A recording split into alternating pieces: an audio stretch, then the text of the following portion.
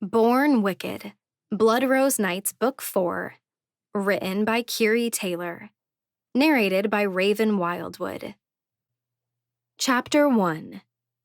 I knew it was bad.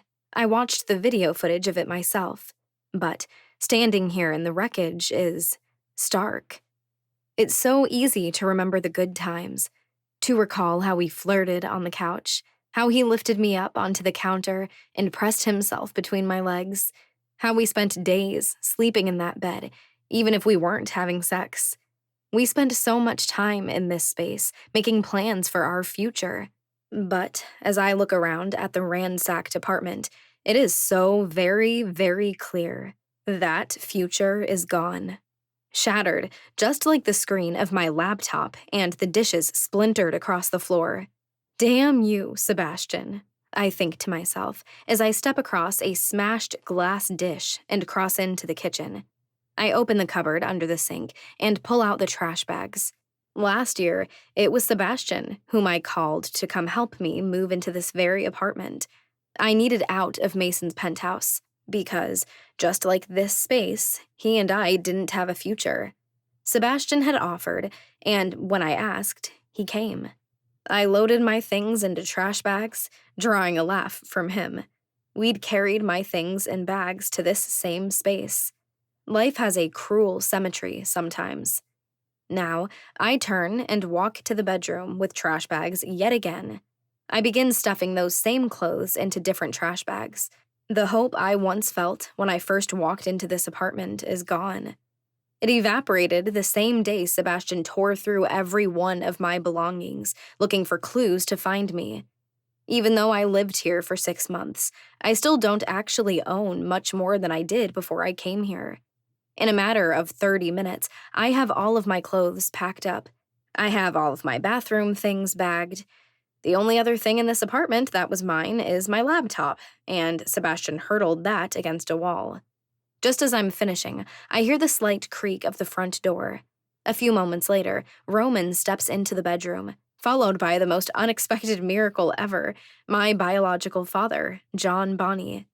There's a hard look on my father's face, his eyes cast around the wrecked space. He's never met Sebastian, hasn't ever gotten to have words with him. But it's how he found me. Mine and Sebastian's engagement announcement made the news, and John saw it in a newspaper. John and I have only known each other for a few weeks. We never got that chance to have a traditional relationship. He didn't get to raise me. I never got to call him daddy or run to him in tears when I scraped my knee. But from the look in John's eyes, I think maybe he'd like to kill Sebastian if he ever got the chance because of what the man did. "What do you want me to start with?" Roman asks. He doesn't dwell on the wreckage. We've already gone through the dregs of this ugly reality. I appreciate his directness in the moment. "Just these here," I say, indicating the 10 tied-off bags sitting on the bed. Roman simply nods, tucks one bag under his arm, and grabs 2 more with the other hand. Without any other words, he heads out the door, hauling them down the elevator to his waiting SUV.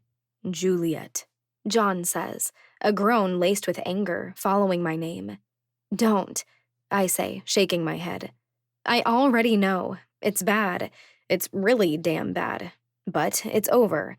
I'm moving on. Please try to do the same. I grab 2 bags from the bed and walk to the door. Maybe I'm being too hard, too blunt. The man obviously cares. He's only trying to show that he isn't okay with what's happened. But having grown up without anyone who cared about me has made me hard. It's made me a bit callous, and it makes me resent anything that looks like pity. I just can't. Roman takes the bags when I get to the ground floor, placing them into the back of his SUV, where I once laid dead for 20 minutes. I turn, passing by John, and ride back up the elevator. I take one last walk through the apartment. I double-check the closet, the bathroom. There's nothing left in the bedroom. I didn't have anything in the living area. So, with one last backward glance, because everything of who I am is learned from the past, I place my only key on the kitchen counter. I lock the door and pull it closed behind me. There, I can't go back, even if I want to. I'm locked out. Okay, well, I'm a vampire, and I could definitely break the door down without really even trying, but it's the principle of the thing. For the last time, I ride the elevator down to the ground level and walk out into the dim evening light, where Roman is waiting in the driver's seat, John in the back. I climb into the passenger seat and close the door. He doesn't need directions. Roman knows the way to my new apartment. It's what we started with earlier in the day. We'd packed up a few of my possessions at the church where I've been hiding out for the past 3 weeks, and we had taken those things to the apartment. So, Roman navigates his way there once more, parking in the temporary spot next to the front doors. We each grab the bags, taking 2 trips. I breathe a little sigh of relief as we walk into the lobby of my new apartment building. It's old. There are cracks if you look hard, and there is evidence of history.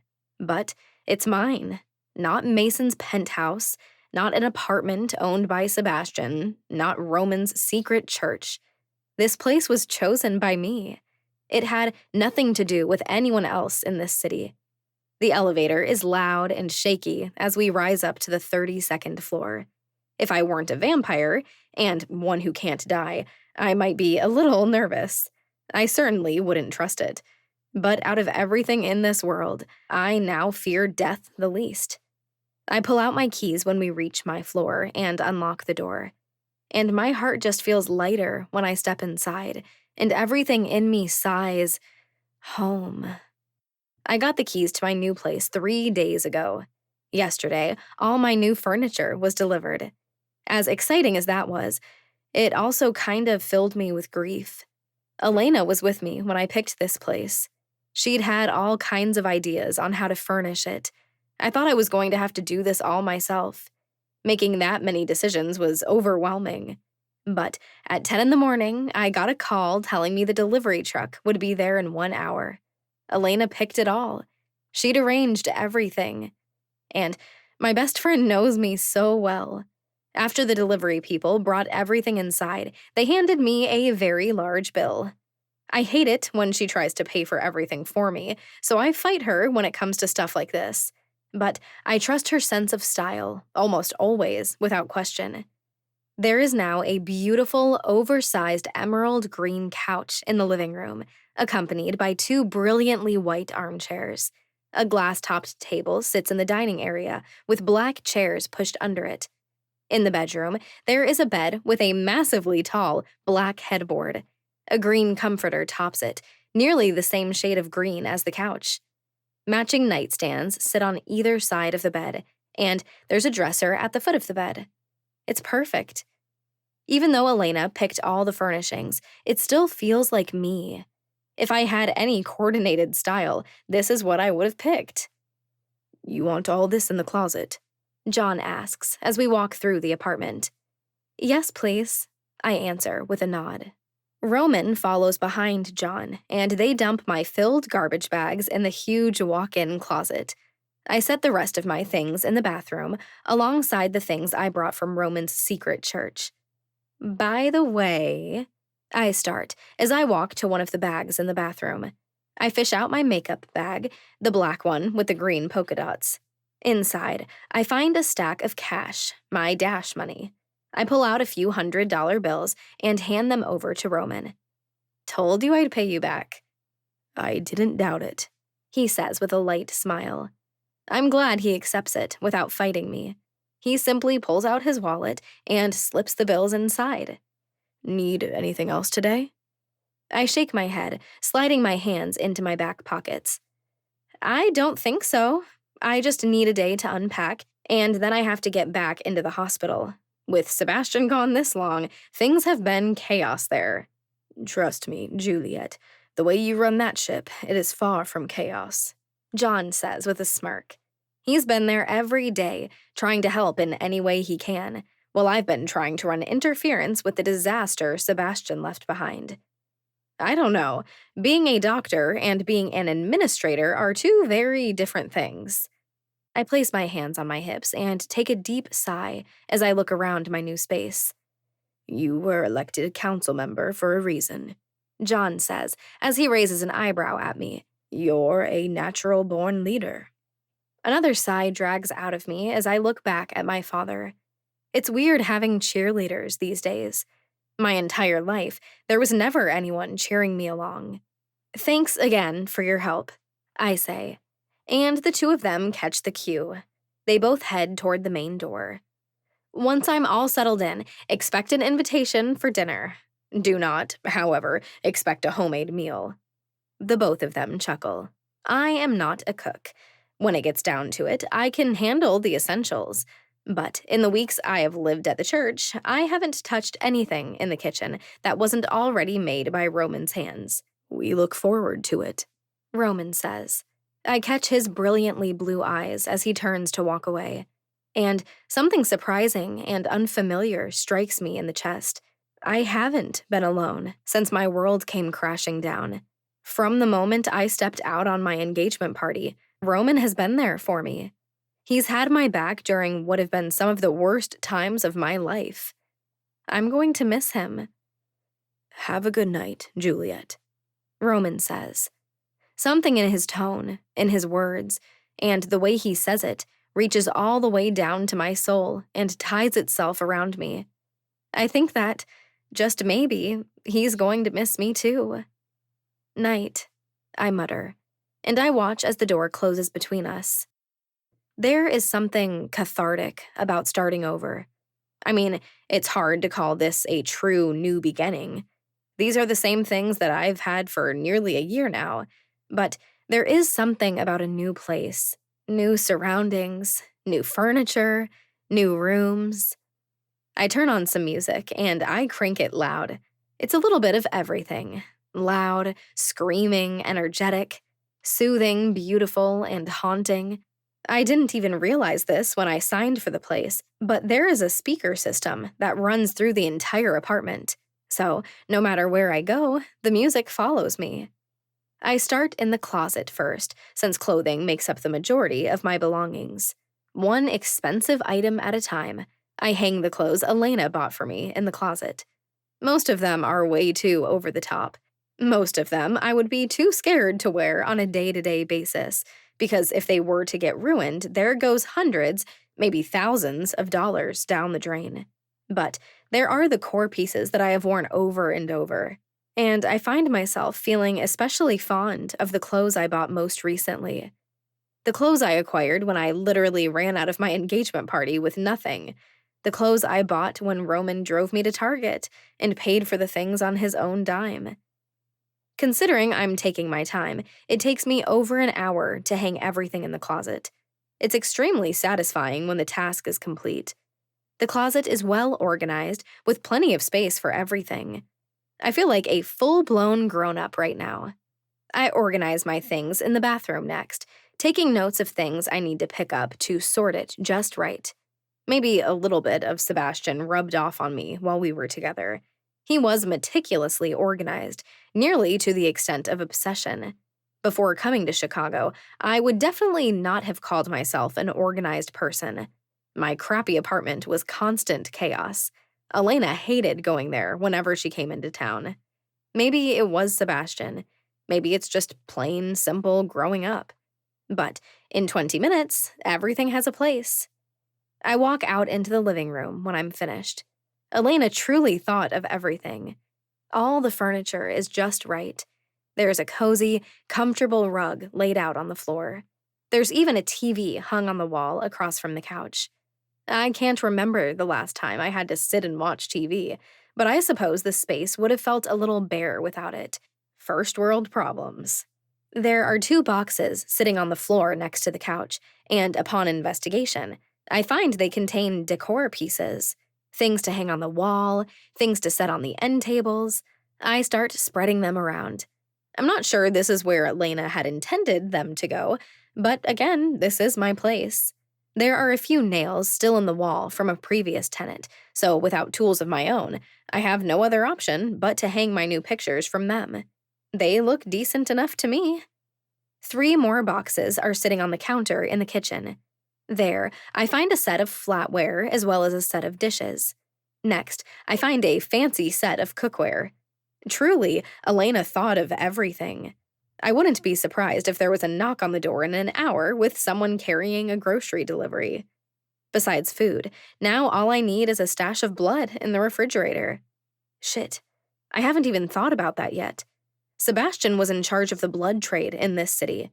With his access at his hospital, he could easily get blood to supply Chicago and its vampire residents.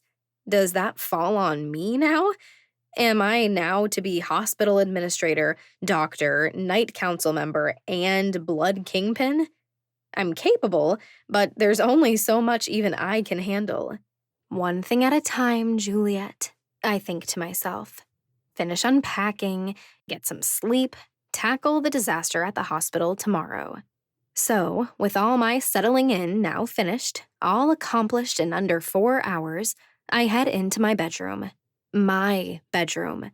For the first time, I can truly say that this is my space. That's my bed. Sebastian doesn't own it. Mason doesn't own it. Roman isn't letting me crash on it. It's my damn bed. I strip my clothes off, letting them fall to the floor. There, the place is broken in, christened by my naked body and dirty clothes on the floor. I pull back the comforter and slip under the sheets. My head falls back onto pillows that I own, and I close my eyes. My world has fallen apart. Everything's a wreck. But at least this place is mine now. At least I have a home. I block it all out, tell my brain to shut the hell up, and fall into one of the best sleeps of my life. Chapter 2. I need you to sign off on that new pulmonary machine. Yet another employee asks as they step into my office. I withhold a sigh as I hold out a hand for the paperwork. I'm tired. It's been a long day. But we're far from being through this mess, and there is no end in sight. She hands it to me. I scan through the page, nearly keeling over dead when I see the price of the equipment.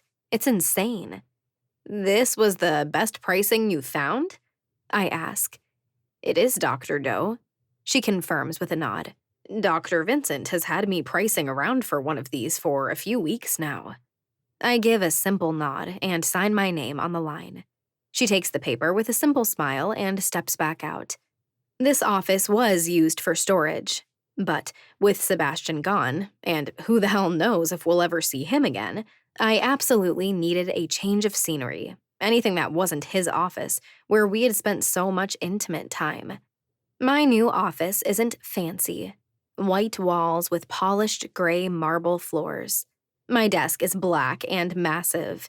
There are black bookcases surrounding me, though, for the most part, they're empty. John steps inside almost as soon as the woman leaves. He's got a stack of binders, 8 deep. He carries them to my desk and sets them on the corner. This is the last of them from his office. Looks like these are from when this hospital was built.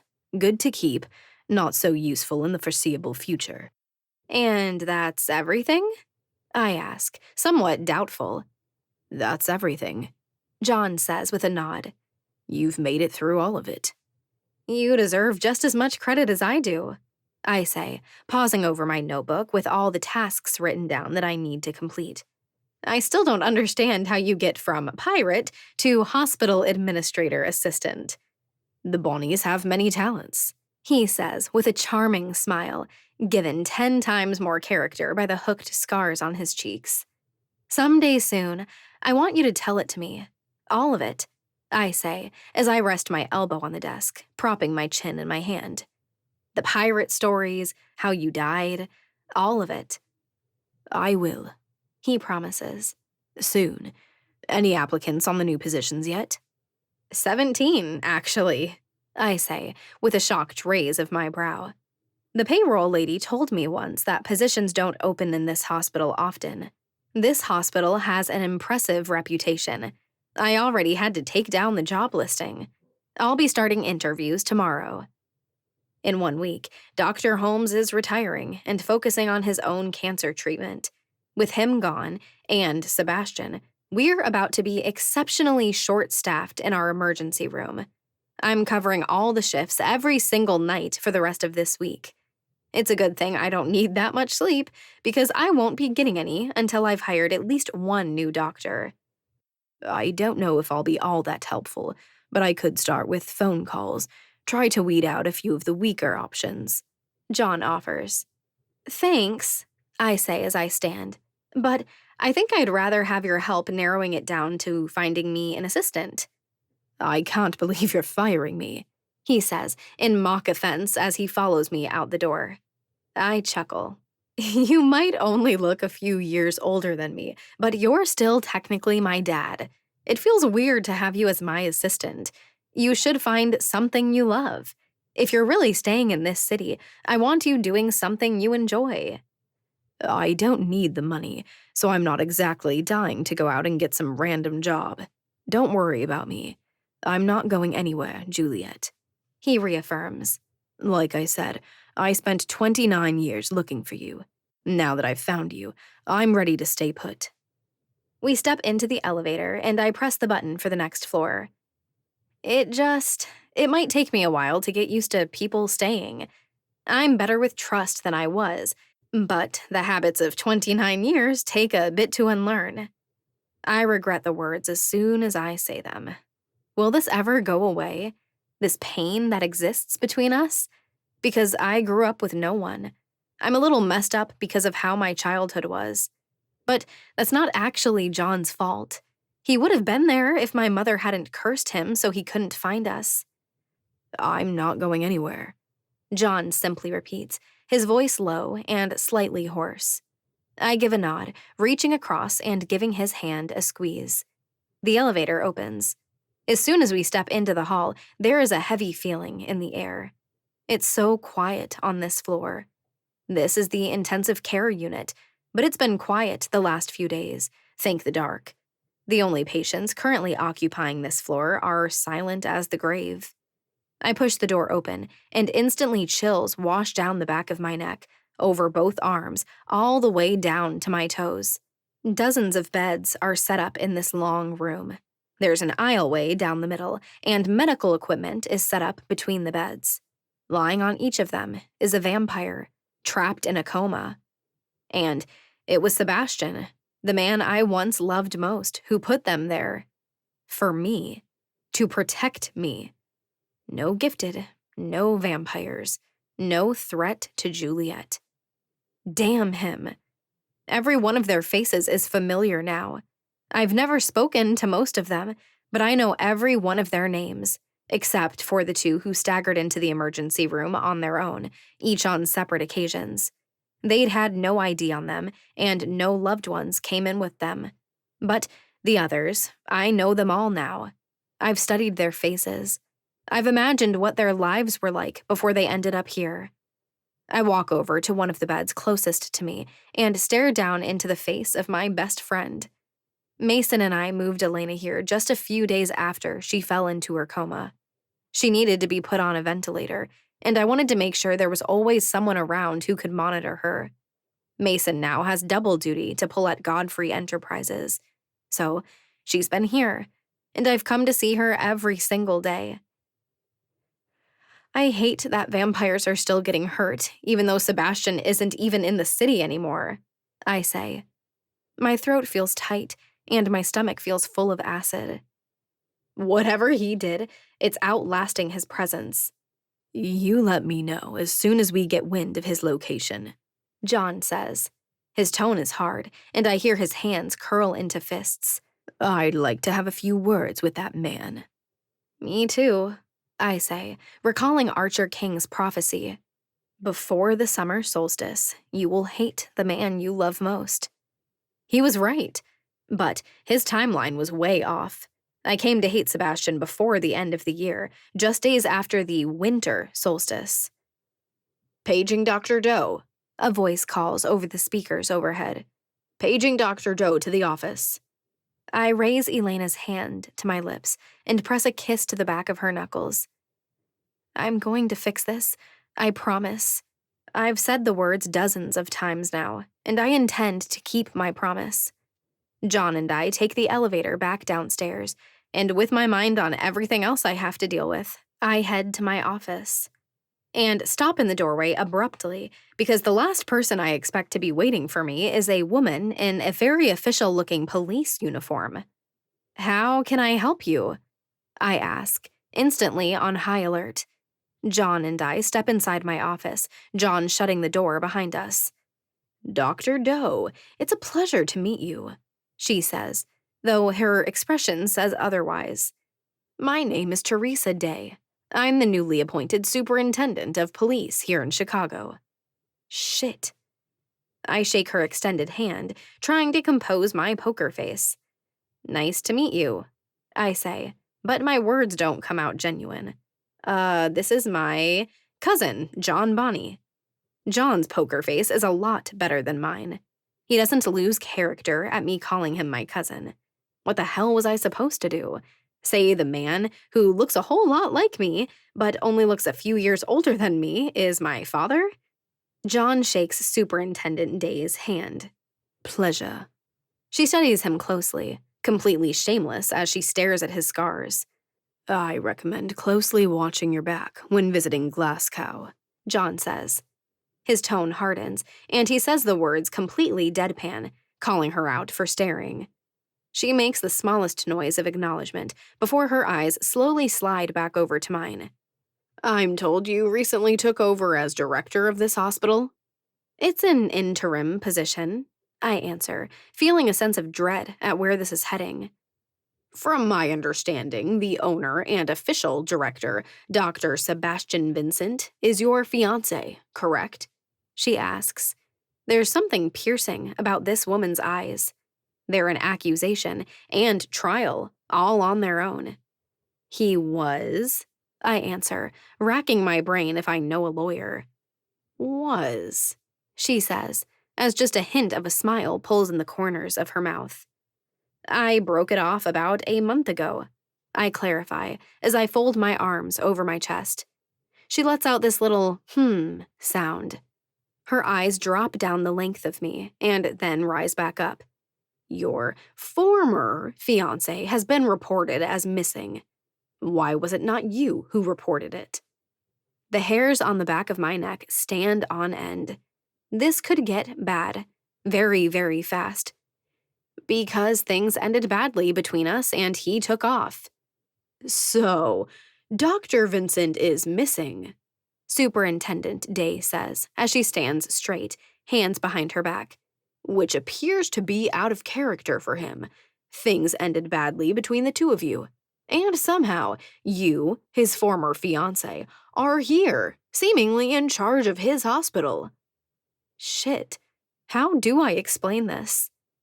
"Just because the man's throwing a massive tantrum doesn't mean Dr. Doe deserves to be questioned." John speaks up. There's a dangerous edge to his voice, one I can tell could tip over into explosive anger at any moment. "Juliet is just cleaning up the mess the man abandoned." "There are simply some question marks involved here, Mr. Bonney," Teresa says. "There are concerned parties who say Dr. Vincent wouldn't simply disappear and shirk his duties. There have been reports of an extremely bad breakup between he and Dr. Doe. And here, I find her in control of his very profitable hospital." "Do I need a lawyer?" I ask, my tone cold. "Why would you jump to that, Dr. Doe?" she asks, a coldness in her eyes and a smile pulling on her lips. "I'm simply investigating the disappearance of one of Chicago's upstanding citizens. As his former fiancé, one would assume you might still care. At least enough to answer a few questions."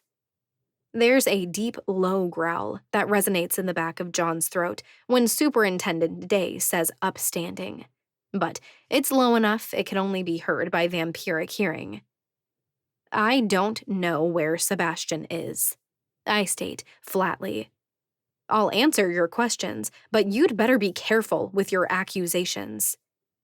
"Is that a threat, Dr. Doe?" she asks, and I realize she's enjoying every second of this.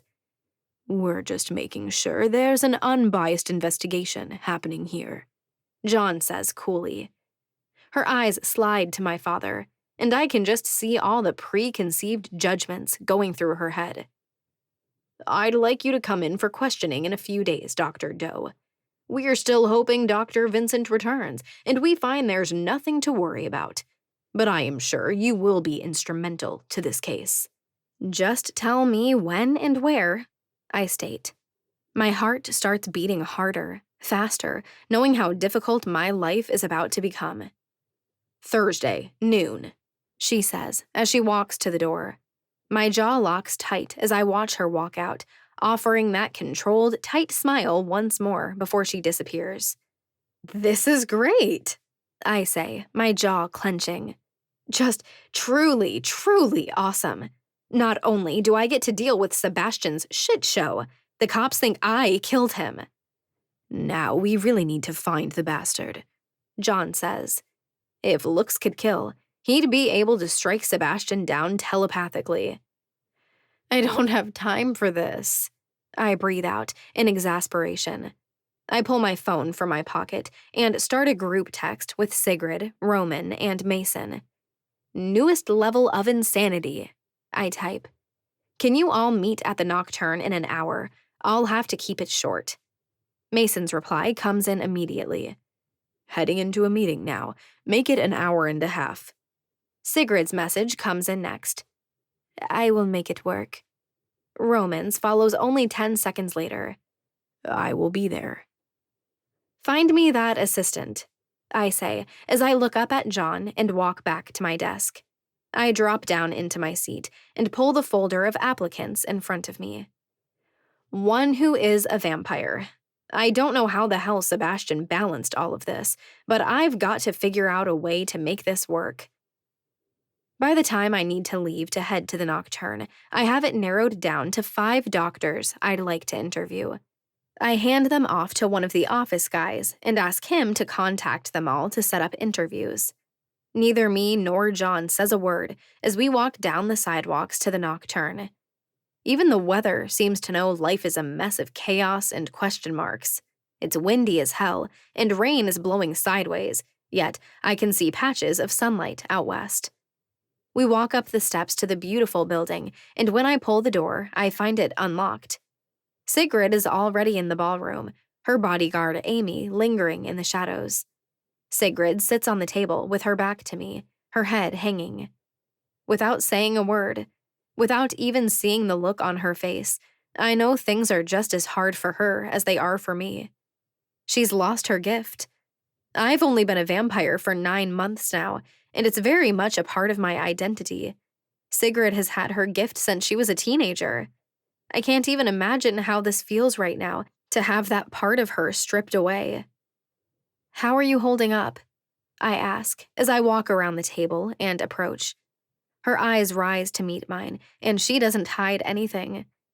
"I've been through many hard things in my life," she says. "I will get through this too, somehow." "I promise I'm still working to figure out how to fix this," I say. She offers a soft, small smile. "I know you are." The sound of footsteps draws my eyes back to the door, and I watch as Mason and Roman walk in side by side. Mason looks exhausted.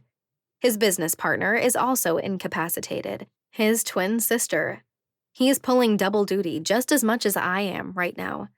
Patrick may be his bodyguard now, not just Mason's driver, but he's no help when it comes to the business. Roman, on the other hand, he looks like he's ready to explode into fangs and rage any second. "What's wrong?" he asks, his tone a growl. "Did Sebastian contact you?" "No, but the police seem to think I killed him, or that I'm the reason he's gone missing, at the very least," I answer simply. Roman curses, loudly. "Well, I suppose you are the reason he's gone missing," Sigrid says with one raised eyebrow. "He lost his mind over you and had to run before any of us could kill him."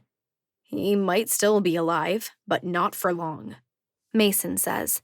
His expression hardens, and I know he's thinking of Elena. "Your PI hasn't found any clues yet?" I ask. None of us has sat at the table, and I don't see that happening today. Mason shakes his head. Nothing yet. You said the police think you killed him, Roman states.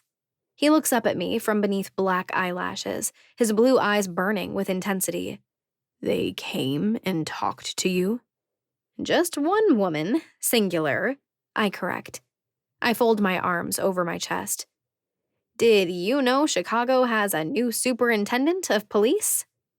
Jerry is gone? Roman asks, his brows furrowing. I shrug. I don't know, but this woman showed up in my office. She introduced herself as Teresa Day.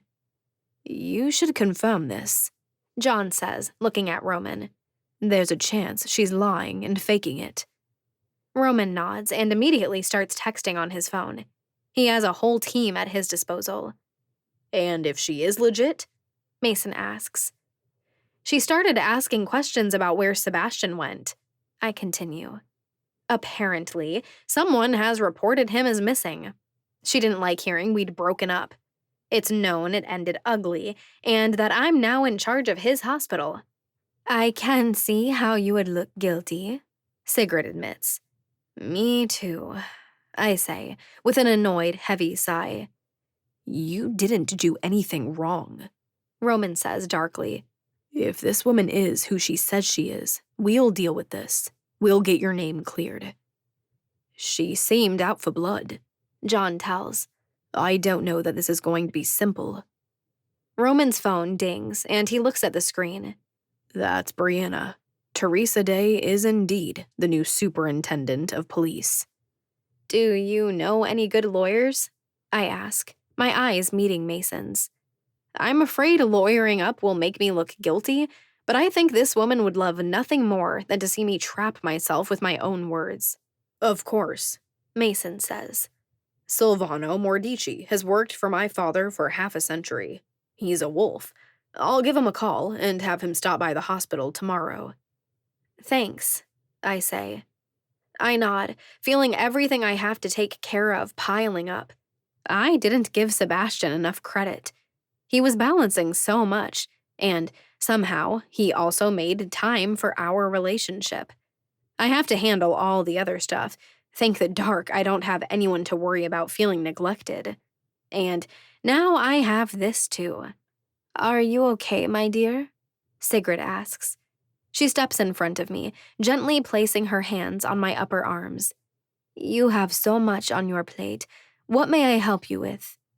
Emotion jumps into my eyes, completely unexpected. My throat feels tight, but a breathy huff of a laugh escapes my lips. I hold myself tighter. Nothing, I say, and thankfully my voice doesn't shake. You all have so much you're dealing with, too. I just have to be a big girl and buck up.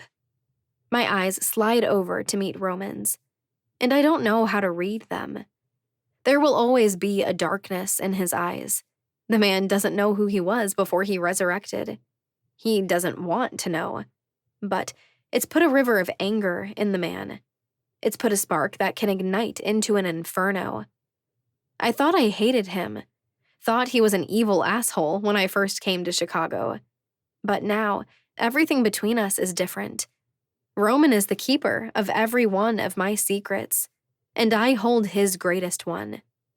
Things are different now, and I see that right there in his eyes. I'm going to be okay, I say, both to them and myself. I know you will be, Roman says quietly, his tone gentle. My eyes flick to Mason's when he clears his throat. There's something different in his eyes now, too. Something questioning, studying. It was no small secret that Roman and I hated each other before. We've spat vile words at each other, called each other names, and now everyone in this room knows it was him who picked me up when my world fell apart. Let everyone read into it what they want. Roman and I are friends. Good friends. And it doesn't need to be anything more complicated than that. I'll call Silvano in the car, Mason says, moving on. Is there anything else we need to be aware of? No, I say, gathering my wits once more. Being a murder suspect was news enough for today. Don't worry, Juliet, Mason says as he walks to me. He wraps his arms around me, pulling me into his chest. And it's nice. Familiar. Once, we were physical and spent some rather questionable time with my fangs sunk into his neck. But now, he's my friend. It was a vow we made, to always be friends, no matter where the physical part between us landed. There's no way they're going to pin you with anything. Silvano will take care of Superintendent Day. Thanks, I say, my voice rough, as I release him and he steps away. I appreciate it. He offers a sympathetic smile and turns to the door, striding toward it as he takes his phone from his pocket. I'm going to keep someone on Superintendent Day at all times, Roman says. There's that hard edge to his voice once more. We need to know what she's like, who she's talking to, what she knows. Jerry was fully aware of what was happening in the dark here in the city. We need to know if she has any idea what she's really getting into here, or if she's trustworthy enough to share that information with. I agree, Sigrid pipes up with a nod. This could change things, make things more difficult. You'll let us know if there's anything else we need to be worried about, John asks. Roman nods. All right, I say with a heavy sigh. I better get back to it. I have a lot of shit to take care of today. Chapter 3. Tell me about the relationship between you and Sebastian Vincent. Superintendent Day sits across from me in the somewhat depressing office. It's located in the heart of the building, so there are no windows. The walls are a drab color that isn't quite white, not quite gray, and not quite tan. The desk is worn out. There are stacks of papers and binders everywhere. Sebastian would be breaking out in hives at the disorganization of it all. Next to me, in a perfectly pressed purple suit, Silvano sits, one leg crossed over the other.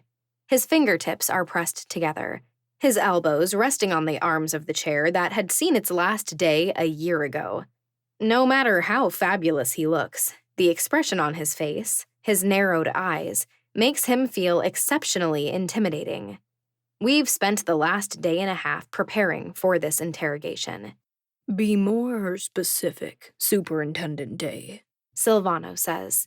I wonder if Teresa can sense the danger from him. He's a vampire, an old one, from what Mason has told me. He's been practicing law since it was basically invented in this country. Teresa doesn't seem intimidated, though. She clasps her hands together and leans forward, resting her elbows on the desk. How did the two of you meet? She looks over at Silvano and raises an eyebrow, almost as if to say, they're specific enough. Through mutual associates, I state, just like Silvano trained me. My best friend has known him for several years. We were around each other. But I got to know Sebastian when I started working for him. You finished your residency at his hospital, Teresa states. Yes, I answer simply. And it was he who submitted your name to the board for full certification, she states again. She's not asking questions. She's done her research. Yes, I once again supply. So, it was during this time that the two of you became romantically involved. Yes. One might call into question the legitimacy of your having earned your title, Doctor, she says coldly. Superintendent, if you have something to say it straight, Silvano says, in a tone that's frigid as Antarctica. Dr. Doe earned her certificate after years of medical school and residency, just like any other doctor you've ever seen. Teresa presses her lips into a thin line. They try to form a smile, but it comes out dripping with condescension. And from my understanding, you lived in an apartment provided to you by Sebastian. I paid him rent, but yes, Sebastian was the landlord. My insides are bristling, and it's taking everything I have in me to bite my tongue and not say something reckless and stupid. Sebastian proposed to you some months ago. Teresa moves on without batting an eye. What were to be the living arrangements once you two were married? I barely resist the eye roll, but the sigh still comes out. It was in the air. I wanted to find a new place, somewhere we both chose. It always bothered me, living in a space he owned. I voiced this concern, but it wasn't discussed heavily, so I cannot give you a definitive answer. Was there talk of a prenup? She asks it without hesitation, no tact, no sensitivity. No, I answer as I cross my arms over my chest. For the first time, she leans back and writes something down on the notepad in front of her. I'd guess that is in my favor. If there was no prenup, why would I kill Sebastian before the wedding? Then I'd get nothing. Not that I killed him. Not that she believes that. The relationship between you two ended badly, Teresa says as her cold eyes return to mine. Tell me about the end. You get this one last question, Superintendent Day, Silvano warns. Unless you wish to charge my client with something. She is here, cooperating out of the goodness of her heart. Dr. Doe is a very busy woman, cleaning up the messes her ex-fiancé dropped. I value everyone's time, Teresa says, with that smile I'm growing to truly hate. And I can only imagine how you value yours. Last question, Dr. Doe, for today. My teeth grit. This is the last thing I want to be doing. I'm trying to move on. I'm trying to not be angry every moment of every day. And she's asking me to relive it all. Sebastian got paranoid, I say. He's lost people in the past, and it hurt him badly. As our relationship got more serious, he started getting worried that something bad would happen to me too. He started asking me where I was and who I was with. All the time. I found out he was tracking my phone. And then, eventually, I realized he was paying someone to follow me. It's satisfying when that raises her eyebrows in surprise. When she sits back in her seat. When that puts a crack of doubt in that judge and jury expression of hers. When I confronted Sebastian about it, he didn't want to talk about it. He wasn't sorry, I say, as my eyes fall to the floor. And that was it. I never went back to that apartment. It didn't feel safe anymore. Sebastian and I only spoke once after that night, the night I gave him his ring back. It's a tiny bit of a lie. I spoke with Sebastian one other time, the night he killed Roman, and we all discovered my gift is the ability to die for others. When I'm finished, Teresa Day stares at me for several long moments. I can see the gears turning in her mind as she processes everything I've just said. It's obvious she believed me to be 100% guilty. But now maybe she's seeing me as human just a little bit. What is your relationship with Roman DeLuca? She asks, turning the conversation in the last direction I expected. You've already used up all your questions for today, Superintendent Day, Silvano says as he stands from his seat, buttoning his suit jacket, and then brushing his hands over his pants, as if the meager city budget has rubbed off on him. If you wish to ask my client any more questions, you will have to make another appointment.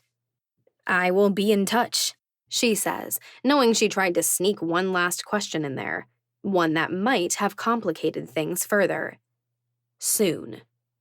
I stand from my seat and don't dare to say another word to the cold woman as I turn and walk out of her office. How did I do? I ask Silvano as we walk down the hall. If I were human, I'd be a shaking mess. Instead, I just feel jittery. Fine, he says honestly. The fewer details you can give the woman, the better. But the game changed when you brought up Sebastian's stalking. I thought that too, I admit. Silvano, is there any chance she really might peg me with something happening to Sebastian? He stops abruptly as we reach the doors. He looks back at me, intense conviction in his eyes. I swear, Dr. Doe, that woman won't make you spend one night behind bars. Unless she can find a body with your DNA all over it, or footage of you stuffing him into a trunk. She has nothing on you. I swallow hard, nodding. My heart is thundering in my chest. My brain is already spinning with what's next. What's next? What's next? Silvano releases me, and we step to the doors. He slips his sunglasses on as I reach into my bag for mine. She will bring you in again. I will be working on your case. Trust me, Juliet, she can't put anything on you. Thank you, I say, as we step out into the blinding sunlight. And there, standing just to the side of the door, braving the blinding and painful sunlight with some top-of-the-line sunglasses, is Roman. He stands straight and walks over, giving Silvano a nod as the man walks away. So? He asks. Side by side, we walk down the sidewalk. I point us in the direction of the hospital. I have an interview with a potential new doctor in 30 minutes. Roman doesn't question where we are going, but he matches my pace step for step. Silvano swears she can't pin anything on me. I report. But when you've always been the scapegoat who's occasionally been guilty, it's hard to believe anyone can get you out of trouble but yourself. Roman nods as if he understands. Maybe he does. There's still too much I don't know about him. What have you learned about the superintendent? I ask, fixing my eyes on the path in front of us. Roman takes one deep breath in, and I can already tell it's not going to be good. She's single, no children. She lives on the south side. In the time we've been watching her, she's only gone home for about 5 hours. The woman lives for her job. So she has nothing else to do but sit and obsess about me possibly killing Sebastian, I say. Great. She's a workaholic. Roman agrees. She's been with the CPD for 16 years. She joined the police academy as soon as she was eligible and has been with the force ever since. But I think I also know why she's going so hard on this. Oh? I question, raising an eyebrow. Roman nods. She was shot while on duty 2 years ago. Guess what hospital she was closest to and taken into? Sebastian's, I answer with a sigh. Roman nods again. Sebastian was on duty in the emergency room and patched her up. I talked to Diana, who was also on duty. She said Sebastian was all charm that night, totally won Teresa over. Shit, I breathe out. So, she's got some serious hero worship going on. She's thinking Sebastian is a saint, so how could he possibly do anything wrong here? I'm afraid so. I sigh again. Well, at least now we know why she's coming at me so hard. Any indication if she knows what's going on at night in this city? I ask, as we wait for the crossing light, then step out into the street. I don't think so, Roman confirms. The hospital comes into view as we cross the city. Waiting for me is a mountain of work. I pray that Jean has found me an assistant. Any leads on the damage Sebastian inflicted? Roman asks. We cross the last intersection and hesitate outside. I shake my head.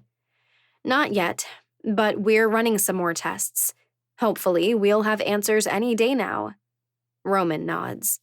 All right. Call if you need anything. Roman, I stop him as he turns to go. I don't know if it means anything, but Superintendent Day's last question was about the relationship between me and you. I don't know who is telling her what, but I thought you should have a heads up. She might want to question you. Good to know, he says. And like he's some kind of super secret agent, his black SUV pulls up to the curb right then, Jay Asher at the steering wheel. He climbs in, and just like that, he's gone.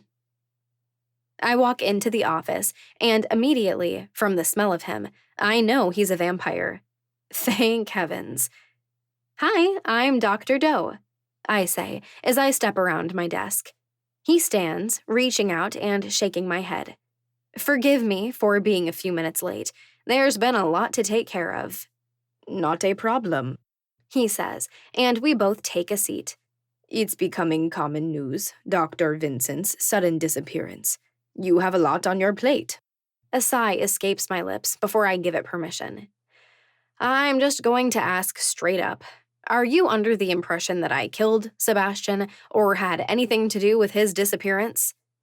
The man's brows raise just slightly, as if this were the last question he expected to be asked during his interview. And, slowly, his shock is replaced by a smile. Dr. Vincent was brilliant. All that he has accomplished is admirable, but it was also apparent to everyone who knew anything about him that there was a darkness in his soul. Whatever the reason he isn't present in this city any longer, I have no doubt there is something he did that made him run. So, no, I do not have any inclination that you killed Dr. Vincent. Well, that sets us out on the right foot, Dr. I glance down at the resume in front of me. Roshan. First name Dave. So, tell me, why would you want to work at this hospital? He leans back and crosses one ankle over the opposite knee. There's a confidence about him, but it's relaxed, completely different than Sebastian's intimidating confidence. I have been watching for a position at this hospital for 4 years, Dr. Doe. I will be honest, when I heard you were hired and never went through an interview process, I was somewhat annoyed. I've been at St. Anthony's for 7 years now. I've enjoyed my time there, but as the only vampire in the hospital, some things are more difficult to explain. It would be a breath of fresh air to be fully understood, to not have to hide. It's weird that I get this, that I can understand. And tell me, Dr. Roshan, has blood ever been a problem for you? I need someone in the emergency room. This is Chicago. We deal with a lot of blood. I am very meticulous about taking care of my vampiric needs, he says in that calm tone. There has never been a problem. I nod, my eyes scanning down his resume. There are actually 2 versions. One that could be sent to any hospital in the country, one that makes sense. But the second copy reveals the truth. That he's been a doctor for 59 years, though he doesn't look a day over 45. He's worked at various hospitals, from Atlanta to Portland, and then here to Chicago.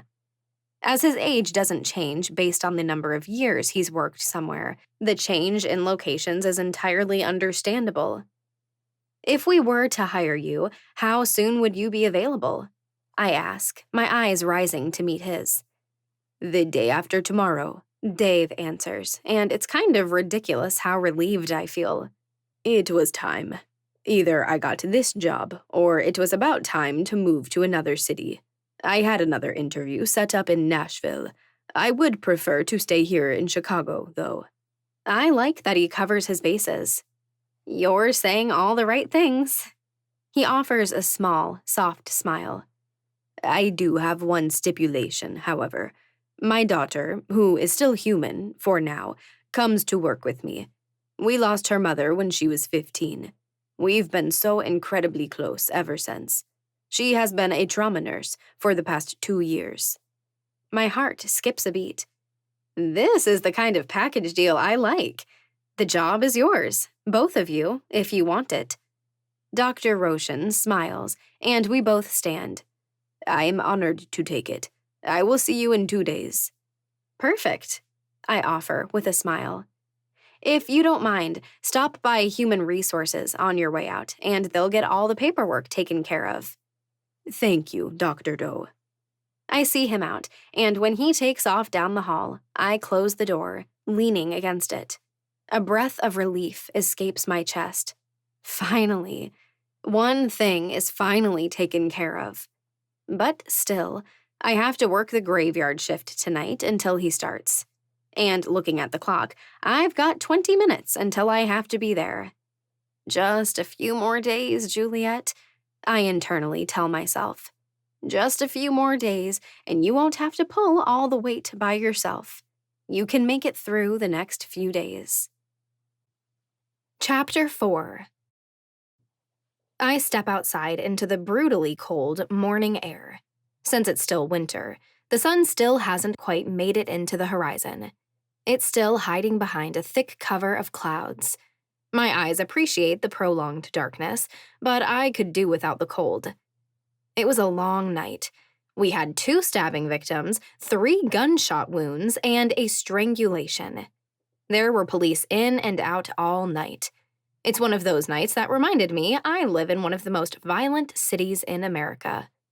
Maybe I should feel guilty about this, but the worst part of my night?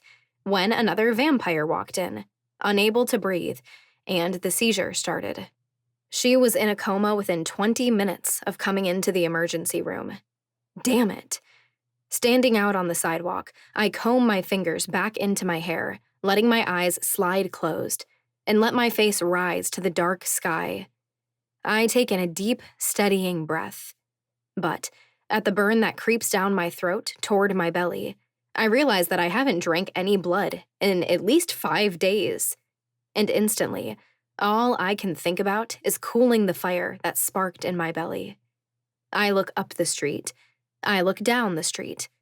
I prefer my donors to be willing. It's half the purpose of Roman's nightclub. But it's 7 in the morning. There certainly won't be anyone there right now. My fridge at home is completely empty while the blood trade is on hold, which is bad. Really, really bad, actually. If mine is empty, so will others, until there's a supply going once more. I spot a man jogging toward me. He's one of the hardcore types that goes for his morning run no matter the weather. Everyone knows the type. He looks like he's about my age. His hair is well done, even though no one is around to admire it, and he's out for exercise. I walk down the block until I'm at the side of the hospital, where there will be fewer eyes, and I wait. I feel the toxins pooling in my mouth as I spot the throb of his heartbeat in the side of his neck. Strength surges in my muscles. I'm a hunter. I'm a predator. My body is the freakish result of a curse that made us killers. I feel it in every nerve ending of my body. I could stalk him down and take him out without batting an eye. "Excuse me?" I call out to him as he waits on the other side of the road for 2 cars to clear the intersection. "Could you help me?" His eyes find mine, and his brows perk. Instantly, his eyes drop down the length of me. I've been better dressed. Not many find scrubs sexy. But it must not be too bad, because he flashes a cocky smile and jogs across the street. "Everything okay?" I don't let him finish his sentence. I grab him by the front of his shirt and pull him into the shadows behind a dumpster. He gets out one little surprised yelp before my fangs lengthen, and I sink them into the soft, buttery surface of his throat. I don't do this enough. Maybe that's a good thing, because this could certainly get addictive.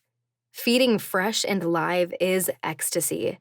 Cold donated blood is disgusting compared to this. I pull in a mouthful of hot, coppery liquid, and it's better than any milkshake or the best cup of coffee in the world. It cascades down my throat, and the satisfaction as it hits my stomach is impossible to describe. The man stands there, perfectly still, completely silent. He's slightly limp, so I keep a strong grip on him, as if he weighs no more than a rag doll. The toxins I produce will keep him still and incapacitated for as long as my fangs remain in his flesh. It's all been too much. The world has gotten too overwhelming, and his blood in my mouth, it makes it all better for a few moments. The temptation to keep drinking and drinking until he's dry is immense. But I've killed 2 people before. I'd like to make sure that number never rises for the rest of my immortal life. So, regretfully, I withdraw my fangs. I lick the few droplets that slide down his skin, and already, the wound starts knitting itself closed. "You really should be more careful when you cross the road." I say as he slowly blinks. I can't believe you didn't gash your head open. That was such a nasty fall. I fell? He questions, raising an absent-minded hand to his head. I nod, putting on my best poker face, and it's all too easy to summon. Look, you need to take it easy on the way home. No running. Get something to eat on the way. I'm serious. I'm a doctor, so you really should take my free medical advice. His brows furrow together as he tries to recall what happened. He won't get a clear picture. They never remember, think the dark of night. But he accepts my word for it, and slowly, with his hand sliding from his head to the side of his neck, he makes his way down the sidewalk, the direction he was heading before I grabbed him and took that sweet liquid pumping through his veins. Guilt washes through me as I watch him stumble on the other side of the road. Maybe I took a bit too much. It's so hard to regulate yourself when you're in the bliss of it all. There's a reason why most of the vampires in this city don't drink fresh the majority of the time. If we did, there would be a whole lot more dead people. Shit. I really, really need to get the blood trade figured out. I need to track down Echo, one of Sebastian's top dealers. I need a partner in this. With the hospital, we have access to all the blood we could possibly need. We could even be greedy and host a blood drive to restock the stores that are essentially depleted right now. If only I hadn't locked myself out of my old apartment. Sebastian had Echo bring me an obscene amount of blood a few months back, and it's still sitting in the fridge. Something sparks in the back of my brain. Sebastian had an insane amount of blood brought to me not long after our engagement. Months worth of blood. As I look down the road in the direction of a certain darkly motivated nightclub, I think to one particular night.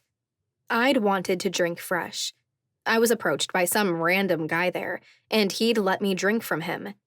But Sebastian stormed in and freaked out when he found me drinking from him. He'd been livid. But thinking back on it now, the expression on his face was also terrified. He didn't want me drinking fresh. He'd just delivered a huge supply to me. He was scared when he found me drinking from an actual person. No gifted, no vampires, no threat to Juliet. My mind tumbles back to the very first vampire who came into the hospital sick. His wife told us he went out feeding, and then came back sick. Holy shit! Blood! Sebastian has been making vampires sick through human blood.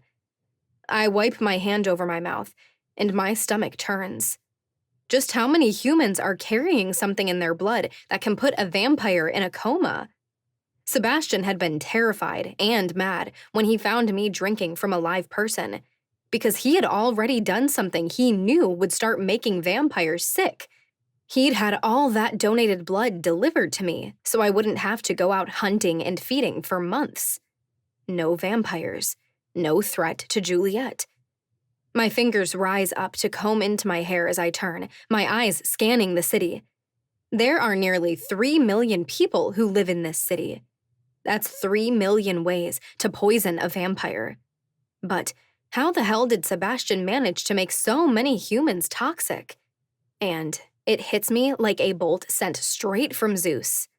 What do all humans consume, no matter what, because they need it to survive? Water. I'm dashing down the street, faster than I should be, considering people are walking and getting ready to head into work. But there isn't time. Every second counts right now, and I have to get back to my apartment to change. I drag my phone out of my pocket and hold it to my ear. Where does Chicago get its water supply from? I demand, the second Roman answers the phone. Lake Michigan, he reports. His voice is instantly on edge. I hear the action in it. He reads the urgency in my tone.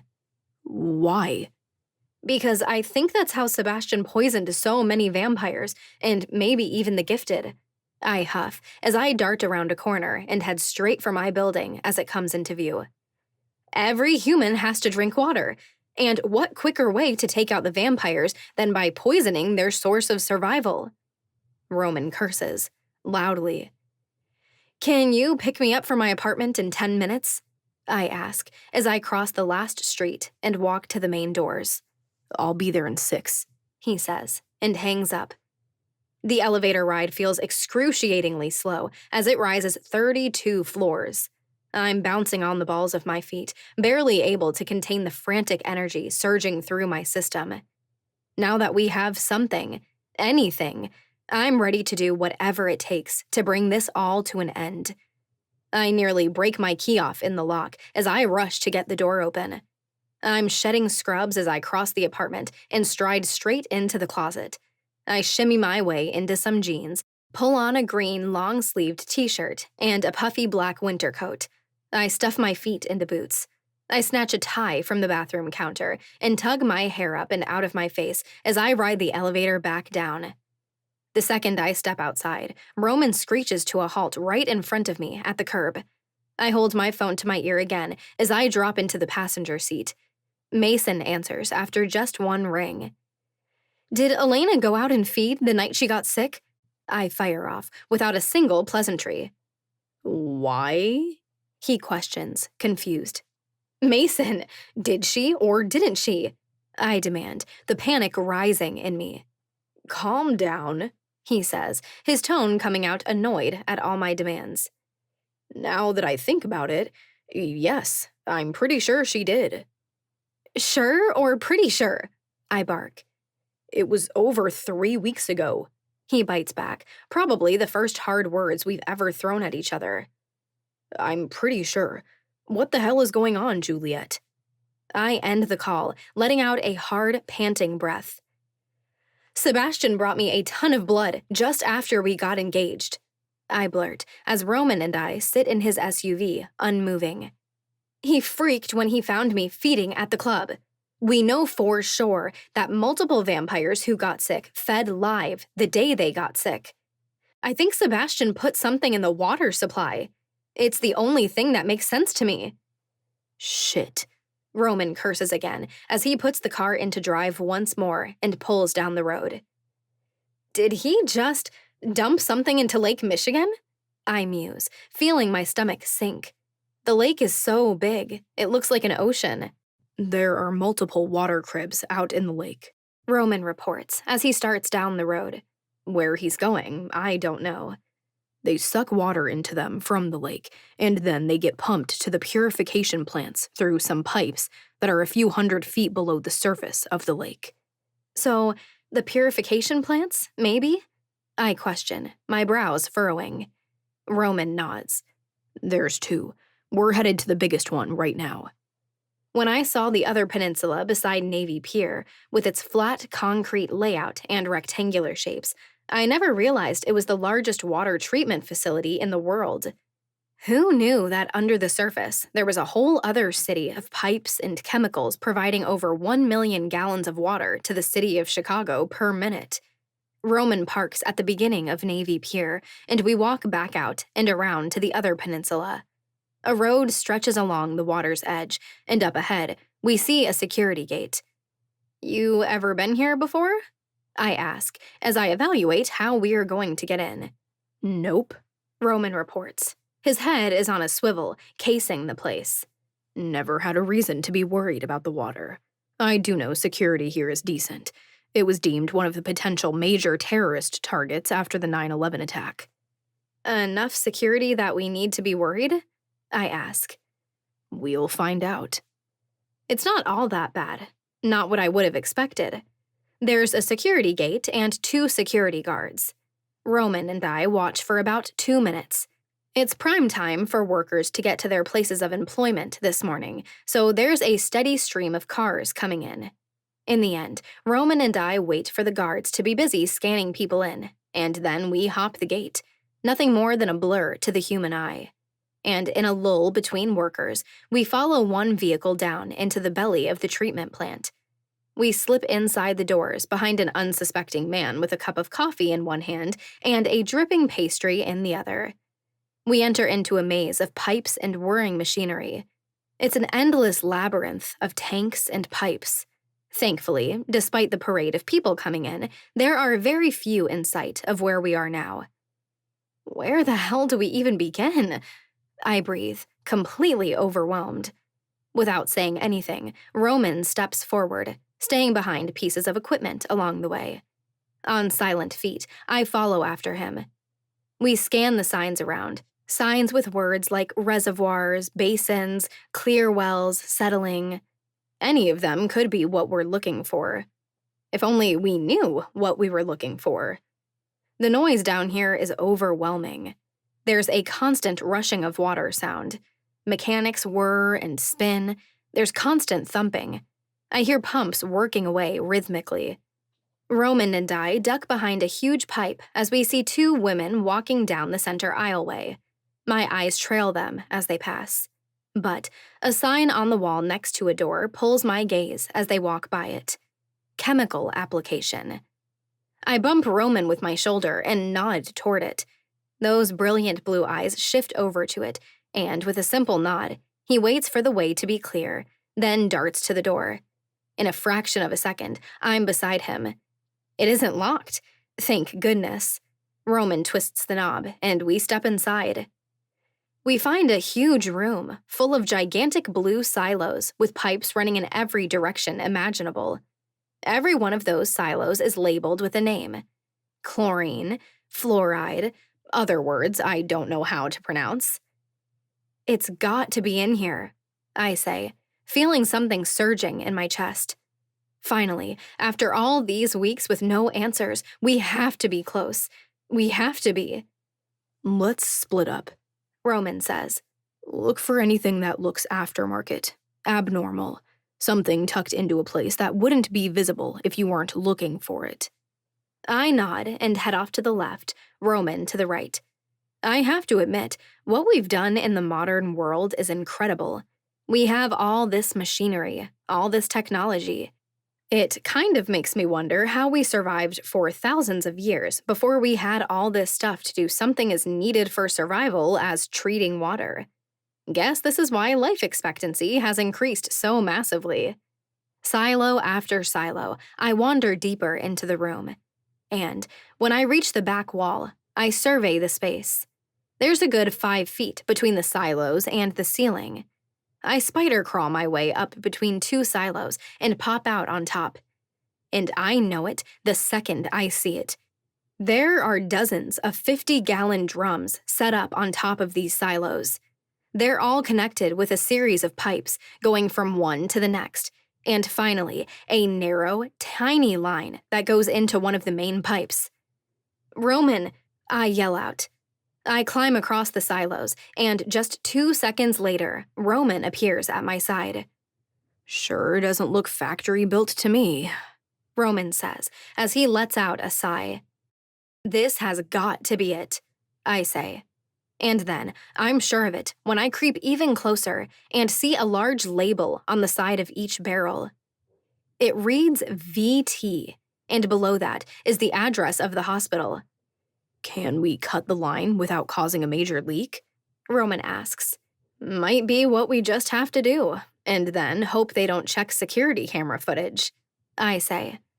I knock against the side of the last barrel, the one at the end of the line. It sounds nearly full. I knock on the next, which sounds completely empty, as do the barrels next to it. It's not a very big line, so I don't think it would do anything catastrophic. I do think we need to remove those labels, though.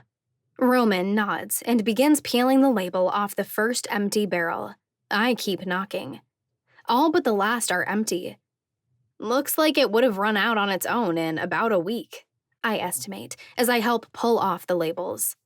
Hasn't been the most effective, Roman states. If he was planning to try and take out all vampires, he needed to work on his dosage. There are too many victims, but it's a fairly small percentage of the overall vampire population. I nod. I don't know what Sebastian's overall plan was. Did he plan on taking every vampire out, or just enough that it scared off the rest, like is currently happening with the gifted? We need to check the other side, I say, as I peel off the last label, stuffing the sticky mess into my pocket. I'm hoping we'll find something that explains why the gifted are locked out of their abilities. Roman nods, peeling off his last label. Together, we climb down, cross the room, and climb back up the other side. And, like a miracle, there are more barrels here. The same kind of setup. These are labeled GT. Gifted toxin, maybe? I speculate, as we begin removing these labels as well. And vampire toxin? I guess, Roman says, shaking his head in disgust. I just can't. I mean, you keep everyone on their toes, Juliet, but you're not this damn great. Keep your opinions to yourself, I scoff mockingly. It's nice that even in a dire, grave moment like this, I can still find something to smile about. And it's rewarding that a small smile pulls in the corners of Roman's mouth as well. With the labels removed, we need to make a quick exit. So, Roman goes back to the vampire side, and I stay on this side. 3, 2, we count down together. 1. I yank hard, and light green liquid leaks from the line leaving the barrel. Instantly, a gushing hiss sprays from the main water line.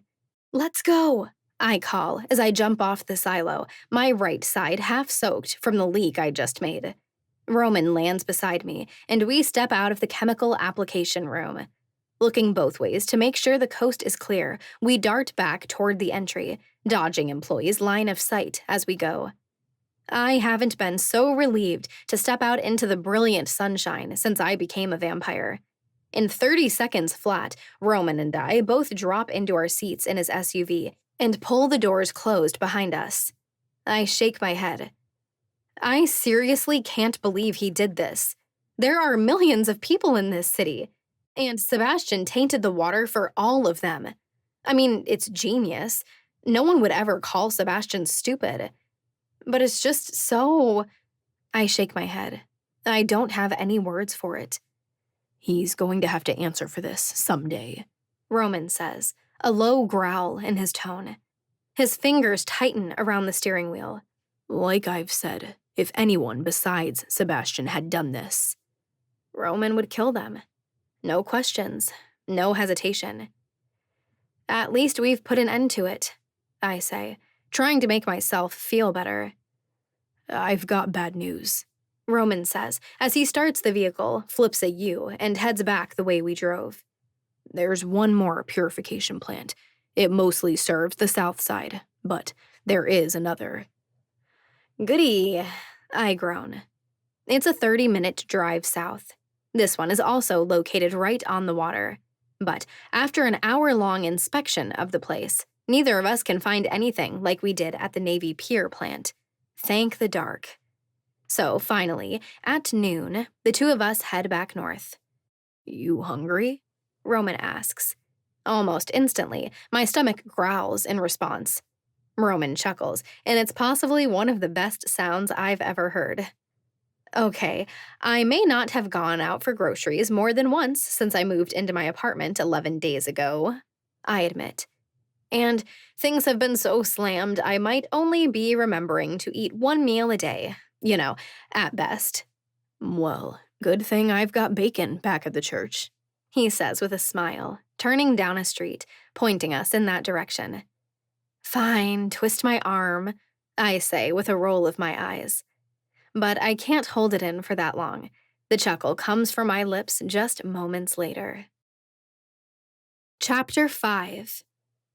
It shouldn't be comforting, coming back to Roman's secret church base. My time here followed the worst day of my life. The day everything with Sebastian came to a head, and I realized he was paying his bodyguard to follow me at all times. The day I confronted him. The day I realized just how much was wrong with our relationship. But as we walk up to the front doors, I steal one glance at Roman. I'd gone into a panic attack. I dismissed myself from my own engagement party and fled to the bathroom, where I proceeded to fall apart. Roman had walked right in, the only person at that party unafraid to make things uncomfortable and dangerous by following after me. There'd been death in his eyes. He'd asked me if he needed to kill Sebastian. We hated each other before that night. So why? Why, during that moment, was he willing to kill one of the most powerful men in the city? For me? without even knowing what had happened. I step inside, and I'm not surprised when Jay is sitting on a desk, talking to a man I've never seen before. It's the real base of Roman's operation.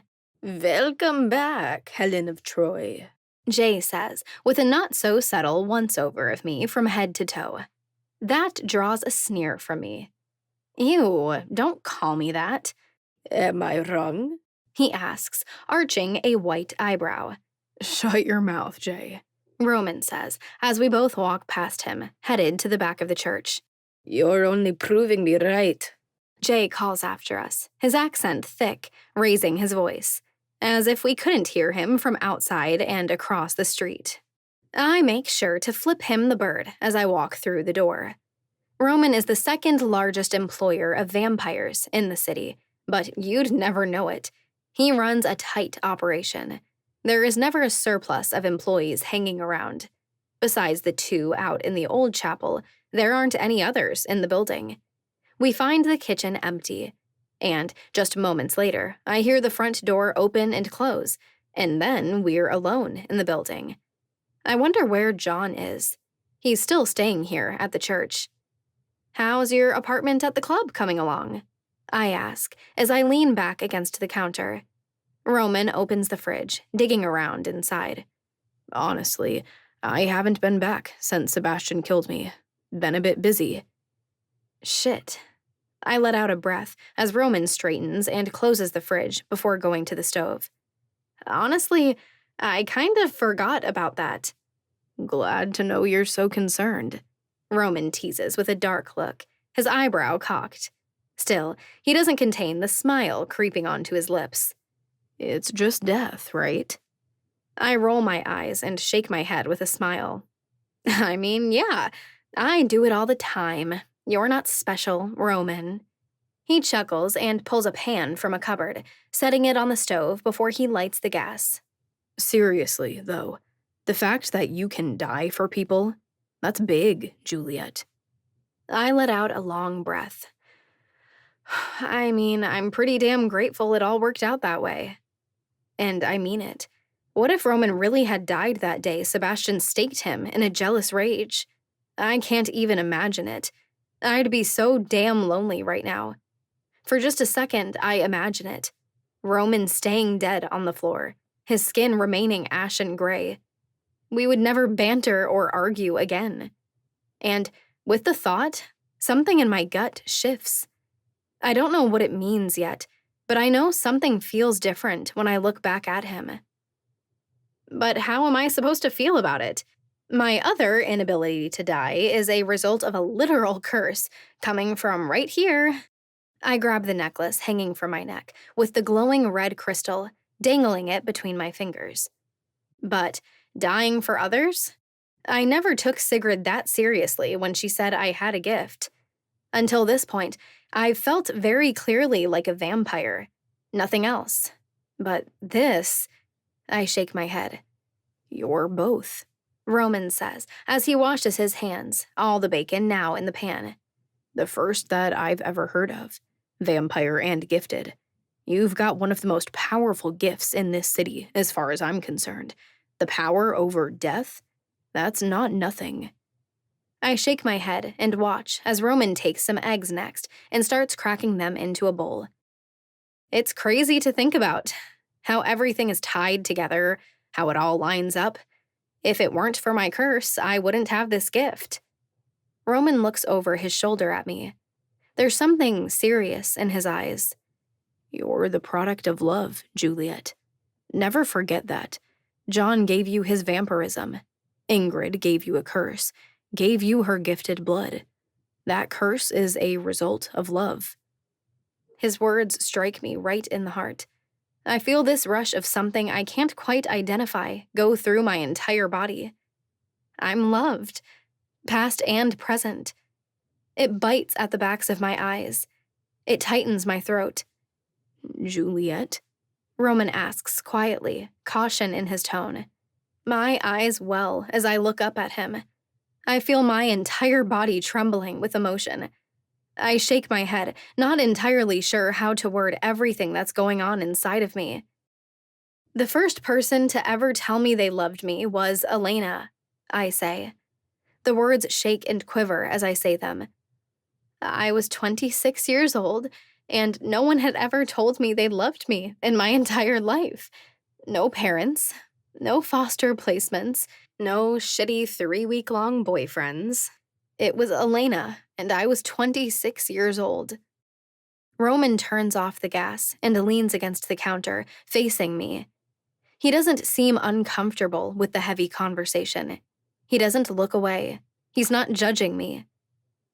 I hoped, my entire life, that my birth dad would suddenly magically appear and take me away from all the horrible stuff I'd lived through, I say. It's like now that I've started saying the words, I can't stop. I mean, I hated him to some degree because if he were there, I wouldn't be living with people who left me to starve, or people who left me to burn alive in a car wreck.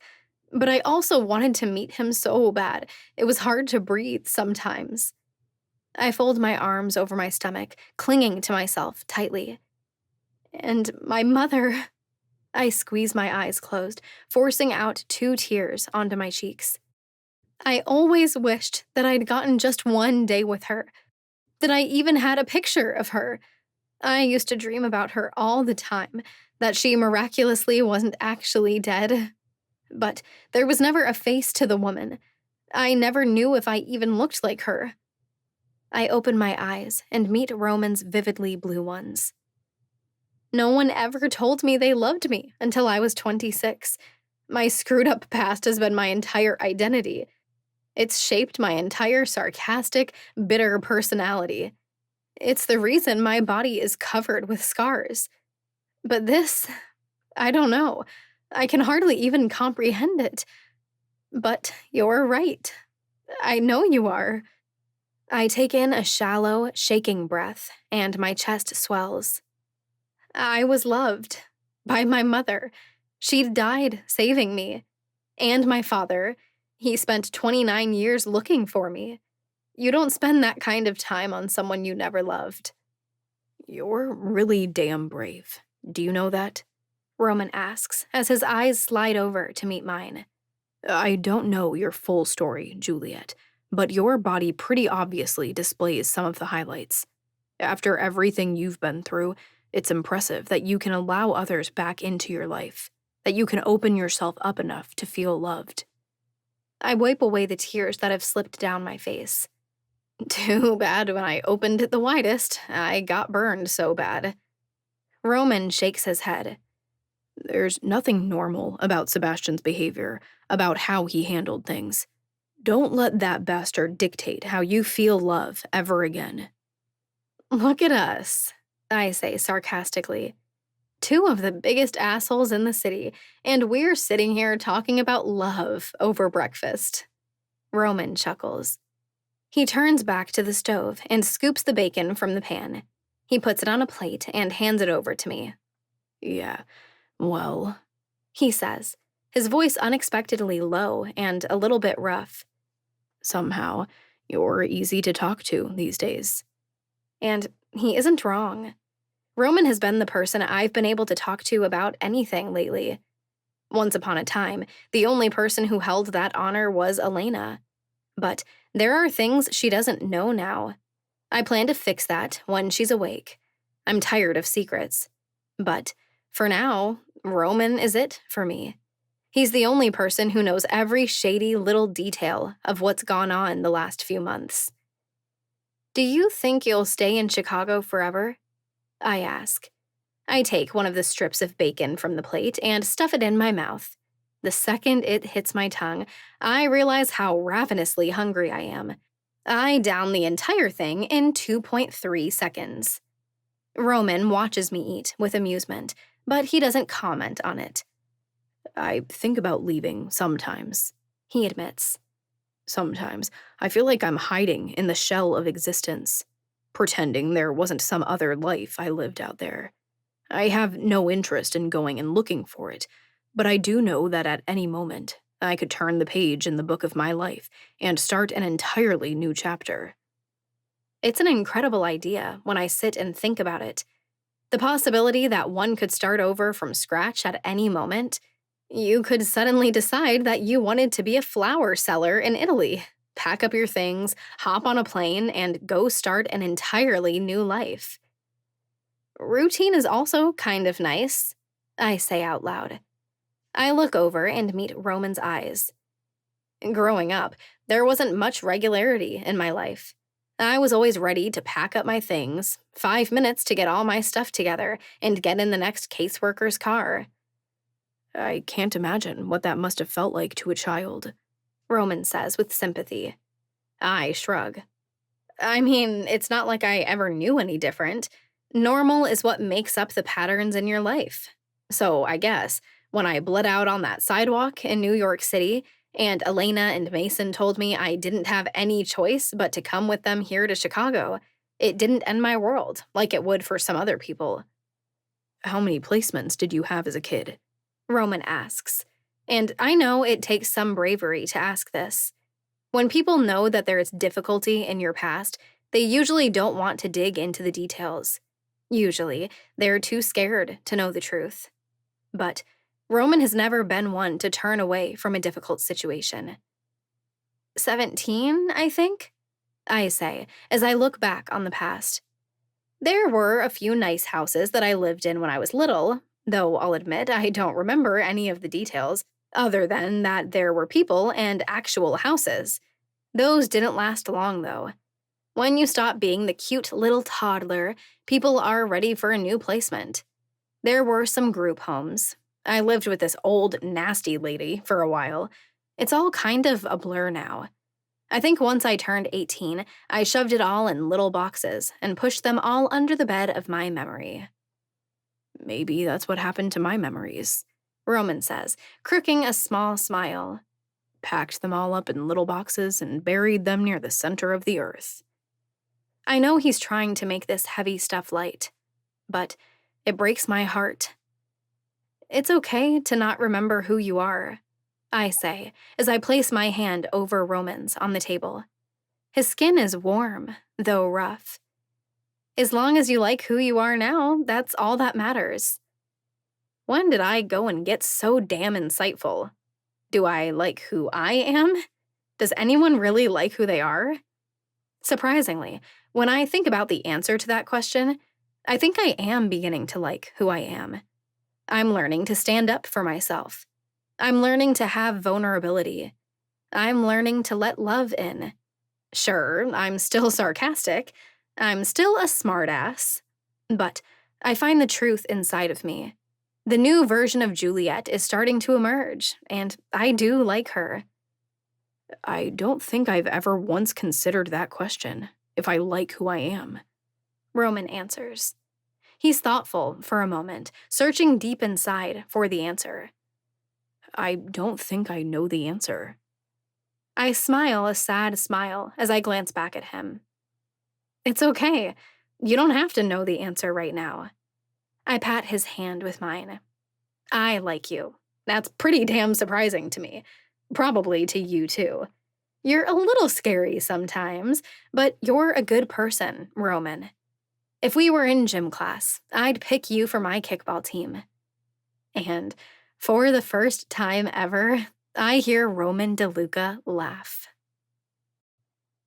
Chapter 6. Modern technology makes our lives so much easier.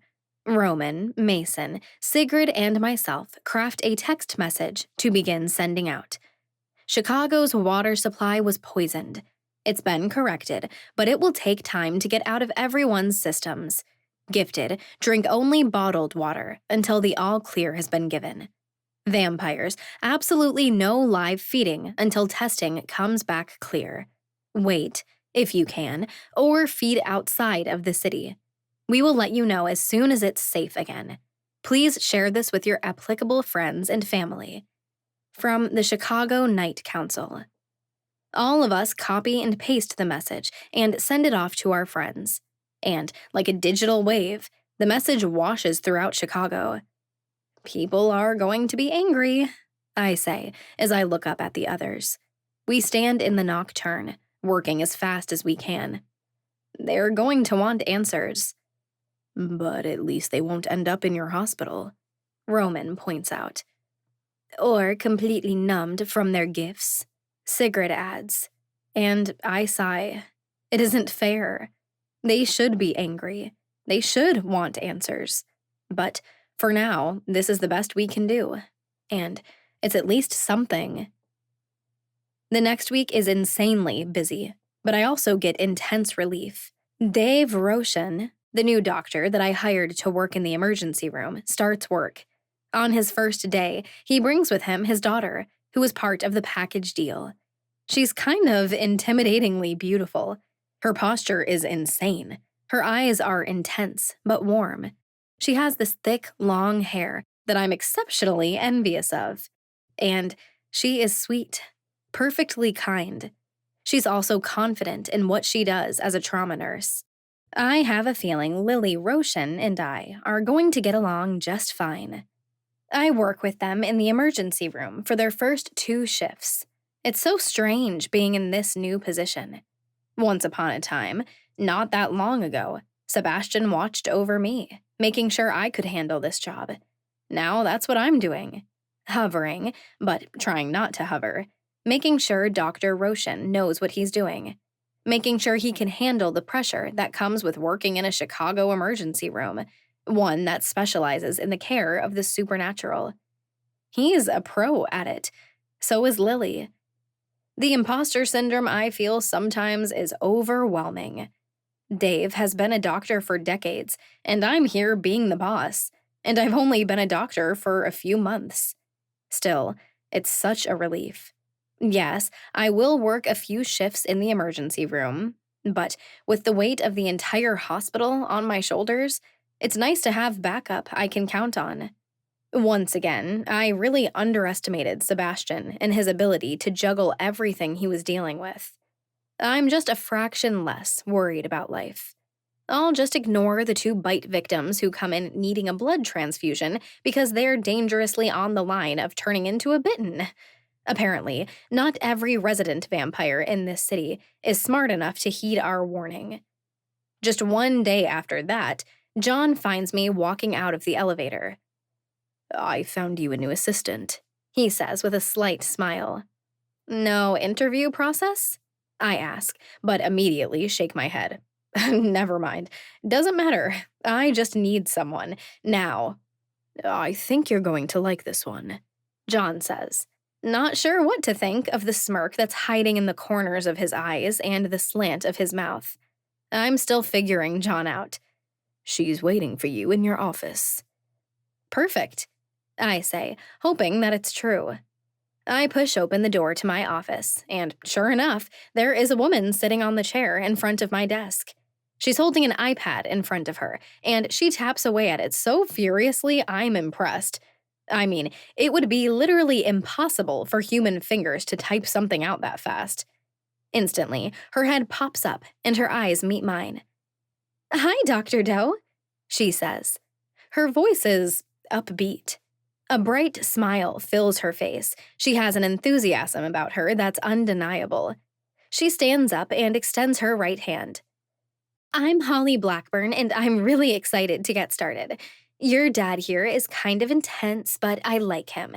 And I'm looking forward to getting to know you, too. I have to take a breath for her after she finishes it all.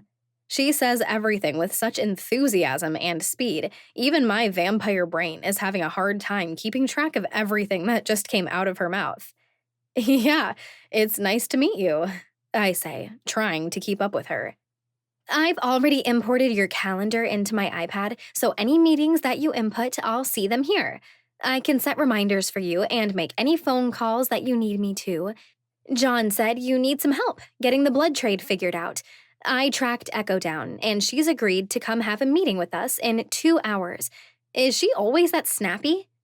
A relieved chuckle makes its way from my chest. Thank the dark. I've only known her for 30 seconds, and I can already tell she's exactly what I need. Yeah, Echo doesn't like too many people. It's just the way she is. Okay, good, Holly says with a relieved laugh. I thought I did something to piss her off, so if she's just that way, that makes me feel a lot better. I look back at Jean, who just gives me a smile and arches one brow. It's almost as if to say, see? I'm pretty sure the blood supply issue is becoming a crisis, so I have some ideas on how we can quickly restock the supplies, Holly says. She pauses for 2 seconds as she looks up at me. Although, I guess considering the circumstances, maybe we better wait on that for a couple of days? How long do you think it will take all those toxins to get out of the water? How? I begin to say, and then shake my head. It doesn't matter how she already knows all this. John knows everything I know. Never mind. We have people on it. They're running tests. Already, there are only traces of it in the water, but still, there are traces. We have test subjects coming in every 6 hours. We are running lab work on them so we can tell when the toxins are finally out of their systems. Cool, Holly says as she looks back down at her iPad and begins tapping furiously again. I've already got a flyer made up. All I have to do is put in the date and time. I'm working on a mailing list of different businesses and schools we can send this out to.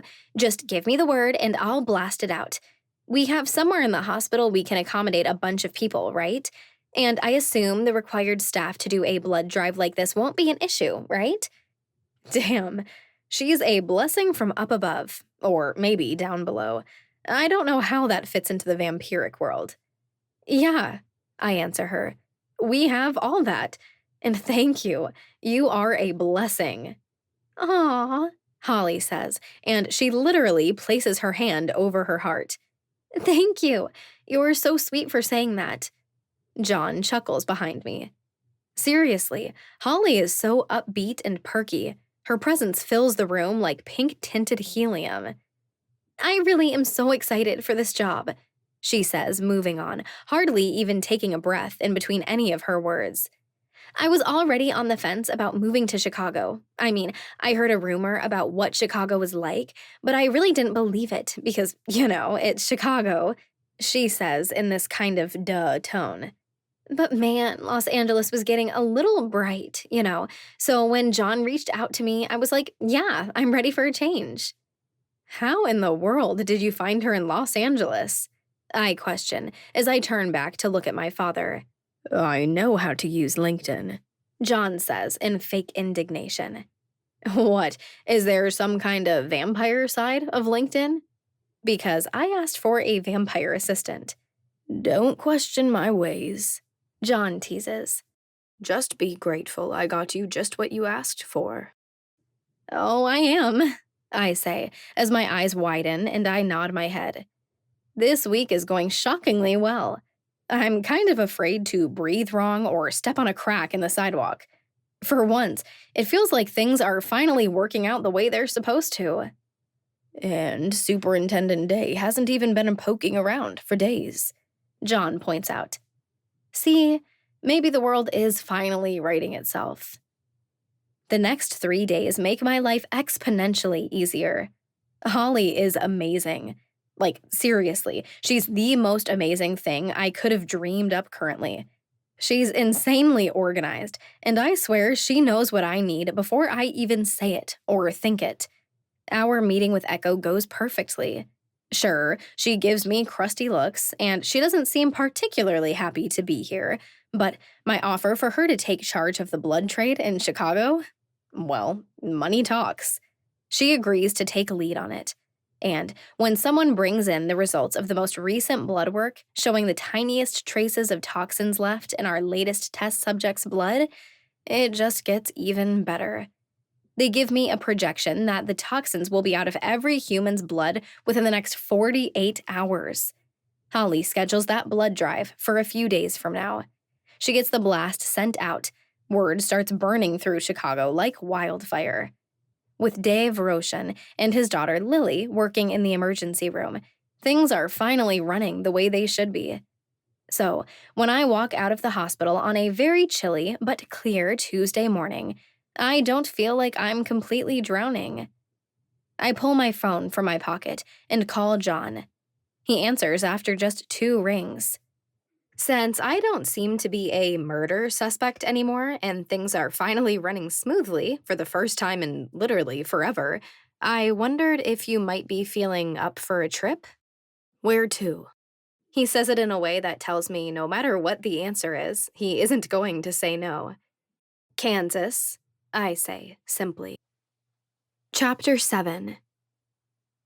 I take deep breaths in and out as soon as the plane detaches from the terminal and starts toward the runway. My fingers wrap around the armrests, and before I can remember my hands are way too damn strong, I crack the plastic on both of them. You haven't flown much yet, John says from beside me. I shake my head, and my stomach rolls just a little bit. I can count every time on one hand. I mean, I'm immortal. If the plane were to crash, I couldn't even die. But I'm still panicking like... John places his hand over mine. It's okay to be scared sometimes, Juliet. The touch is calming. I might not be a little girl, but it's as if my very DNA can sense that this is the man who created me, the man who instinctually would have taken care of me if he'd been able to be there. Slowly, my heart rate calms just a little. My parents met in the Bahamas, but my mother was already married to another man, John says, and goodness, he's good. My brain instantly forgets to focus on my fear and dials into the words he's saying. He smirks at my immediate changed state of mind. My father tried to pay her husband to divorce her, but he refused. Wasn't the Bahamas like crawling with pirates? I ask, trying to piece the time frame together. Exactly, John says with a smirk.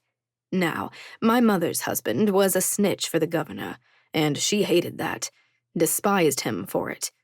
Pretty soon, she was hanging out in taverns, which were filled with pirates. That's where she met my father. This doesn't sound real. This sounds like an over-the-top movie. But looking at John, with his scars, the history in his eyes, I know he's not making this up. The plane rounds, and the pilot announces we've been cleared for takeoff. Once again, my fingers grip the armrests, and John puts his hand over mine again. The aircraft creeps forward and gains speed by the second. And, smooth and easy, we lift off into the air half a minute later. Perfectly smooth, John says, looking across me to the window. It's nighttime, so it's nice neither of us needs sunglasses. We both watch out the window as Chicago grows smaller and smaller. The darkness of Lake Michigan gets bigger.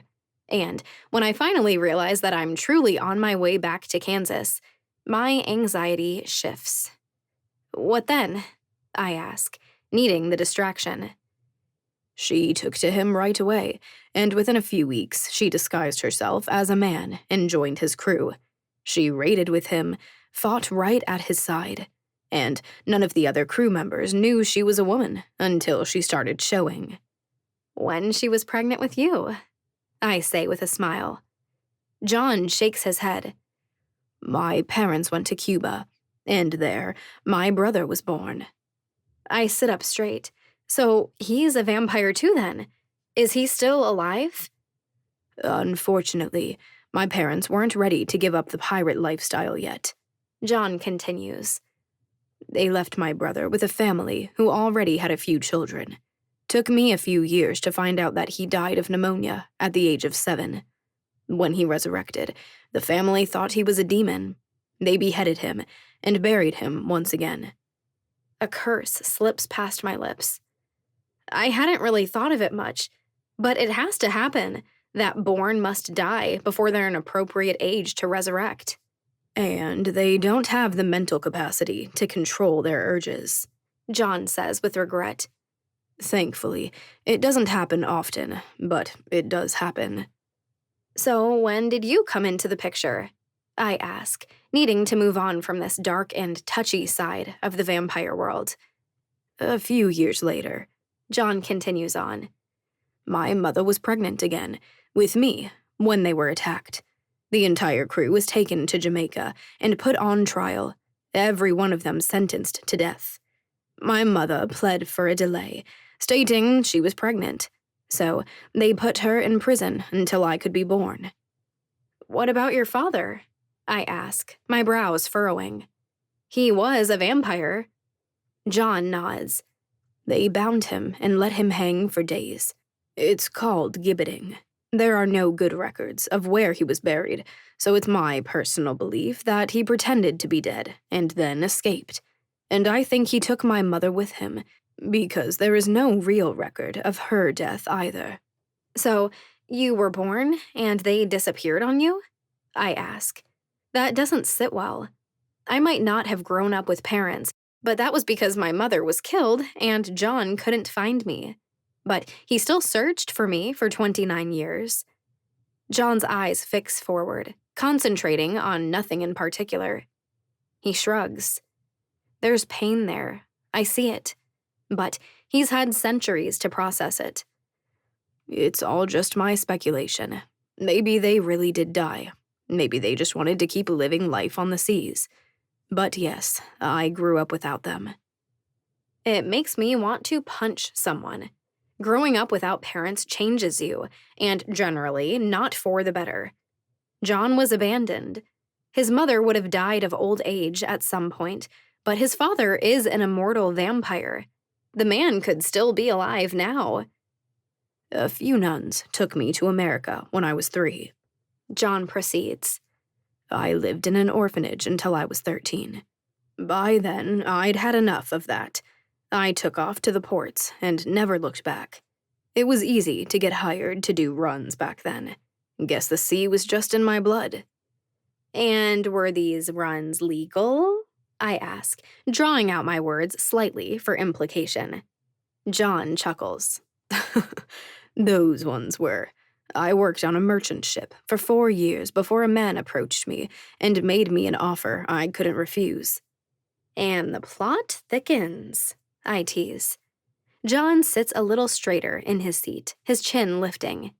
He looks uncomfortable, which is amusing to me, considering it's me and all the less than black and white things I've done throughout my life. It started out with a secret run from England to France. Some human royal had some business to take care of there and didn't want to draw attention. Next, it was illegal merchandise runs. I was good at this, and it gained me some attention. I thought I had stories from my teenage years, but they can't hold a candle to John's. Reputation can certainly get you farther in life, John says, though his tone doesn't indicate that he thinks this is a good thing. I knew exactly who my parents were. The nuns wanted to make sure I knew they were bad people. I think they wanted to make sure I didn't turn out like them. Looks like it backfired, I observe with a smirk. John nods with a smile as well. As my name became known to other sailors, my parents' reputation gained me respect I hadn't truly earned yet. But I was determined to prove myself. It's like watching a movie or reading an old book. This is the modern world. There are no real pirates. There are no famous buccaneers anymore. But this is the reality my father grew up in. I was the first mate to Captain Daniel Farbank by the time I was 23. John continues. We'd been in so many questionable situations. We'd both been shot at, stabbed, imprisoned, escaped, everything. But when we were raiding one of the king's ships, one of their best soldiers got the best of Daniel. Ran him right through with a sword. I watched the whole thing happen. From his tone, it's easy to tell. Captain Daniel Farbank meant a lot to John. Best friends. Elena watched me bleed out once on a sidewalk from a knife wound. And then I watched her slip into a coma I'm not sure I can bring her back from. I'm sorry, I offer with sympathy. John nods. Watching him die shifted something in me, he admits.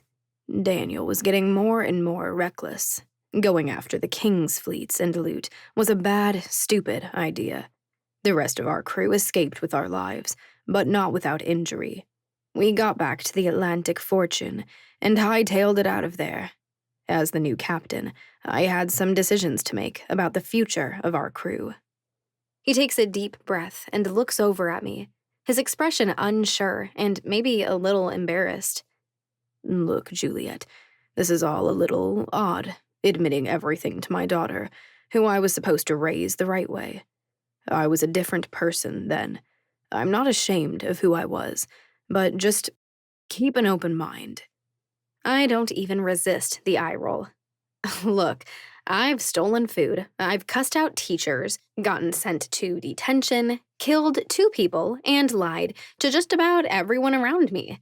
If anyone is going to judge you for doing what you had to, it's not going to be me. Damn. John lets the word slip out, and he laughs. With a huff, he slumps back into his seat. Ingrid was adventurous, but she would be lecturing the shit out of both of us right now to be better. I laugh, and it feels really good, because it's so basic, so natural. It's family laughter, something shared between father and daughter in the weirdest circumstances ever. John lets out a sigh. Okay, well, I kept us away from any government ships after I became captain. Traders, merchants, wealthy dirtbags. They were fair game. We were like ghosts for the next 3 years. What happened? I ask, hanging on to his every word. We were in Scotland for an entire week. John recounts. We were being the 20-something-year-old idiots we were. Gambling, women, food. We'd just made a lot of money on a raid, and we were being too flashy. I was just headed into a bar when the man came up from behind me. Didn't ask for money, just muttered something about his fiancée. And then I was bleeding all over, and my face was searing agony. My eyes slide over to my father and the twin scars on his face. They go from the corners of his mouth and hook back and up toward his ears. 2 knives, 1 in each hand, and from behind? John shakes his head. I didn't stand a chance. Never saw him coming. I shake my head in horror, imagining how much it must have hurt. Did it go all the way through? This side, yes, he answers, putting a finger on his right cheek. The other, not quite. One of my guys had been messing with the local seamstress for a few days. When he heard me screaming, he came out and took me straight to her. The doctor in me is running through how it should have been treated. It's such a weird circumstance. I hope it's something I never have to worry about in my immortal life. The infection nearly killed me then, John says, raising an eyebrow. I was delirious for days with a fever. Asked one of my guys to kill me then, but the bastard wouldn't listen. We were stuck there for 2 weeks before I was well enough to get on my feet again. So that wasn't what took you out, I state. John shakes his head. No, I got another 2 years before we got ourselves in a bad spot with some other pirates. Took a bullet straight through the heart. Woke up 4 days later at the bottom of the ocean, fishes trying to eat my flesh. Shit, I state in shock. John nods, his brows raising, as if he knows just how insane it sounds. Swam to the surface and could barely see the port in the distance. Thought I was going to die again, but the newfound strength was incredible. I shouldn't have been able to fight the current, but in less than an hour, I reached the harbor and climbed out of the water. I still feel damn guilty about all those dock hands. I killed 2 people within an hour of resurrecting, and no one seemed surprised by that. Seems John was no different when he woke up again to this immortal life. You wouldn't believe the looks on the faces of my crew when I found them 3 weeks later, John says, crooking an entertained smile. They thought I was a ghost, come back to punish them for not burying me properly. You wouldn't believe what coming back from the dead as a vampire does for your reputation. I just laugh and shake my head. It's so ridiculous, but the best story ever.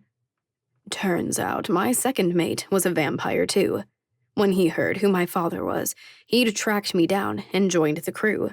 He knew this lifestyle would eventually kill me. All he had to do was wait.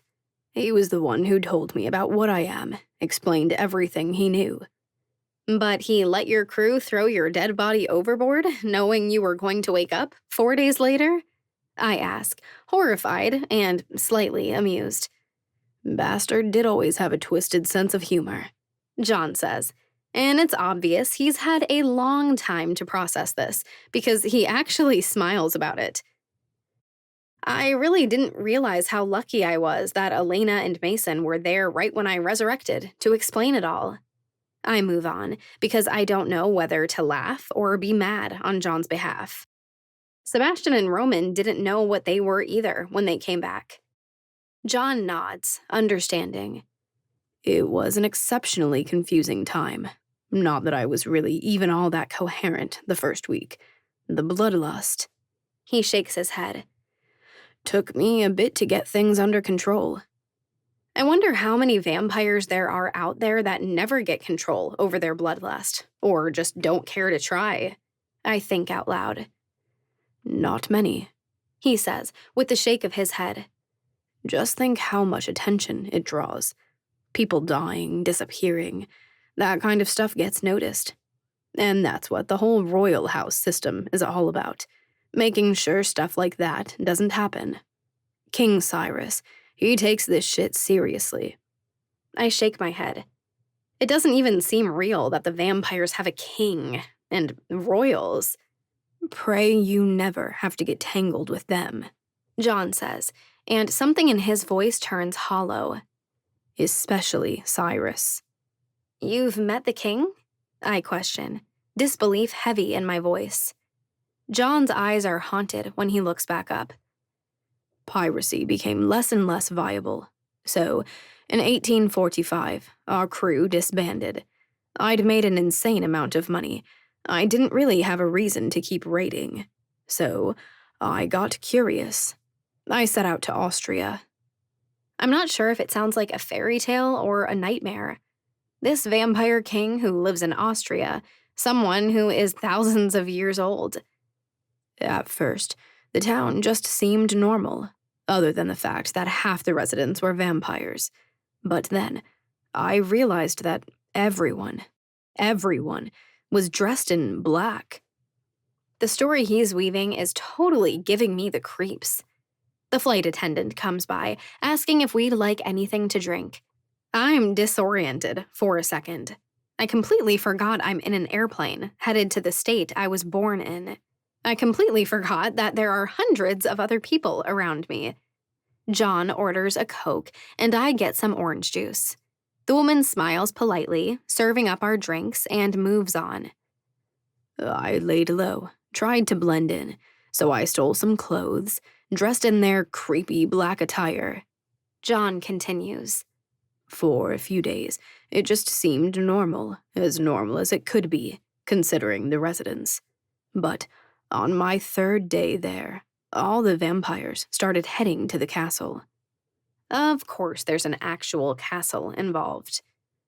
No one questioned me as I followed the crowd. We all ended up in the throne room, and there he was, King Cyrus. Damn crown and all. There was something chilling about him. Some people, you look at them and you just know they're not a good person. The power radiating off of him. The creep factor raises tenfold. There were 3 women standing in front of him, dressed in these fancy red dresses. I could smell they were human. Cyrus launched into this speech about it being the 100th anniversary of the most recent death of his wife.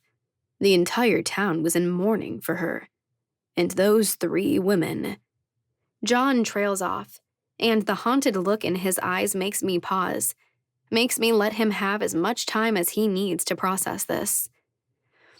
They were the human daughters of the royal lines the queen kept being reborn into. They'd reached an age appropriate to see if they were the queen. Elena and Mason only mentioned it once. This resurrecting queen. A woman this king inadvertently cursed to die over and over, only to be reborn with a new name and face. And she only remembered who she was after she died and resurrected. Cyrus slit their throats, John says, in little more than barely a whisper. All 3 of them. He held them as they bled out and died. I will never, ever forget the look on that man's face. The hope, the agony, the impatience. It was all so morbid, but it was the most palpable thing I've ever experienced. Whoever his queen is, King Cyrus would do absolutely unspeakable things to get her back. Goosebumps flash over my arms. It's kind of romantic, morbid, disturbing. You hear about romantic tragedies. Shakespeare perfected it into an art.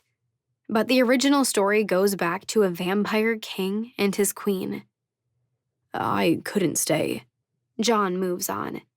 After witnessing that, I had no more interest in staying and being part of that disturbing world.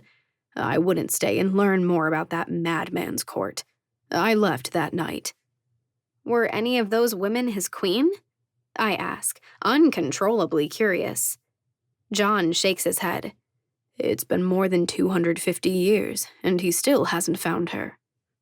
Why would I feel pity and sorrow for someone like John just described? Because it's so damn sad. If Cyrus loves this woman as much as John has conveyed, how agonizing must it be to wait centuries for the one you love to return? Maybe I can't blame him for turning into the boogeyman everyone says he is. From Austria, I went to America, John says, and almost instantly, the mood lightens. I spent 45 years living in 45 states. Would have been 50, but not all the states we have now were states yet back then. What? I blurt out, completely shocked. Really? A year in each state? He smiles and continues. My favorite state to live in is Oregon, in case you were curious. I just laugh. I've never been to Oregon, never even considered it once. We'll make that our next trip, he says with a smile. I like this idea, going on trips, seeing each other's favorite places. Though, to be honest, I have no idea what my favorite place is. I've been to so few of them. I'd like that. Eventually, I started missing the ocean. John moves on. I bought a sailboat at the turn of the century, doing private runs between New York and London to make some more money since it had been a while since I'd needed any. By the 80s, I was on my own again, with a brand new boat, and ready for adventure again. I sailed to Norway for the first time and met your mother just a few days after I got into port. My heartbeat instantly picks up, and it reminds me of what I'm doing on this airplane. We're flying to Kansas to search the graveyard for where she is buried. I plan to come back with her bones and take them to Marcus, the necromancer. She was playing the piano at this little lounge, John says, the look in his eyes softening. And she wasn't very good. A laugh fires out of me before I allow it to. Seriously? Seriously, he says, the corners of his eyes crinkling just a little. It was a pretty small town, and her uncle owned the place. He was desperate. She was bored, back home for the summer from university. What was she studying? I ask. Technically, it was botany and chemistry, but really, it was holistic health. I blink 3 times, frozen in shock and grief. She was a healer? John nods, a small smile at the corners of his mouth. It might not have been the same method, but you two have that in common. Did she know about her gift when you two met?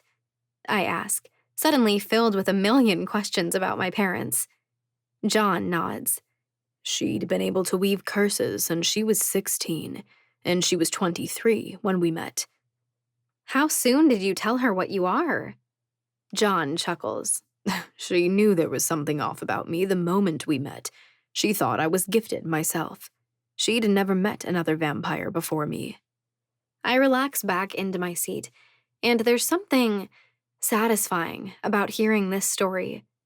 My entire life, I wondered about my origins, how I came into this world, and now I know.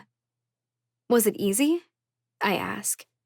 Between the two of you, falling in love?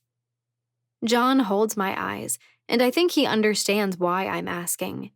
He knows what happened between Sebastian and me. He generally knows what conspired between me and Mason.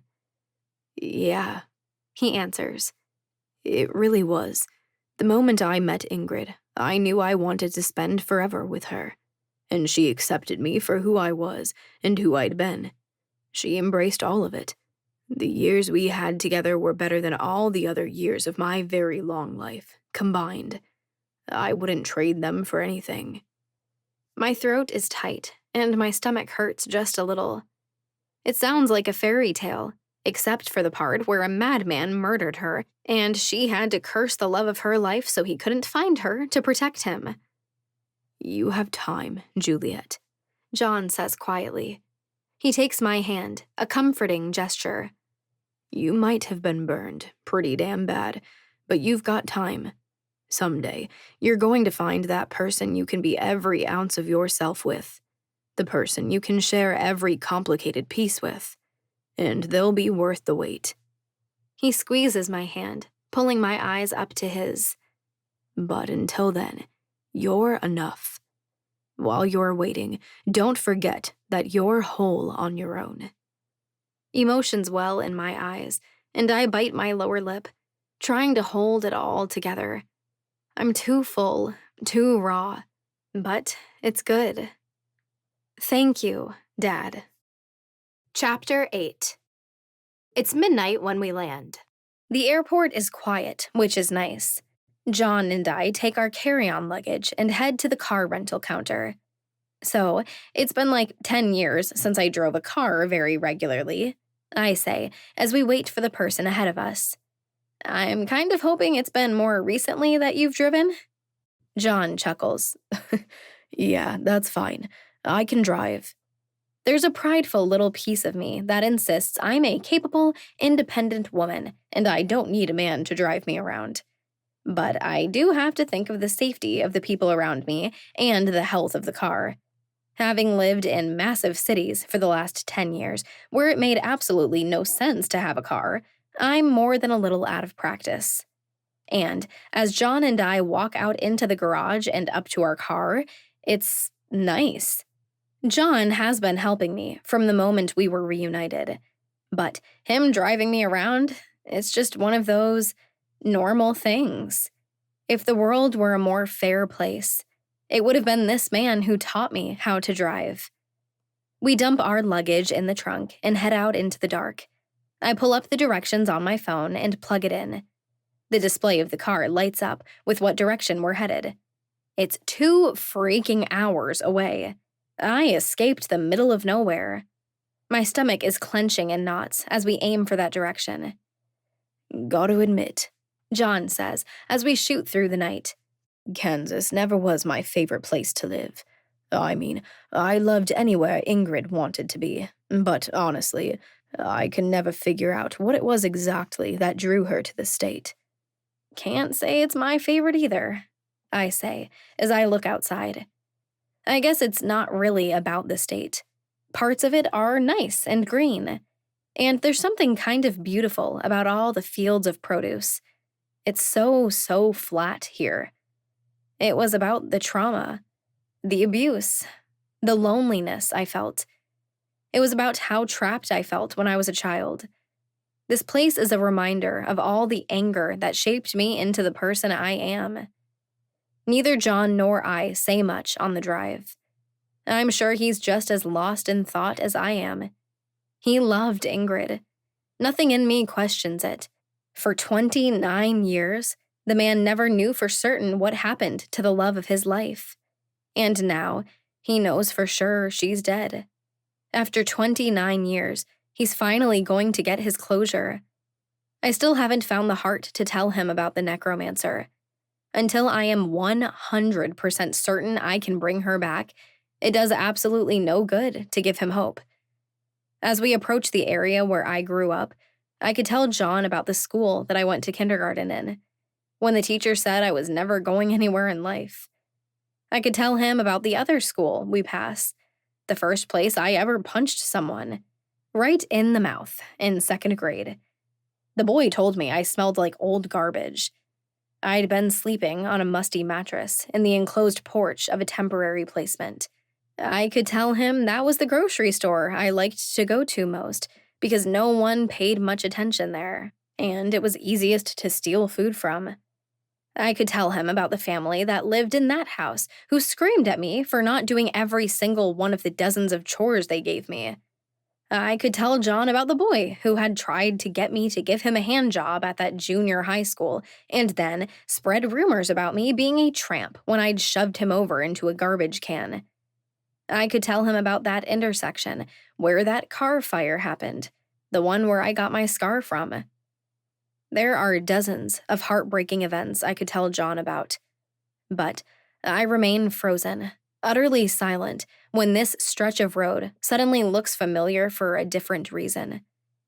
We drive right on by the exact spot where my mother was murdered by Archer King, and where she snapped my neck. Where I died my first death as an infant, protected from that madman by my mother's curse.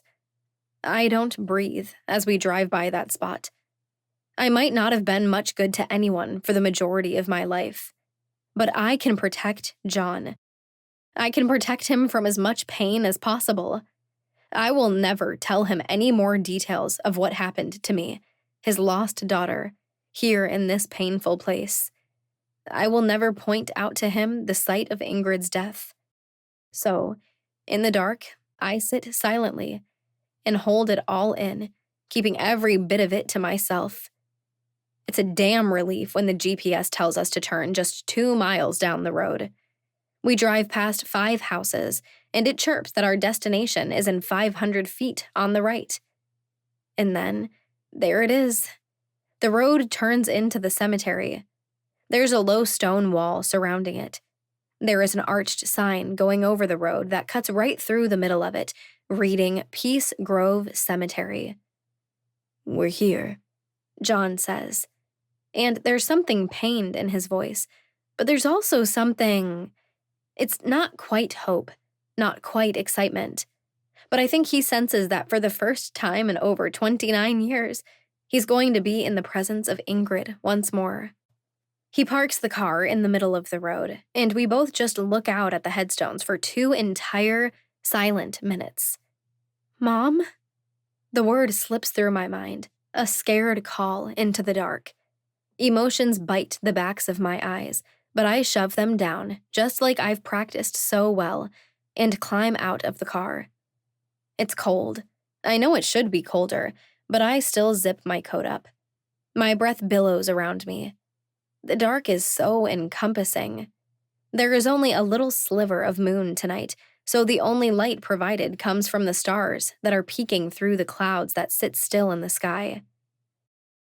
"They said she would be buried here, but there wouldn't be a headstone," I say, as my eyes scan the graveyard.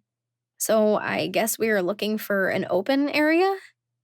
John nods, swallowing once. The look in his eyes is haunted, and they're a little red with emotion. So I just reach for his hand, and we step forward together, united in our search. Rows and rows of deceased people spread out before us. I've seen bigger cemeteries, but this is still probably 3 acres of headstones. That woman lived to be 99. That man was only 31 when he died. That child was only 9 months old when they passed. There is a couple's headstones that doesn't say dates, only the words "reunited once more." Nothing is guaranteed in life, except that it will end eventually. Damn, I'm the exception to even that rule. We comb through the south side of the cemetery, and something begins to grow uneasy in me. Row upon row of headstones. The south side is completely full, all the way up to the stone fence that surrounds the entire property. Acid seems to bubble in my stomach as we begin making our way through the north side. Long family rows, a few soldiers, an entire area for infants. Row upon row, every grave is perfectly lined up. I start paying attention to the dates on the newer headstones. 32 years ago, 31 years ago. 30 years ago, 29 years ago. I don't see any headstones reading newer than 29 years ago. I start walking faster, reading every year as I pass. Juliet? John questions as he sees my behavior shift to frantic. I shake my head and don't answer as I begin walking down the last aisle. 53 years ago, 37 years ago, 81 years ago. I see the end of the road, and there are headstones perfectly lined up the rest of the way to the stone fence. In defeat, I stop, 15 yards from the end. The entire cemetery is full, I say aloud. I shake my head as I look around. Dawn is beginning to lighten the horizon, just barely. There isn't one bit of empty space here. And the years. I look back at John as he stops behind me. The last year I can see that anyone was buried here was 30 years ago. I was born, and my mother was killed 29 years ago. What does that mean? John asks, and I see the panic and fear creeping into his eyes. I shake my head. I don't know. Maybe there must have been a mistake. She must be in a different cemetery. I think we need to go to that police station and ask them to look at the records again. John looks around once more. I see it in his eyes. He wants so badly for Ingrid to be here. He wants to know. After 29 years of not knowing, he just wants to know. We'll find her, I say, reaching for my father's hand. We're going to find her. Silent and still searching, we weave our way between the perfect rows of headstones. As horrible as it was walking into that cemetery in South Chicago with Roman months ago, I wish an exhumed grave was what I was looking at now. I wish it was bones I was walking out of here with, instead of empty hands. We slip into the car, closing the doors behind us in defeat. On my phone, I look up directions to the police station and their hours. Non-emergency operations don't start for another 2 hours, but we find a diner that's open just across the street. With grim expressions, we head back the way we came and pull into the parking lot. Killing time is the last thing I want to do. We walk in, and just 5 minutes later, we place our orders with the exhausted-looking waitress who must be at the end of a long graveyard shift. Everyone processes anxiety and stress differently. Maybe it says something about our shared DNA that John and I say next to nothing the entire time we wait. We both pick at our food minimally once it comes. For the most part, we both sit with our eyes fixed on the table, each of us thinking about what this means, imagining where Ingrid really is. Finally, it's opening time. I pay for our meal, and the both of us walk outside and across the street, sunglasses in place at the rising sun.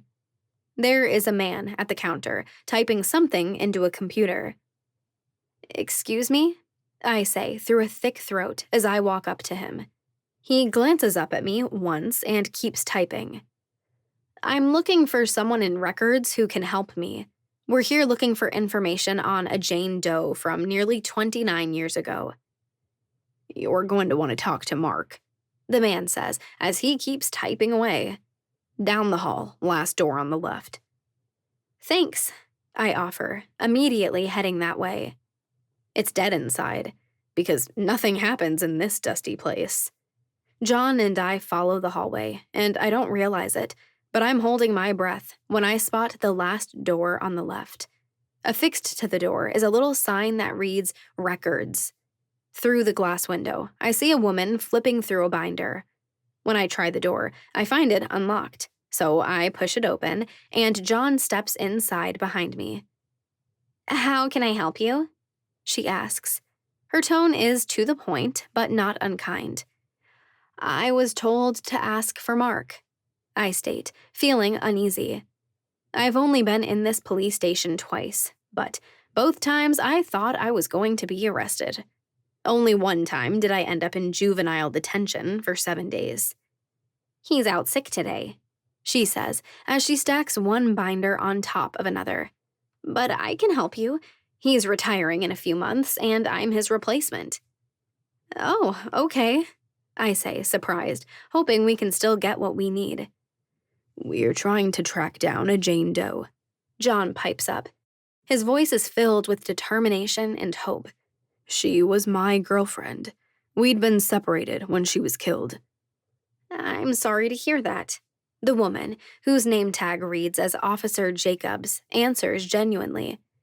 What was the date? I rattle it off to her. Give me just a second, she says. Officer Jacobs disappears between stacks of shelves, diving deep into the archives. We hear her rustling around, out of view, for about 2 minutes, and finally, she comes wandering back with a binder in hand. We haven't got to digitizing this far back, but thankfully, the records are all in good shape, she says as she lays the binder down on the counter. She looks up at John, a crease forming between her brows. You say you were her boyfriend? Yes, ma'am, John answers. Damn, she says. You should share your diet, exercise routine, and skincare regimen with the whole world. John offers the briefest, smallest of smiles. Little does this woman know that John looks exactly the same now as he did when he and Ingrid were together. Let's take a look, she says as she opens the binder and begins flipping through reports. October, September, here we go, August. More slowly now, she begins thumbing through the pages of documents. It feels like it's taking forever and going way too fast at the same time. All right, here we are, she says. Jane and Baby Doe called in at 4:16 a.m. Woman with blonde hair, medium height, average build. Baby was said to be only hours old. Shit. Juliet Doe, I say, feeling all of my insides twisting. Nice to meet you. Are you for real? The woman gapes in shock. You're Baby Doe? And father? Once again, she seems doubtful about John. Wish things weren't this way, John says. The look in his eyes says he wants to get this over with, and I couldn't agree more. Again, I'm so sorry, she says sympathetically. How can I help you? Since we only recently found out what happened to Ingrid, we just wanted to get some closure, John says. Juliet called here 2 months ago and was told that Jane Doe was buried at Peace Grove Cemetery.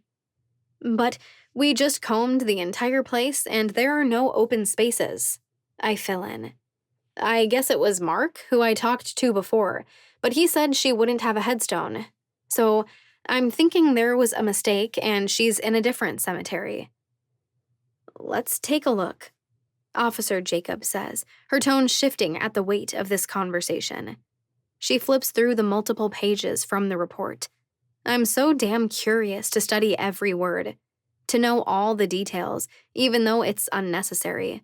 I've seen every second of that horrible day. Yep. Says here she was buried in Peace Grove Cemetery. She reports, her tone a little confused. She turns the page, studying all of the handwritten notes, the legal-looking jargon that makes no sense to me. I don't. My heart jumps into my throat when she cuts herself off, reading a note written at the very bottom of the page. I'm so sorry, Officer Jacobs says with a sigh. This note, it says they thought they had a plot secured for her. They transported her there and everything, but when they arrived, they realized there was a mix-up. The last few open plots had been purchased a few months earlier by some people who already had family members buried there. So where did they move her to instead? I ask, feeling a little desperate, a lot panicked. And it feels like the world cracks a little when Officer Jacobs looks back up at me. It says she was cremated after that. Ashes. Dust. Once upon a time, Roman and I killed Archer King. The man had already been brought back from bones once. We wouldn't risk that happening again. We cremated his body, and I dumped those ashes in Lake Michigan. Or John struggles to speak around a tight throat and a hoarse voice. were her ashes saved? Officer Jacobs looks truly sorry as she meets his eyes. I'm sorry. Since she was a Jane Doe and there was no one to collect the body, the crematory would have disposed of what was left. Thrown away. My mother, Ingrid Erickson, curse weaver, and love of John's life, was thrown away after they burned her body. Tears instantly well in my eyes. My throat closes up. The world tilts a little as my head spins. I'm so sorry, Officer Jacobs offers again. I spin, blinking hard. She's gone. She's really, really gone. Dust brushed into a waste bin, thrown into a landfill over 2 decades ago. I step to the door and push it open. Numbly, I walk down the hall, and I'm vaguely aware of John following me out. I'm blinded by the sun as I step out, and as the first sob rips past my lips, I pull my sunglasses back down and don't even check for traffic as I cross the street back to the car. I suck in a gasp as soon as I'm in the seat and the door is closed. Huge, fat tears cascade down my cheeks, and my entire body shakes. John slips into the driver's side. His tears slip down his face silently. But even though he has to be experiencing grief in this moment, too, he leans across the center console and wraps his arms around me, pulling my face into the side of his neck. Sob after sob rips out of me. For 29 years, I'd longed for the mother who died. And then for 2 months, I had hoped that I could bring her back, that a miracle might happen, that against all the odds and years of time, I could get her back. But that hope is dead now. There are no ashes to collect. There are no bones to dig up. There isn't even an empty patch of grass to stand over and grieve. My mother isn't coming back. Some things don't work out. In this new supernatural life I live, it's easy to feel like anything can happen. I have power over death. So, I truly believed that I would get my mother back. But not everything works out like we hoped for. Sometimes the dark, hard things stay hard. I'm so sorry, I sob into John's neck. I'm so sorry. He doesn't say anything. As he holds me, his entire body is quaking. I feel his quiet tears land on my cheek. He's had 29 years to process what he knew was the most likely outcome of her disappearance. He didn't know that there was a chance of her coming back from the dead. John's grief is different than mine, but no less valid. So, in a tiny rental car, in a town I hate, we both utterly fall apart, holding on to each other for dear life. Chapter 9. There are no words for how the next 18 hours feel. Anger, pain, sadness. Ingrid has been dead for 29 years, but I go through the entire grief cycle after John and I get the news about her being cremated. The rest of the day is numb shock, and it feels kind of lonely. Since I never told John about the necromancer and my hope to bring my mother back, I'm going through an entirely different kind of grief than he is. I'm used to things being taken away from me in my life. But this felt like a deeper stab in the gut. We drive back to the airport just as silently as we'd driven to town. We go to the counter and change our flights to one that leaves in 2 hours. Each lost in our own thoughts and pain, we wait silently at the gate. We load on the plane. And we fly back to Chicago.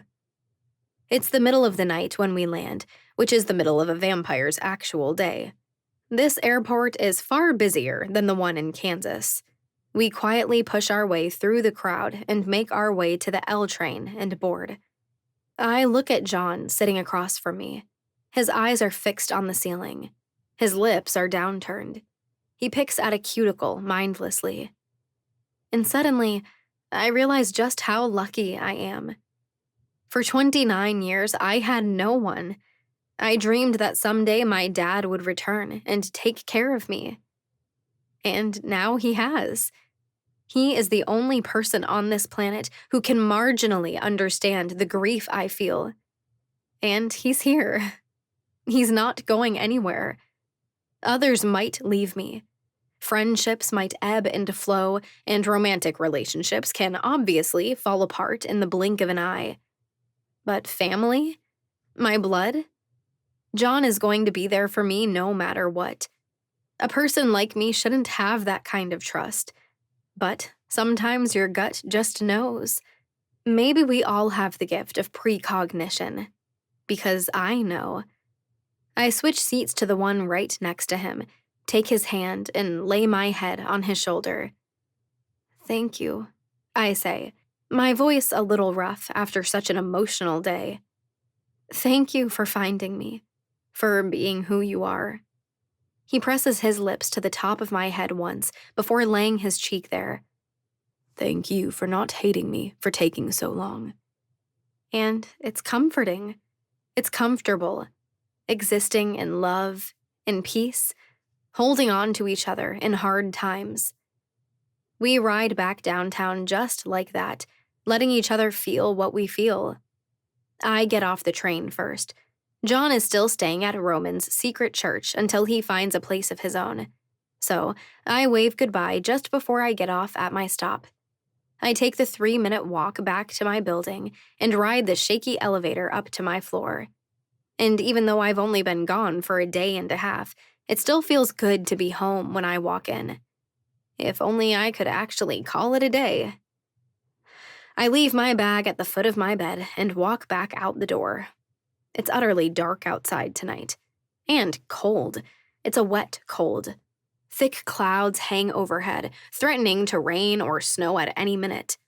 I tug my coat tighter around me and walk faster down the sidewalk.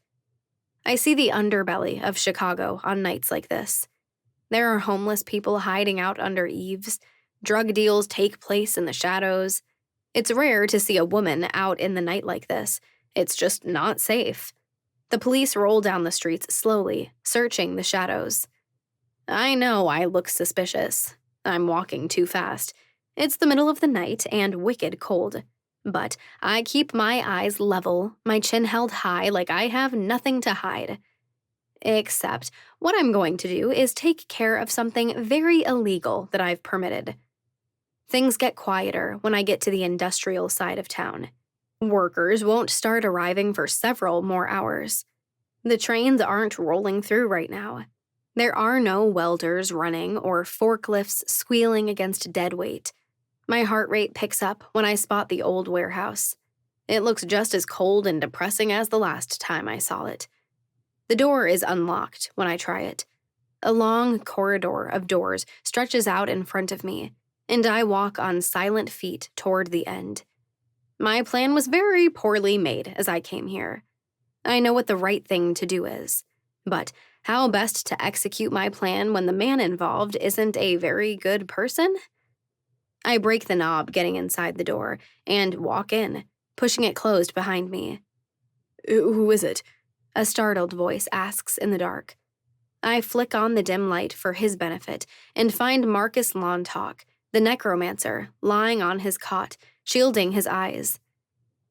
I should say something. Should have words for this man who's done some pretty unspeakable things. But I find myself just looking at him, silently wishing I was coming to him under different circumstances. We all have strengths. Gifted, vampire, or not, everyone has something special and unique to them. Marcus can literally bring people back from the dead. Think of the good he can do with that gift. Instead, he used it to bring back a murderer. What do you see for your future? I ask, finally. Marcus stares at me, his booted legs stretched out before him. The bruises are all gone. The only evidence of the injuries he sustained from Roman tackling him out a second story is his leg. When you get out of here, where will you go? Didn't have much reason to believe I was ever getting out of here, he says darkly, looking at me with resentment in his eyes. Imagine it for a second, I say coolly, with the shrug of one shoulder. He holds my gaze for a second, and I can tell he knows I'm testing him. I hold the upper hand. Marcus's gift might be exceptional, but against me, if it came to hand, I could rip him to pieces in seconds. He wouldn't stand against me for even a breath. I have extended family in both India and Germany, he says, surprising me. I had wondered at his ancestry before. Gifts run in both sides of my family. I have questions for some of those who have passed on. Sounds innocent enough, except that I don't know what gifts those dead family members possessed. But is it really my job to police the world? Are you planning on doing shitty stuff like running with Archer King again? I ask, folding my arms over my chest. He's confused, and I can tell he's struggling to keep up with my line of thought. I know I'm not making a ton of sense. When you're not always sure you're a good person, are you really fit to dole out evaluations of others? Look, my conscience isn't going to allow me to let you rot in here for the rest of my days. Turns out, my mother was cremated, and we'll never recover her ashes. So now, it's up to me to decide what the hell to do with you. But the reality is that you've done some pretty bad stuff in your life. So, I don't know exactly what to do right now. Morals, sometimes they make your life a little inconvenient. So, wrong answers and you'll rip me apart, I assume? He sneers. You're really not making this any easier, I say with an exasperated sigh. Look, I'm thinking it's easiest to just put you on a one-way flight to Germany and let them deal with your nonsense. I don't think you're a good person, but I also don't think I have it in me to kill you. So I think I just have to settle on making you someone else's problem. Fine by me, he says, hope and excitement creeping into his tone. Ugh, I really hope I'm not making a mistake. I pull my phone from my pocket, hit his name, and hold the phone to my ear. How's Kansas? Roman answers. It sucked pickled balls, but I'm actually home now. I answer, keeping an eye on Marcus. Question. Do you have any way to get a fake ID and passport in a matter of, say, hours? Of course, he says. What for? It's time I dealt with the necromancer, I answer, watching as Marcus gets up and hobbles to the shelf with his things. He pulls a shirt on and sorts through the contents. I've settled on banishment. How's that for my first night councilwoman decision? Let's hope it's not one that comes back to bite us in the ass, Roman says. I can have the passport in an hour. Meet me at the airport, I instruct, and end the call. Pack your bag, corpse groper. You're going to Germany. An hour and 10 minutes later, I'm back at the airport for the second time in just a few hours. Marcus stands at my side with the aid of crutches, looking rather nervous. He knows what I'm capable of. He knows if he tries to run, I'll be on him in a second. So, he's a good, cooperative little necromancer. When Roman walks through the doors, searching the space for me, I smile in relief. Roman eyes him darkly as he walks toward us. For a few weeks, Roman thought he was dead. Till I fessed up to what Sebastian did. When will it end? Having to clean up Sebastian's messes. He give you any problems? Roman asks, never once taking his eyes from Marcus. He's been a perfect, silent little prisoner, I answer with a smile. Roman hands the passport and ID to Marcus, and all three of us walk to the ticket counter together. A good chunk of money later, Marcus has a ticket to India. I changed my mind at the last second. Seemed like a good idea to throw the man off. We'll know if you don't get on your connecting flight, Roman warns Marcus as we walk him to his gate. His 7 a.m. flight leaves in only a few minutes. So, don't go getting any ideas. You'll get out of the States, or I won't be as forgiving as Juliet. Got it, he mutters, and I'm reminded that he is only 24 years old. He might be bitter and terrible, but he's still little more than a kid. Wordlessly, Roman and I stand and wait until they load the plane. Marcus glances back at us just once before he disappears into the crowd as they shuffle onto the aircraft. Kansas didn't go how you wanted? Roman asks, half an hour later as we watch the plane pull away from the terminal and finally take off. A sigh escapes me as we turn and walk away. No, my mother didn't get buried after all. She ended up being cremated. There is a silence between us for a beat. I'm really sorry, Juliet. Yeah, me too, I say. I can't go deep into this right now. It's still too raw, still too fresh. Anything dramatic happen while I was gone? It seems like half a miracle, but no, he answers. I look over at him to see a smile forming in one corner of his mouth. Small miracles. Thank goodness they come around every now and then, I say, as I step around a group of people stopped in the middle of the hall. It's getting busier by the moment. My phone vibrates in my back pocket. I pull it out to see it's a number I don't recognize from here in Chicago. This is Dr. Doe, I answer as we make our way back toward the L. Juliet, a familiar voice comes through the other line. Superintendent Teresa Day.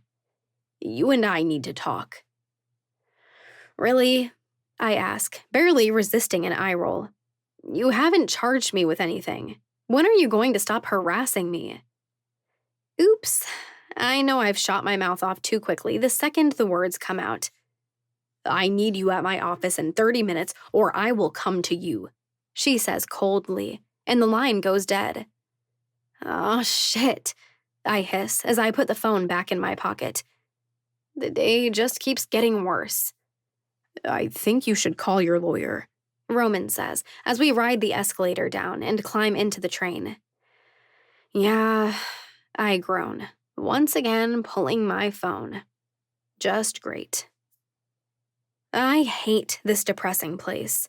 Seriously, Superintendent Day could spruce the place up a bit. The drab space makes my skin crawl the second I walk into it. Do you understand what you're doing when you keep dragging me in here? I bark. My eyes meet Teresa's, and I know already that I'm dangerously close to turning back into the reckless Juliet who landed herself in juvenile detention. Do you know what I do for a living? Do you understand the suffocating weight and difficulty it is to keep that hospital going? I'm trying to save lives, Superintendent, and you keep dragging me in here when you have no reason to. Roman's hand lands on my shoulder, and he none too gently guides me down into a seat. It's a clear message: calm the hell down. He sits in the chair beside me, and to the untrained eye, he might look relaxed, but he's ready to detain me if I snap. I thought we had things settled, Silvano says as he stands in the corner of the room.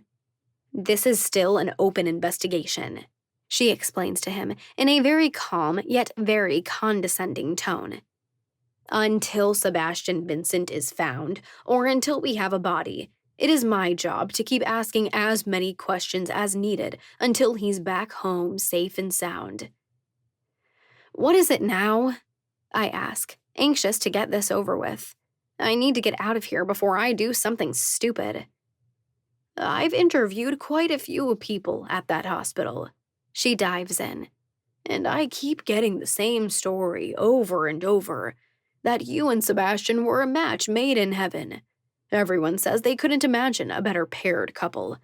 I know you said Sebastian began stalking you, but from what people say, from the look in your engagement announcement, she says as she slides the news article and the accompanying picture across her desk toward me, I am not sure I should have been so quick to take your word for it.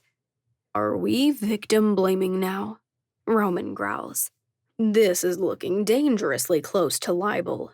Silvano warns.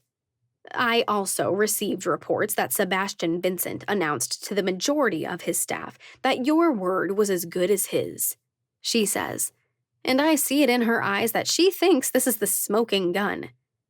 They report that he gave you equal power in that hospital. Damn, Sebastian did do that.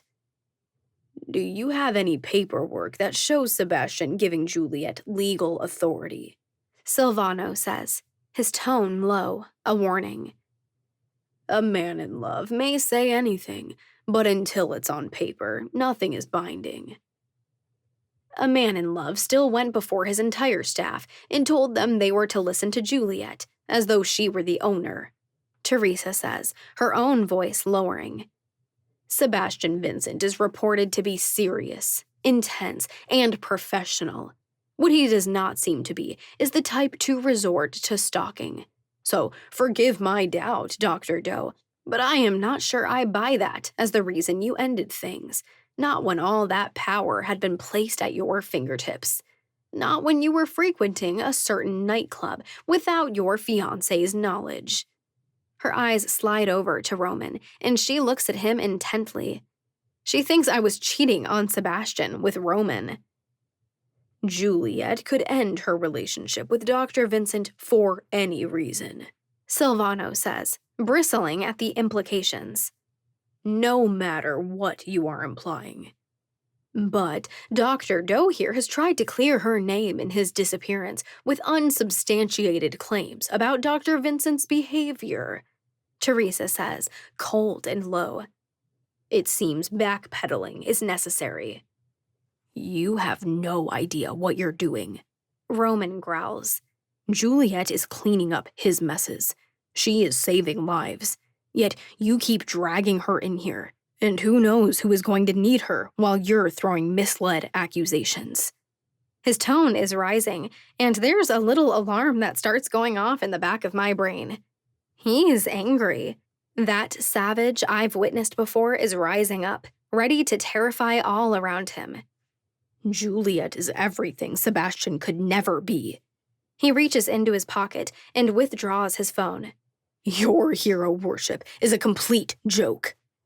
He pulls up a saved video, and my blood chills when I realize what he's showing Superintendent Day. It's the camera footage from when Sebastian trashed my apartment. On the screen, we see Sebastian going through my computer before he smashes it against a wall. He goes through my bedroom. He returns to the kitchen and proceeds to smash every dish. He tips the fridge over. Where are you, Juliet? He says on the tiny screen in a nearly demonic voice. Sometimes people are different behind closed doors than they are in the public eye, Roman says darkly. My insides are tight. My hands want to shake, and probably would if I were human. Watching that video the first time was horrific. It was terrifying. Seeing it again... The video ends, and Roman slips his phone back into his pocket. He is breathing hard, his eyes intense as he stares at the superintendent. Teresa sits there in silence for an entire minute. I can see the gears in her head spinning. On paper, I should be the guilty party on every front. Her gut tells her I have something to do with his disappearance. But now that she's seen the evidence of what he's really like, now that she's seen that I wasn't lying about his scary behavior, now what? You say his behavior had been going on like this for a while?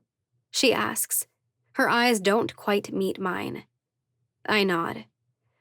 It was a few days before this that I found out he had paid someone to follow me at all hours. I couldn't go back to my apartment after that. I was too scared to tell him where I was. And where did you go? She asks. Neither Roman nor I say anything immediately. I try not to, but my eyes shift over to Roman's, and Teresa doesn't miss it. Juliet and I might not have gotten along for most of the time we've known each other, Roman says, being very careful with his words. But I wasn't going to let Sebastian do something stupid. I told Juliet she could come stay with me. Too many people are beginning to think that Roman and I were having an affair. Sebastian believed so, and he killed Roman for it. Superintendent Day now fully assumes it. Roman was wise to point out that we couldn't stand each other in the beginning. But him getting so angry and protective just a few minutes ago, it's not going to help anything.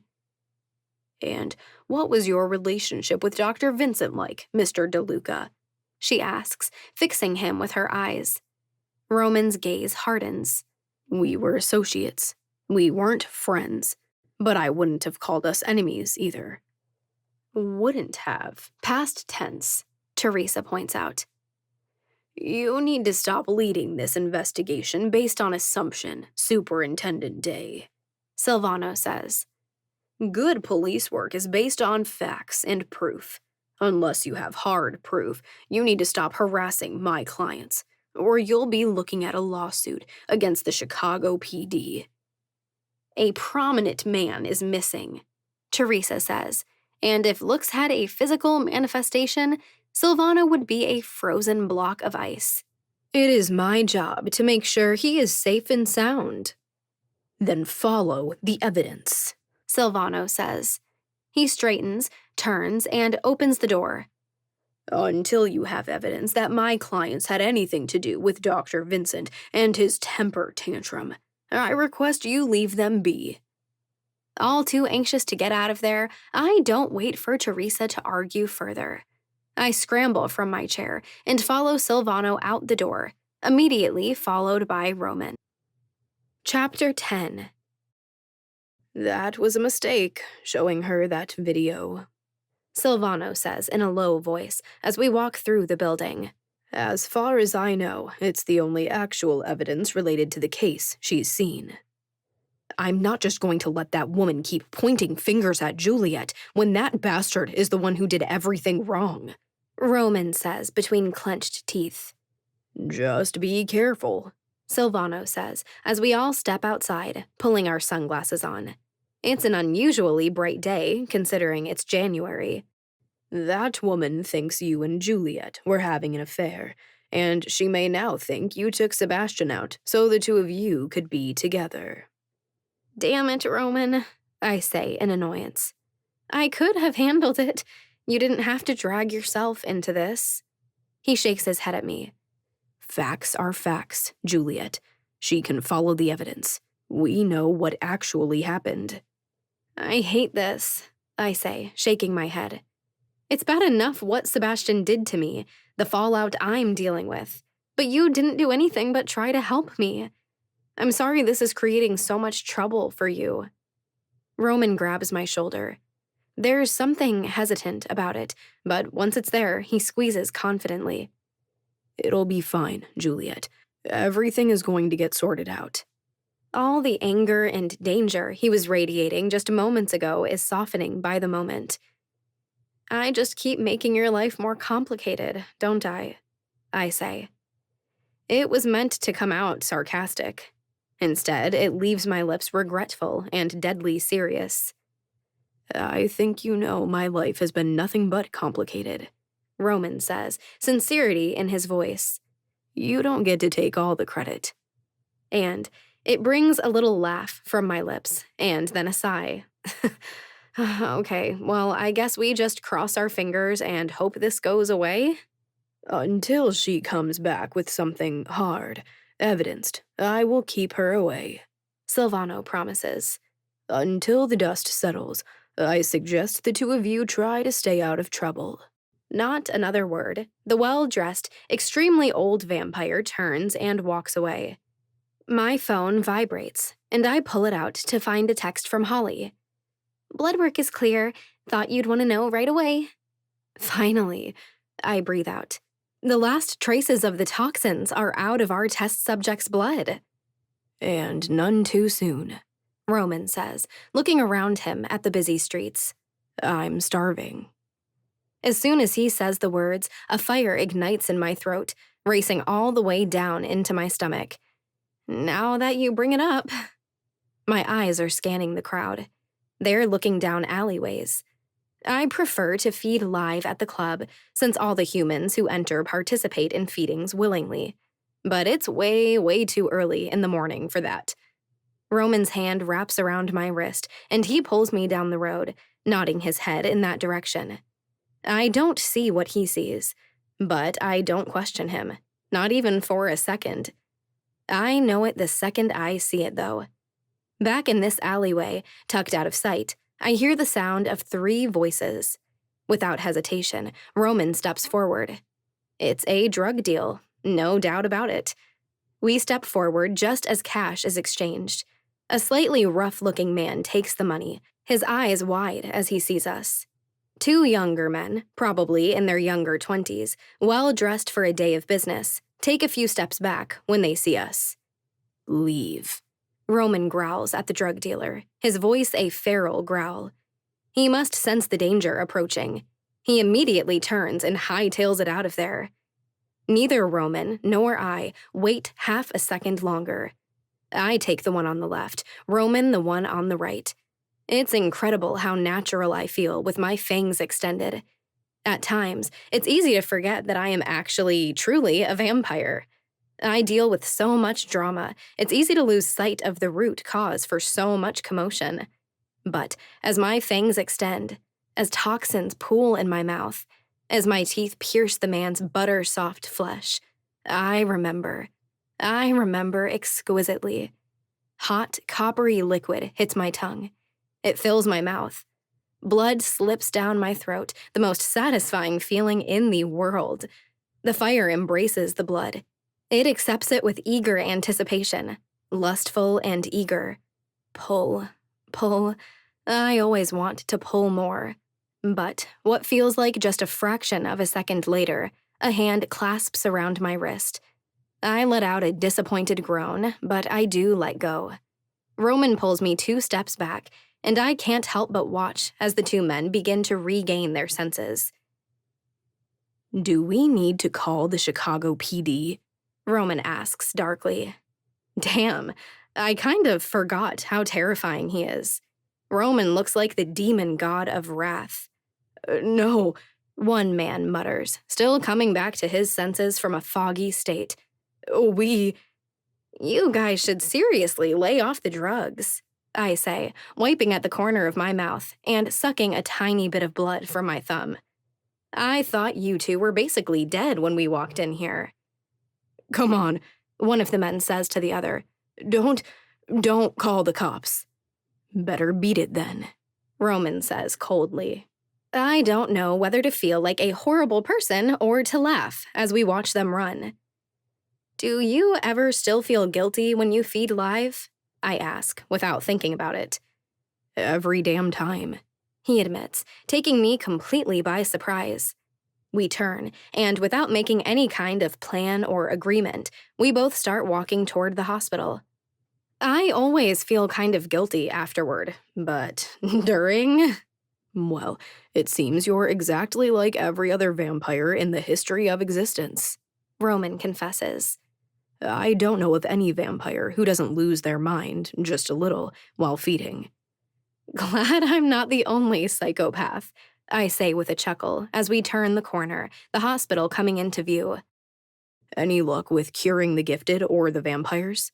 Roman asks as we cross the street and walk down the block. We're still trying to determine if this can be cured, I say with a sigh. The amount of lab work we are running on everything is insane. Good thing Sebastian's prices for care here are so high. We're spending the yearly budget of a small country trying to get answers. We cross the last street, stepping onto the curb in front of the hospital. Just down the road, I hear sirens and then see flashing lights as an ambulance turns onto the street. My heart starts racing with adrenaline as the emergency room doctor in me kicks in. But I'm not scheduled to be in there today. Dev Roshan has been incredible, as is his daughter, our new nurse, Lily. Roman and I head toward the front doors, but when the ambulance pulls up to the drive-thru and a familiar voice catches my ears, I freeze. Car accident, a deep voice says. We were rear-ended by a delivery truck. Patrick. My eyes rip to the side, and all of my internal organs disappear when I see a bloodied flash of blonde hair, when I see blood smeared over a suit. And then I see the cut and bruised face of the Golden Prince of Chicago. Mason! His name erupts from my throat as I sprint in his direction.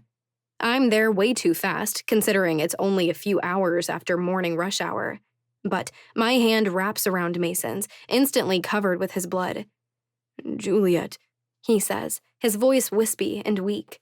His eyes flutter, and he can't seem to focus on anything around him. "Get him inside," I bark as Diana rushes outside. "Dr. Roshan!" Mason is a bloodied and broken mess. He's covered in lacerations, exactly like he's been showered with broken glass. I can tell both of his legs are broken. From his wet, raspy breathing, I think he's got internal bleeding, maybe a collapsed or punctured lung. "Mason, hold on," I say in panic, trying to make sure every bit of medical training I have doesn't fly out the window now that it's someone I love lying on the gurney. "We're going to fix this. We're going to fix this." Dr. Roshan rushes into the room as we wheel Mason inside. He's immediately followed by Lily. I begin cutting Mason's jacket and shirt off, and it's so much worse than I thought. He's a palette of blue and black and red. He has so much internal bleeding. All of his ribs must be broken. I know what that means, but that doesn't stop me from doing everything. We're a flurry of activity, desperate to save his life. We stabilize his neck. We check his pupils for dilation. He gets a shot of morphine. But tears prick my eyes as we work. Broken. He's so damn broken. Mason's heart monitor spikes, beating faster and faster. And as I press an oxygen mask into his face, I watch as his eyes flutter. "Mason?" I breathe, my voice quivering. "Mason. No, Mason." His monitor flatlines, a loud beeping sound ringing through the entire room. "Starting chest compressions," Lily declares, never hesitating. She puts her hands on his sternum, elbows straight, and begins compressing, up and down, up and down. "Mason," I call, dread filling my voice. "Come on, Mason, you cannot leave me. It is not your time." "Dr. Doe," Dave says. His tone is wary, filled with sympathy. "He's too far gone. His body would take years to recover from this, even if he made it through the next 24 hours. "He wasn't ready yet," I bark as tears prick my eyes. I'm still whirlwinding around the room, doing everything and anything I can think of. "He wasn't ready." All I can think about is the weeks we spent together, the honest conversations we had about the pressure on his shoulders. His parents were murdered. The company fell onto his and Elena's shoulders when they were still so young. Billions of dollars run through Godfrey Enterprises every year, and they had the board to answer to. I endured vile, bitter words because everyone knew Mason needed to create an heir to the company. Elena pushed me at Mason before I resurrected, hoping we would be a happily ever after. But it all changed when I died my second death. As a vampire, I couldn't give Mason any heirs. "I'm just not ready," Mason had said to me. "There are so many dangerous ways to die here in Chicago. With vampires and Gifted occupying one of the deadliest cities in the country, there are so many ways you could die. But it's a car accident that's going to take out the Golden Prince of Chicago." "It's been 2 minutes," Dave announces. He's still working, but the passion, the conviction is gone from his movements. "We keep trying," Lily says as she continues pumping at Mason's chest. Her eyes meet mine, and I find compassion there. She understands how hard this is. I don't know her yet. She doesn't really know me or Mason. But in this moment of terror and pain, she has compassion. "We keep trying," she repeats, holding my gaze. One single tear works its way free, slipping down my cheek. I nod, and we keep trying. 5 minutes, 10 minutes, 15. That monitor remains flat. There are no signs of life. Dread fills me from every corner. I have to accept it. I know. I look at his bloodied face. I see the blood seeping through his clothes. He's bruised, broken. I could try to die for him. I did it for Roman once. Maybe I could do it again. But what good would that do? He would be in complete agony from his injuries. And maybe it's fate. Maybe this really is his time to move on to the next phase of his immortal life. Who am I to play God? Sometimes we have to accept that the universe is so much bigger than us. And when it comes down to it, we have so very little control. Let's call it, I say, through a thick, tight throat at the 20-minute mark. My mouth is dry, and my tongue feels thick and dumb in my mouth. Time of death, 10:47 a.m. Lily stops chest compressions. She stares down at Mason for a moment, and there's something so human, so real about the look on her face. He's a person, not just a body. It's easy to forget that sometimes, that what's lying on the bed isn't just skin sacks of organs and bones that need fixing. Lily looks at him, and even though she doesn't know Mason, there's sadness in her eyes. I don't know her yet, but I want to now. I'm so sorry, Dr. Roshan offers. I know he was important to you. I hope there is comfort in knowing this isn't truly the end. I nod. I know Mason isn't dead for good. I know he's not gone forever, but this isn't what he wanted. We can make plans. We like to pretend we're in control. But life has a way of happening, no matter what we plan for. Thank you, I offer, my voice small and quiet. Lily carries over a sheet and pulls it up over Mason's broken body, as if she's tucking him in from the cold. She places a hand on his cheek, once more studying him, taking him in as a person.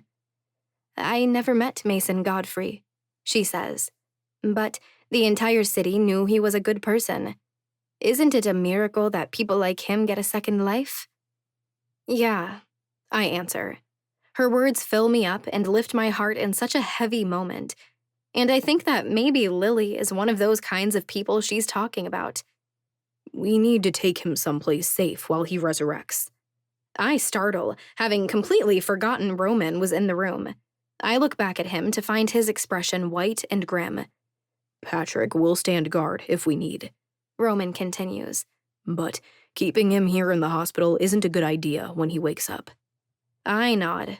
Slowly, my reason is beginning to return. He can't go back to Godfrey Tower either. There are way too many humans who come and go. Roman nods in agreement. He'll be safe at the Nocturne. We'll make sure no one is around. I sniff once. Human instincts of grief still there, even though I haven't been human in so long now. I nod. I need to talk to Holly, but then I'll go with you. Get him situated. I'll go get my SUV, Roman says softly. He places his hand on my shoulder as he walks by, a sympathetic and tender gesture. Do you think... I trail off after Roman has left. Do you think you two can clean him up? Change him into something else? I don't... We can take care of him, Dave says with a nod. Thank you, I say, taking in a deep breath. I feel slightly dizzy as I step out of the room into the sterile white hall. I numbly make my way down the hall until I push open the doors into the main corridor of the hospital. I need to tell Elena. She needs to know her twin brother, the person she loves most in the world, is dead. That the time has come when he'll resurrect as an immortal. It's so bizarre. They're twins, born at the same time. They're supposed to be the same exact age. But Elena took matters into her own hands a few years ago, ending her mortal life and process of aging. Mason looks, and biologically is, several years older than her now. I feel like a failure. Elena needs to know what's happened, but she's in a coma right now, lying in a room full of others in the same state upstairs. And I feel only marginally closer to knowing what happened to her. Dr. Doe? Holly's normally perky voice comes out cautious and wary. I look to the side to see her walking up, her brows raised, caution in her expression. What happened? Her genuine concern, the fact that I can tell she gives a damn, it breaks me just a little. Tears push out, and I squeeze my eyes closed. Holly, a woman I pay to be my assistant, doesn't hesitate. She rushes forward, wrapping her arms around me. This woman, who has only known me for 10 days, wraps me in her arms and holds on to me as I completely fall apart. And I know for certain right then, I will never leave Chicago. Because Chicago is where my people are, my family. I learned what love is in this city. I've torn down the steel walls I've built around myself in this city and found others who were willing to be my support instead. Roman once asked if I was willing to die for the people of this city to save them. And I did. And I know now that I'd do it over and over again. Home is where the heart is, and Chicago has claimed it in every way that matters. Chapter 11. Roman backs right up to the doors of the emergency room. There will be no death certificate. We certainly don't need word of Mason's death getting out into the world. It would cause massive waves. No, Mason will resurrect in 4 days, and the world will have no idea anything has changed. We slide his dead body into the back of the SUV, all the seats folded down. And then the medical staff who tried so hard to save his mortal life watch as Roman and I drive away. I pull out my phone and dial Sigrid. Mason was in a car accident. I begin speaking after she answers. I rub 2 fingers over my lower lip, hating that these words are coming out over them. It was bad. Is he at the hospital? She asks, her tone panicked. I squeeze my eyes closed, leaning my forehead against the cool glass. He didn't make it, Sigrid. A word I don't recognize comes through as a huffed breath, a curse in Norwegian, I'm sure. Roman and I are taking him to the nocturne so we can make sure there's no one around when he wakes up. I continue explaining. That seems like a wise decision, she says. Elena, well, I can only imagine her reaction when she finally wakes up and learns this news. Yeah, I say, my throat feeling tighter. I'm still no closer to waking Elena up or knowing if I even can. Anyway, I just wanted to let you know. Thank you for telling me, she says. And Juliet, I am sorry. I know how much you love him. Yeah, I repeat. She ends the call, and I just keep looking out the window. Love is a complicated thing. Sigrid is fully aware of my relationship with Mason, not that it was actually a relationship. But she understands. Even though Mason and I never could be, she knows that I'll love him forever, because he's the best person I've ever known. He's too good for you. Sebastian said it once, and it was true. Mason deserves someone as good and golden-hearted as he is. Roman parks at the curb to the nocturne and climbs out. I look up and down the street. It's the middle of the day. There are more than a few people coming and going. But Roman handles shady shit like this all the time. He brought a big blanket with him. He throws it over Mason and then hoists him up and over his shoulder like he weighs nothing at all. The sight is still a little sketchy looking, but in about 3 seconds, Roman is up all those steps in long strides, and he unlocks the front door. I close the back hatch of the SUV and follow Roman into the building. It's dead silent inside. As far as I know, this building is only ever used for council meetings and fancy parties. Most of the time, this exceptionally valuable piece of real estate sits empty. Roman turns up the stairs, Mason dangling over his shoulder. Why do we even need this huge building? I ask as I follow Roman down the hall. It is seriously a massive waste. It was given to the council by Mason's dad, Roman explains as he stops at the door, pushing it open. I'm a little surprised when we walk into a room set up as a bedroom. Nothing fancy, just a twin-sized bed and a desk pushed up against another wall. This was his original headquarters for Godfrey Enterprises. When he finished building that skyscraper, he had no use for this building. So, when we formed the council, he deeded it to us. Roman lays Mason on the bed, and I swallow hard as I look down at him. He looks so broken. He is so broken. Honestly, we've all had so much on our plates since we formed the council, no one ever took the time to think if there was a better use of the space. Roman's eyes sweep the room as if he has X-ray vision and can see the entirety of the building from where he stands. What would you do with it? You've got say now, councilwoman. That sounds so weird, Roman, I say, shaking my head. I haven't even seen the majority of this place. Mason's not going anywhere, he says, arching a brow. If you wanted to take a tour of the place, now is a pretty safe time to do so. I should be getting back to the hospital. I have so much to do. But curiosity has always won out for this cat. I give Roman a smirk as I step past him out into the hallway. I start pushing doors open along the way. Office, storage, what looks like a meeting room, a utility room. It should sound really boring, all of it, but this building is old, really old, and the charm is over the top. The polished wood floors, the wood details, the crown moldings. Even the doorknobs are a fancy pattern, brass and material. I mean, my first thought is hotel, but that doesn't make much sense, I say as I walk down the hall to the stairs. Silently, Roman follows behind me.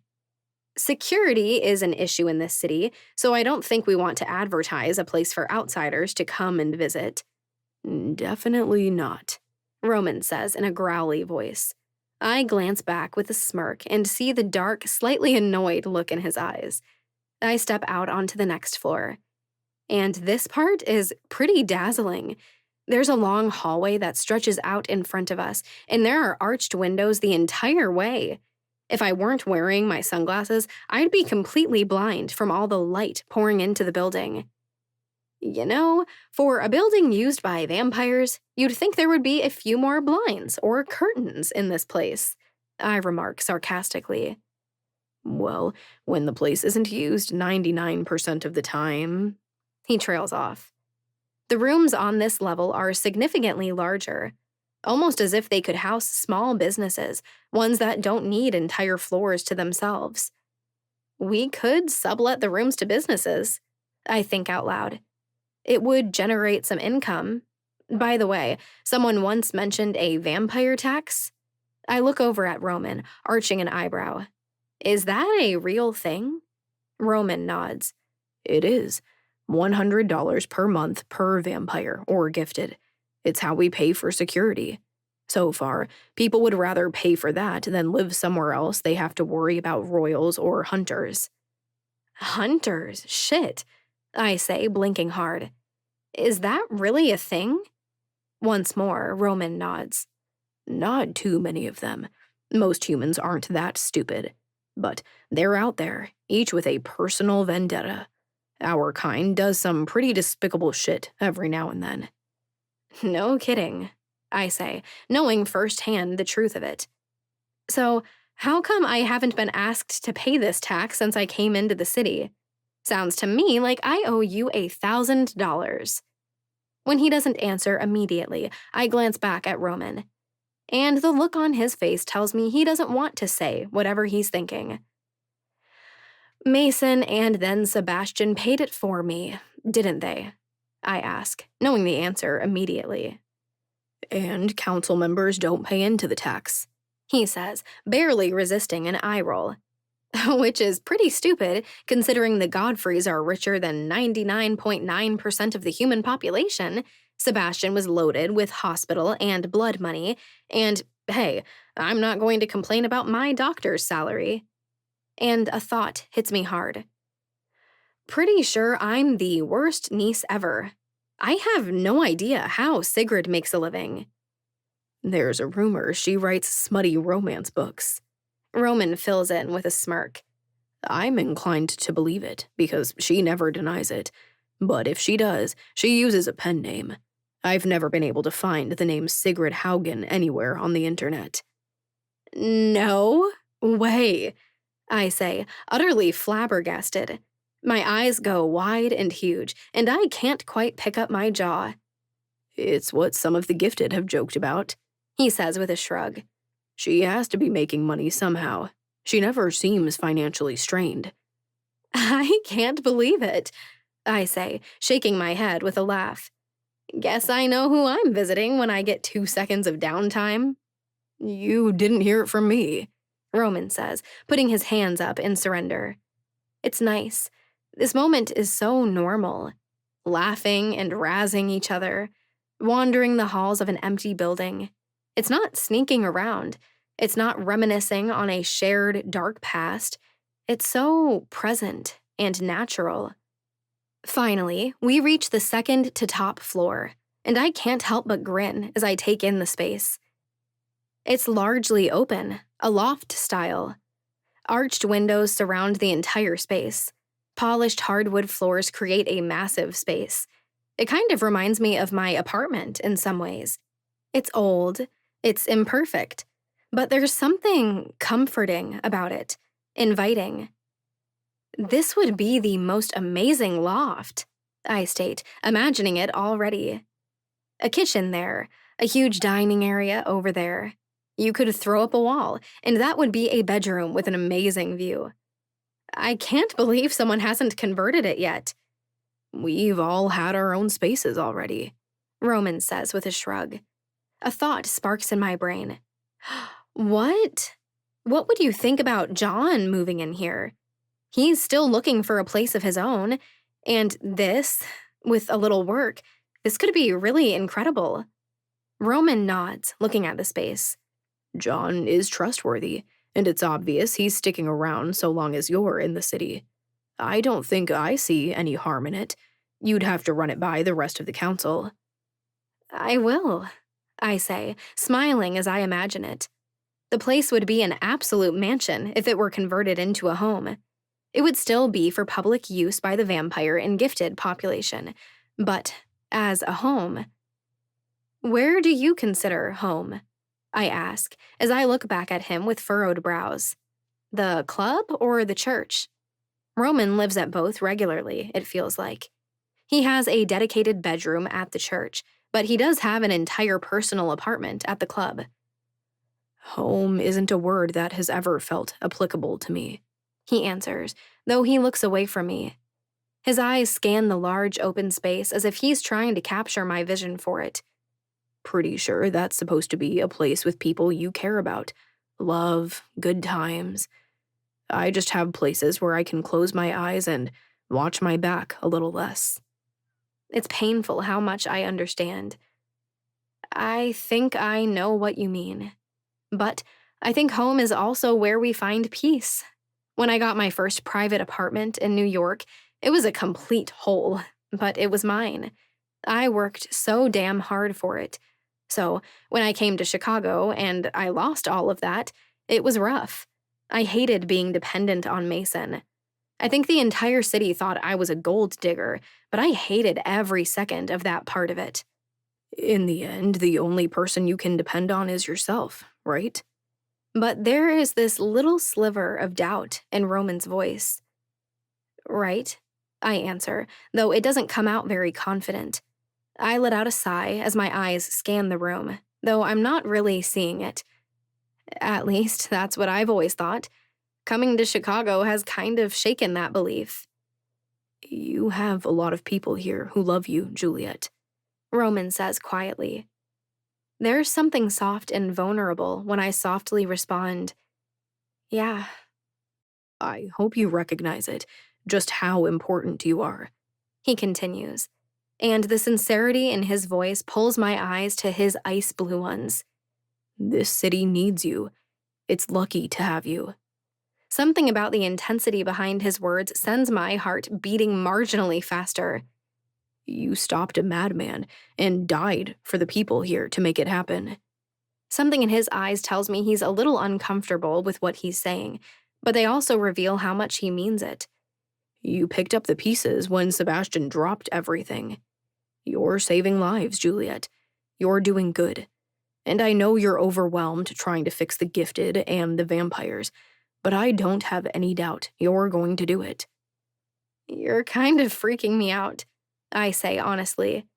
I know we're on good terms now, but damn. My heart is hammering in my chest. He trails off, unsure what to say next. His eyes drop to the floor between us. You just need to know. You're invaluable. My soul has constantly been evolving and shifting since I resurrected as a vampire. Recently, I thought I'd finally figured out who I am. But I feel something new in me, treading unknown ground. I feel different right now than I felt even 20 minutes ago. I swallow hard and pretend it has nothing to do with the words Roman has just spoken. Thank you, Roman, I say quietly. Chapter 12. I'm sitting at my computer, staring at the screen, trying to make sense of the data on it. We've analyzed the shit out of the coma patient's blood, every one of them, which has helped us identify some unusual markers in their systems. It actually looks very similar to Legionnaire's disease, the fever, the cough, the mental confusion. But the seizures, I can't piece that together. I rest my elbows on the desk and press the heels of my hands into my eyes. I wish I knew of more vampires who were doctors or scientists. We need more knowledge on this. I feel like I'm good at what I do, but I've been board certified for 4 months, for crying out loud. I'm not a hematologist. I'm not a lab analyst. There's a knock on my door and my head snaps up. And there I find one of my favorite people in the world. But the look in Warren's eyes makes my stomach drop to my knees. You need to come with me, he says. His voice shakes. He's always nervous and a little shifty. But there's something new in it that I've never heard before. No. I'm on my feet before I ask him anything else. I grab my coat from the hook by the door. What's wrong? Side by side, we walk swiftly down the hall toward the main doors. Chicago PD served Roman a search warrant at the club 20 minutes ago, he says, speaking fast, his words panicked. They're looking for evidence that Roman had something to do with Sebastian's disappearance. Shit, I breathe, annoyance and frustration flaring in my chest. I double my pace, all but leaving Warren in the dust. The club is 4 blocks from the hospital, and in my urgency, my panic, I cover the distance in less than 5 minutes. The second I make the last turn to bring Roman Knights into view, my heart leaps into my throat. There are 3 police cars parked at the curb in front of the club. The main door is wide open, and there is a line forming. Dozens of hopeful club attendees watch curiously, straining their necks to find out what's going on. I jog down the sidewalk, thinking every swear word I've ever learned in my lifetime. Just as I get 20 feet from the door, Roman suddenly appears. His eyes lock onto mine instantly, and there's something dark in them, something resigned. And I understand just 1 second later. A police officer walks directly behind Roman. Roman's hands are behind his back. He's handcuffed. Roman, I call out, panic and confusion rushing through me like adrenaline. What's going on? Find the cure, Juliet, he says as he's marched toward one of those police cars. They're all counting on you. Seems like we were looking in the wrong direction for a while. My blood chills at the familiar voice. I turn to see Superintendent Day walking out of the club, followed by 2 detectives. I did not expect it to be so easy finding evidence. I think I have a feeling whose DNA that is going to be. The detectives come out with evidence bags. Each of them has a cotton swab with bloody tips. Shit. I spin, my eyes locking on Roman's. He stares back at me, and I can't quite read the emotions in his eyes. I think he's trying to communicate something, but he doesn't seem surprised. He doesn't seem panicked. He looks resigned. Roman, I breathe out. But the officer just puts his hand on the back of Roman's head, guiding him down into the back seat of the cruiser. I hold his gaze as the door is slammed shut between him. Roman DeLuca is under arrest in the disappearance of Dr. Sebastian Vincent, Day says, and the smug satisfaction in her voice makes me want to rip every one of her fingers and toes from her body, one by one, slowly. I want to argue. I want to tell her she's being so stupid. But I know exactly how this looks. And as I watch them all load into their vehicles and drive away, I realize Roman knew exactly what was going to happen. Why did he do that? I say out loud as everyone drives away. What? Warren asks. I forgot he was at my side, watching as his boss was walked out in handcuffs. I blink 3 times rapidly and shake my head. The police were convinced I did something to Sebastian. But the other day, Roman showed them the video of Sebastian trashing my apartment, and he made it a very clear point to make sure Superintendent Day knew I went to stay with Roman after Sebastian and I parted. My heart is racing.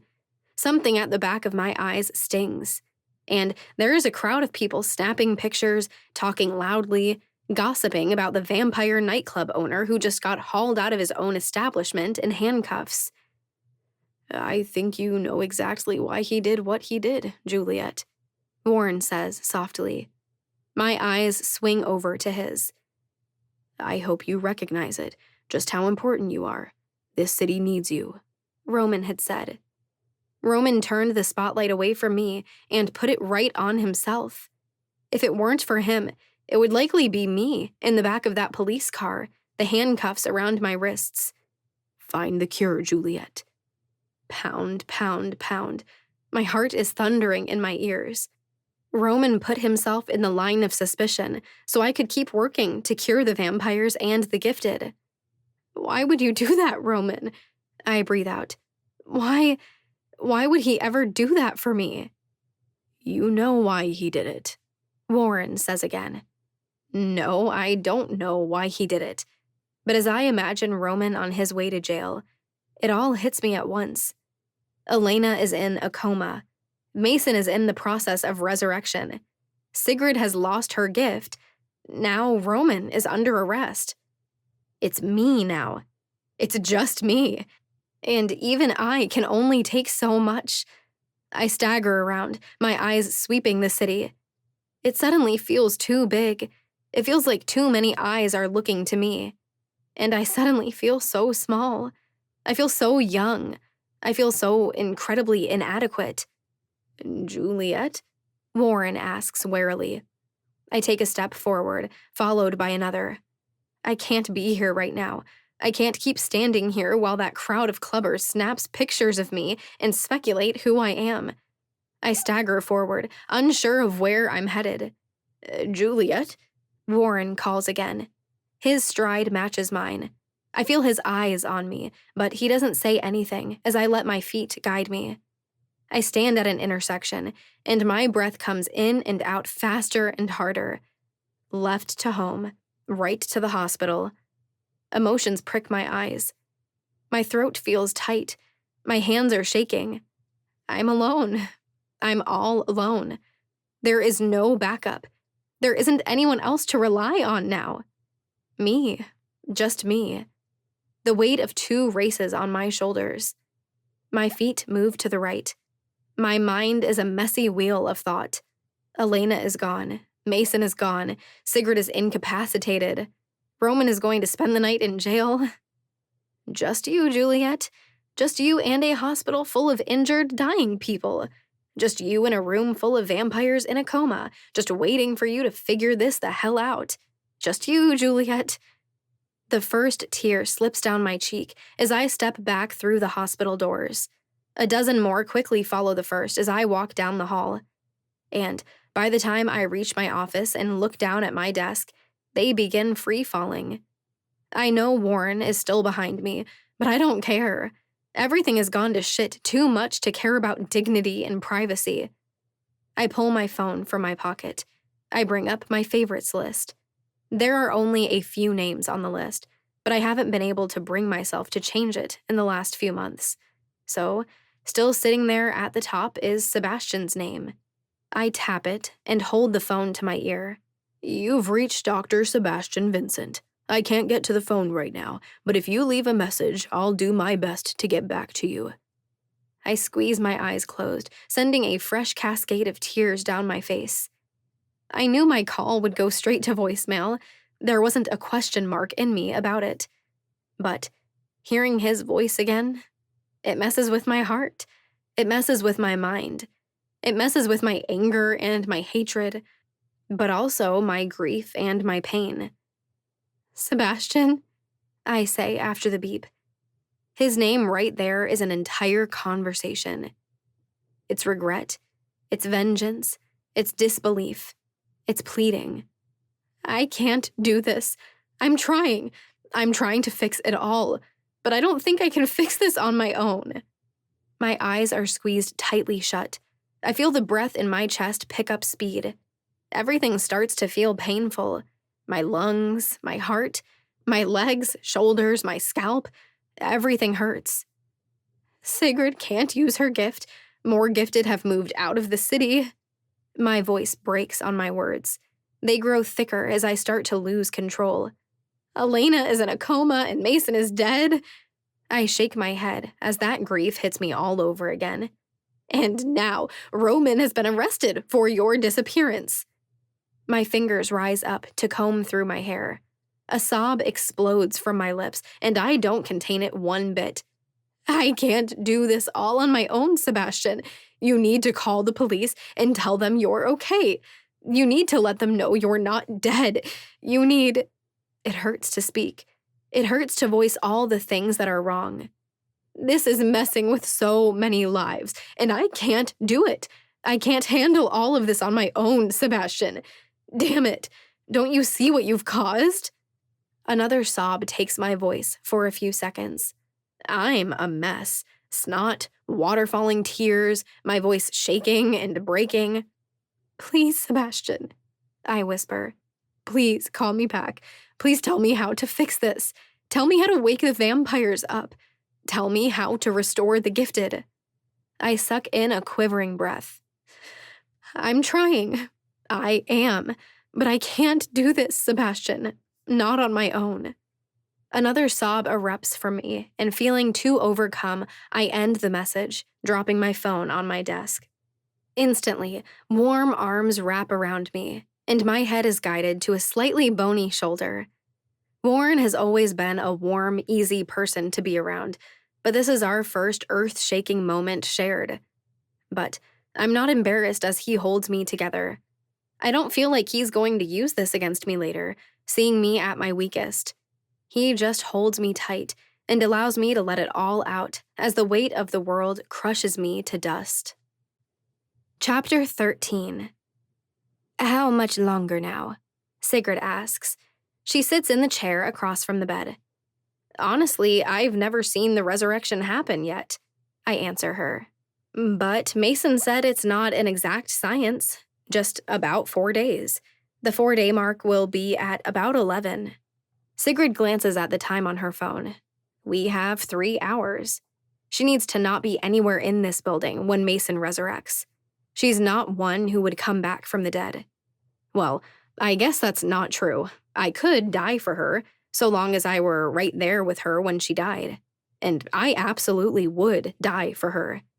And now she knows the ability is there. In the last 2 hours we've spent together, I've told her everything. Every detail of every crazy thing that's happened in the last few weeks.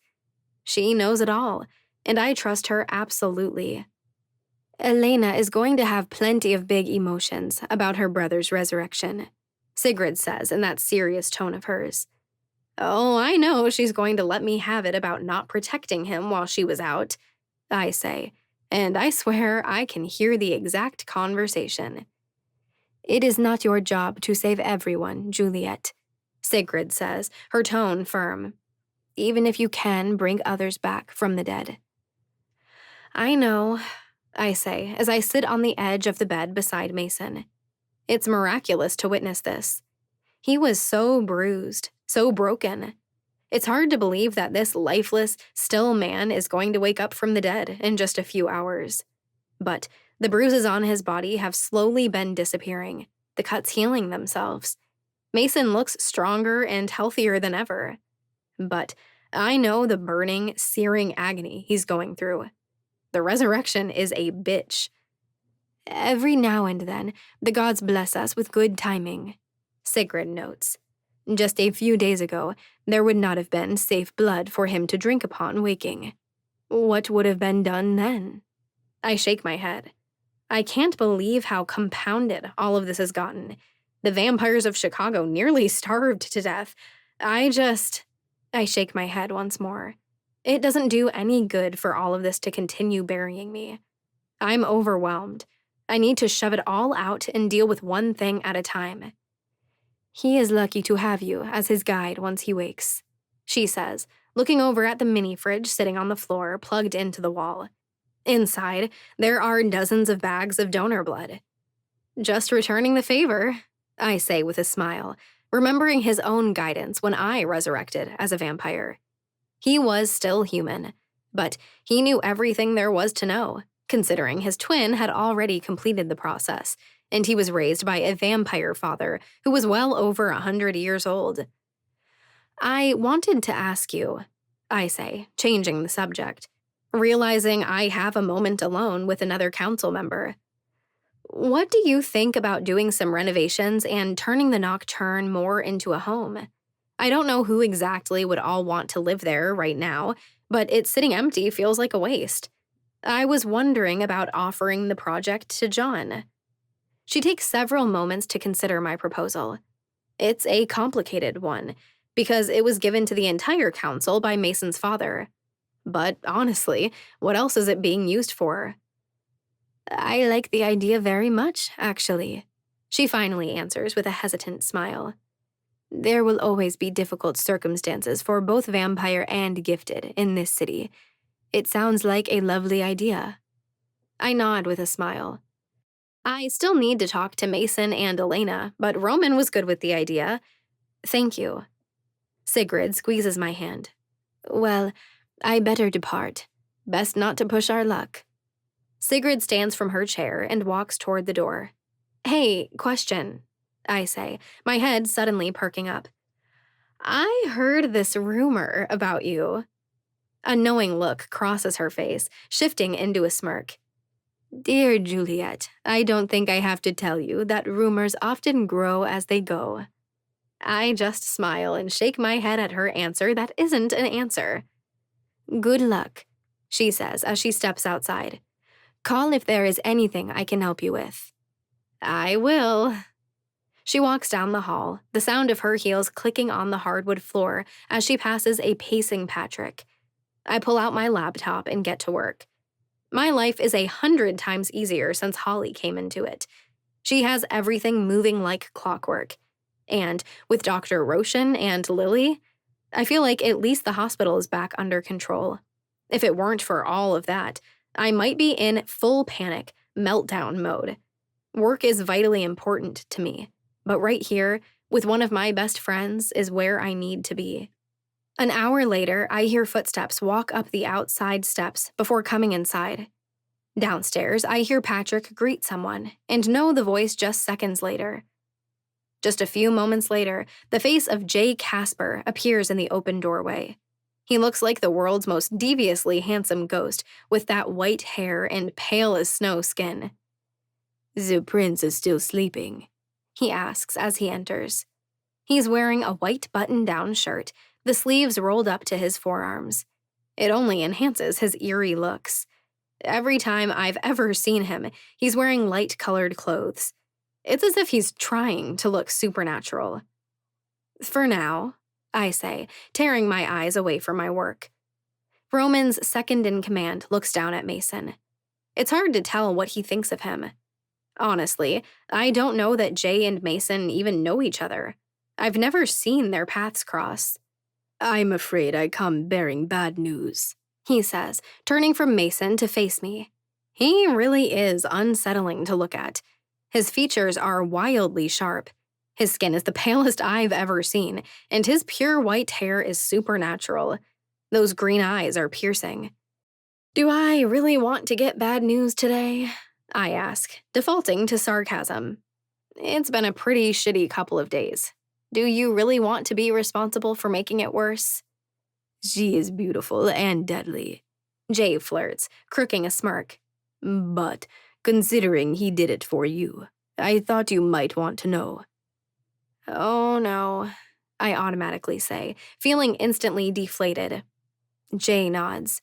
The blood they found in Roman's apartment came back, matching Sebastian's.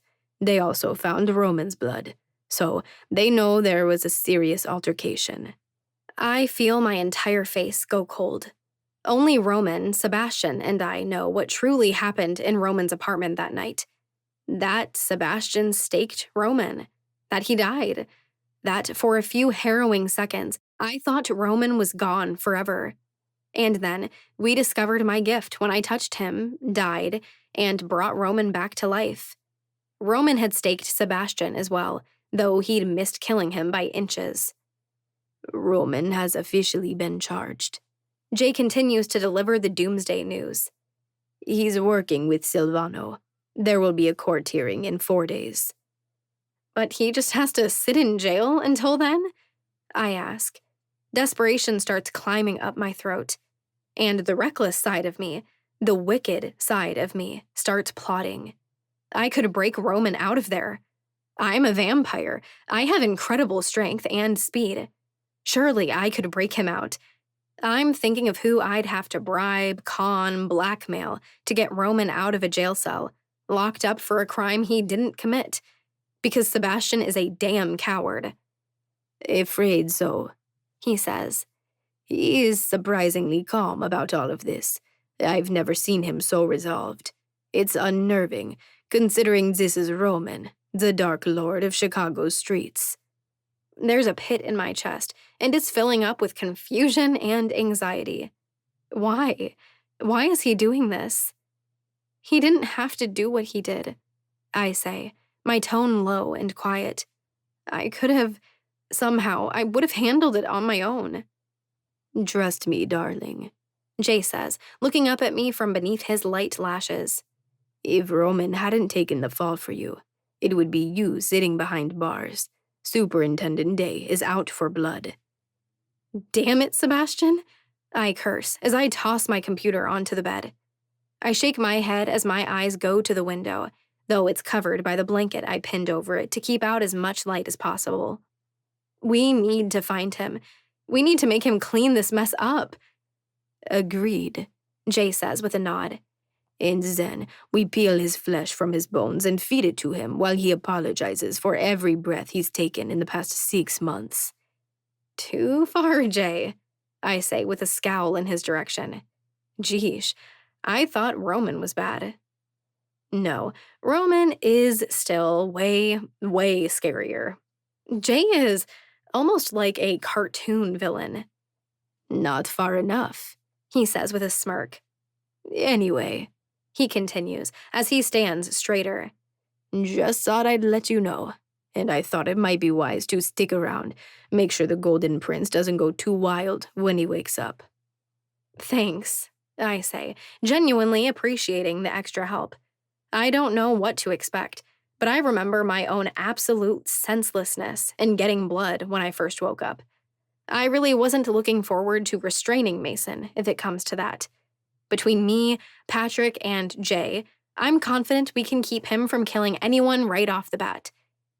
Should be any time now. Jay nods and steps back out into the hallway, speaking to Patrick in low voices about nothing that draws my attention. I lean back in my seat, my eyes sliding closed. I tell myself not to, but I can't help but picture Roman sitting in a jail cell. Actually, it's kind of amusing. Roman is terrifying looking. His broody expressions, those blue eyes, and that black hair make him look a little like his name should be Hades. I bet all the other guys in there are staying far, far away from his corner of the room. It's the change of sound that draws my eyes back to Mason. I've been listening to the thundering of his heart for the past few hours, Fascinating how his heart could stop completely, stay still and silent for days, and then suddenly it started beating again 4 hours ago. It's been beating at over 150 beats per minute since it started back up. But suddenly, it slows. 100 beats, then 80, and in a matter of 1 minute, it's down to 60 beats per minute. I think it's happening, I call out, though I don't really have to raise my voice. Patrick and Jay would have heard me if I'd nearly whispered. I cross to the mini fridge and pull out 3 bags of blood, knowing it won't be enough, but it's a start. Patrick and Jay enter the room and stand right over Mason, one on either side of the bed. I settle at the foot of the bed, blood bags in hand. I knew it was coming. I knew. But I still watched him die, still heard it as his heart stopped. When a gasp rips from Mason's lips and he surges upright, it makes me jump, and the tiniest startled scream escapes my lips. My adrenaline surges as his eyes go straight to me, glowing brilliantly red for the first time in his now immortal life. Something feral and guttural comes up his throat, and his eyes shift down to the bags in my hands. "Welcome back," I say, and toss the bags to him. "Drink up." It's savage and wild as he tears into the bags, spilling half of it onto the blue sheets. He guzzles it down, his breath coming in and out in ragged grunts. When the first is gone, he grabs the second one. But his new strength is more than he anticipated, and he pops it, spilling all over the bed and himself. Not hesitating even half a second more, he grabs the third and sinks his newfound fangs into it. I turn, collecting 4 more bags. "More," Mason bellows. I turn to see him scrambling to leave the bed, his eyes fixed on the door. "Not so fast, little prince," Jay says, as he and Patrick each catch one of his arms. "I can only imagine the guilt trip you'd never get off of if you went out there and did what your instincts are telling you to do right now." "I can smell them," he growls, again trying to surge forward and, thankfully, failing. How can you just stand there when you can smell them like this?" "Imagine how it was kissing you, now that you know you smelled like that," I tease, walking to the end of the bed again and tossing another bag to him. He immediately rips into it, dribbling blood all over his chin as he downs the cold liquid. Jay arches a white eyebrow at me, and I just shrug at the look on his face. "Seriously, how the hell did you not kill me 100 times?" Mason says, and his throat sounds raw as he speaks. I toss him another bag, and he dives right in. "Trust me, it wasn't easy," I say, recalling how difficult it was. I've tasted Mason's blood dozens of times. I'm not proud of it. What went on between Mason and I was extremely physical. No, we never had sex because I didn't trust myself that much. But he'd freely offered, and I had poor enough self-control. I went for it. If I could go back and do it over, I would. "How does this taste so good and so disgusting at the same time?" Mason growls, tossing the bag to the floor with a disapproving look in its direction. "Trust me, fresh tastes much better," Patrick says. "Not helpful," I say with a scowl, as Mason roars and tries again to get off the bed, aimed for the door. "Never said I was a resurrection specialist," he says with a simple shrug. He pins Mason back against the bed, Jay effortlessly doing the same on the other side. Mason takes a deep, ragged breath. Knowing exactly how that breath feels, I toss him another bag of blood. He looks down at it with a suppressed look of disgust, but he still bites into it 4 seconds later. "Gotta say, this all feels kind of anticlimactic," I say. "When I resurrected, you and Elena had a hell of a lot of stuff to explain. So, to not have to tell you any dramatic, life-changing news, it feels like you're getting off in this too easy." And it's really nice to see it when Mason chuckles and smiles. He shakes his head, looking down at the mess he's made, though I don't think he's really seeing it. "How about we go with what the hell happened? I remember heading to the bank with Patrick, but then there's nothing." There's a little noise in the back of Patrick's throat, something between regret and dread. It was a semi-truck, He says. His words come out almost timid. We were stopped at a light. There was a semi-truck behind us. It was a mechanical failure, supposedly. It rear-ended us going 40. Shit, I didn't know that part. Going 40 in the middle of downtown is like going 150 on the freeway. You were in the back seat, Patrick continues, not meeting Mason's eyes. but the back of the limo... Gone. Totaled. I never even saw the scene, but if that big of a truck was going that fast, it's a wonder Mason even made it to the hospital before dying. He should have been killed instantly. You died in the emergency room. I fill in the rest. We tried fixing what we could. We did CPR for 20 minutes, but I shake my head. Maybe I should have tried harder, longer. Surely there was something else I could have done.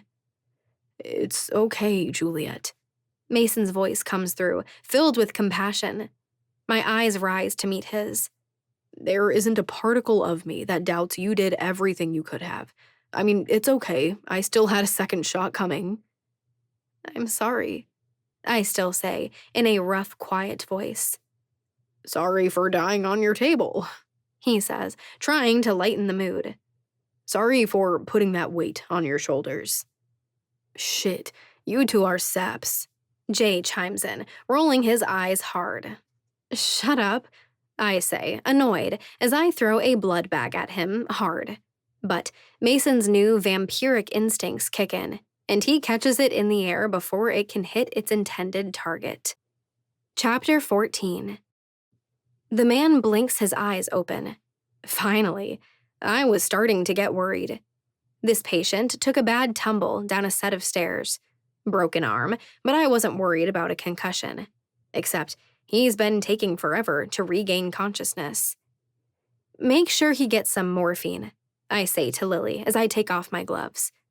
Sir, the stitches in your forehead need to stay in for 3 weeks. I've already reset your arm. It will be casted for 8 weeks. He still looks a little dazed, but he blinks hard and nods. I would feel worse for running out if his wife weren't here. I've already explained all of this to her. I've got this, Lily reassures me as I step toward the door. Thanks, I say, dreaming about a scalding hot shower. Hey, I'm not exactly sure when because life is a little chaotic, but do you want to go get dinner sometime? I could use a little girl time. She blinks in surprise, but just a moment later, her expression brightens with excitement. Damn, it's really not fair to the rest of the female population how stunning she is. And she's so stupid nice. I'd love that. I smile and nod and duck out into the hall.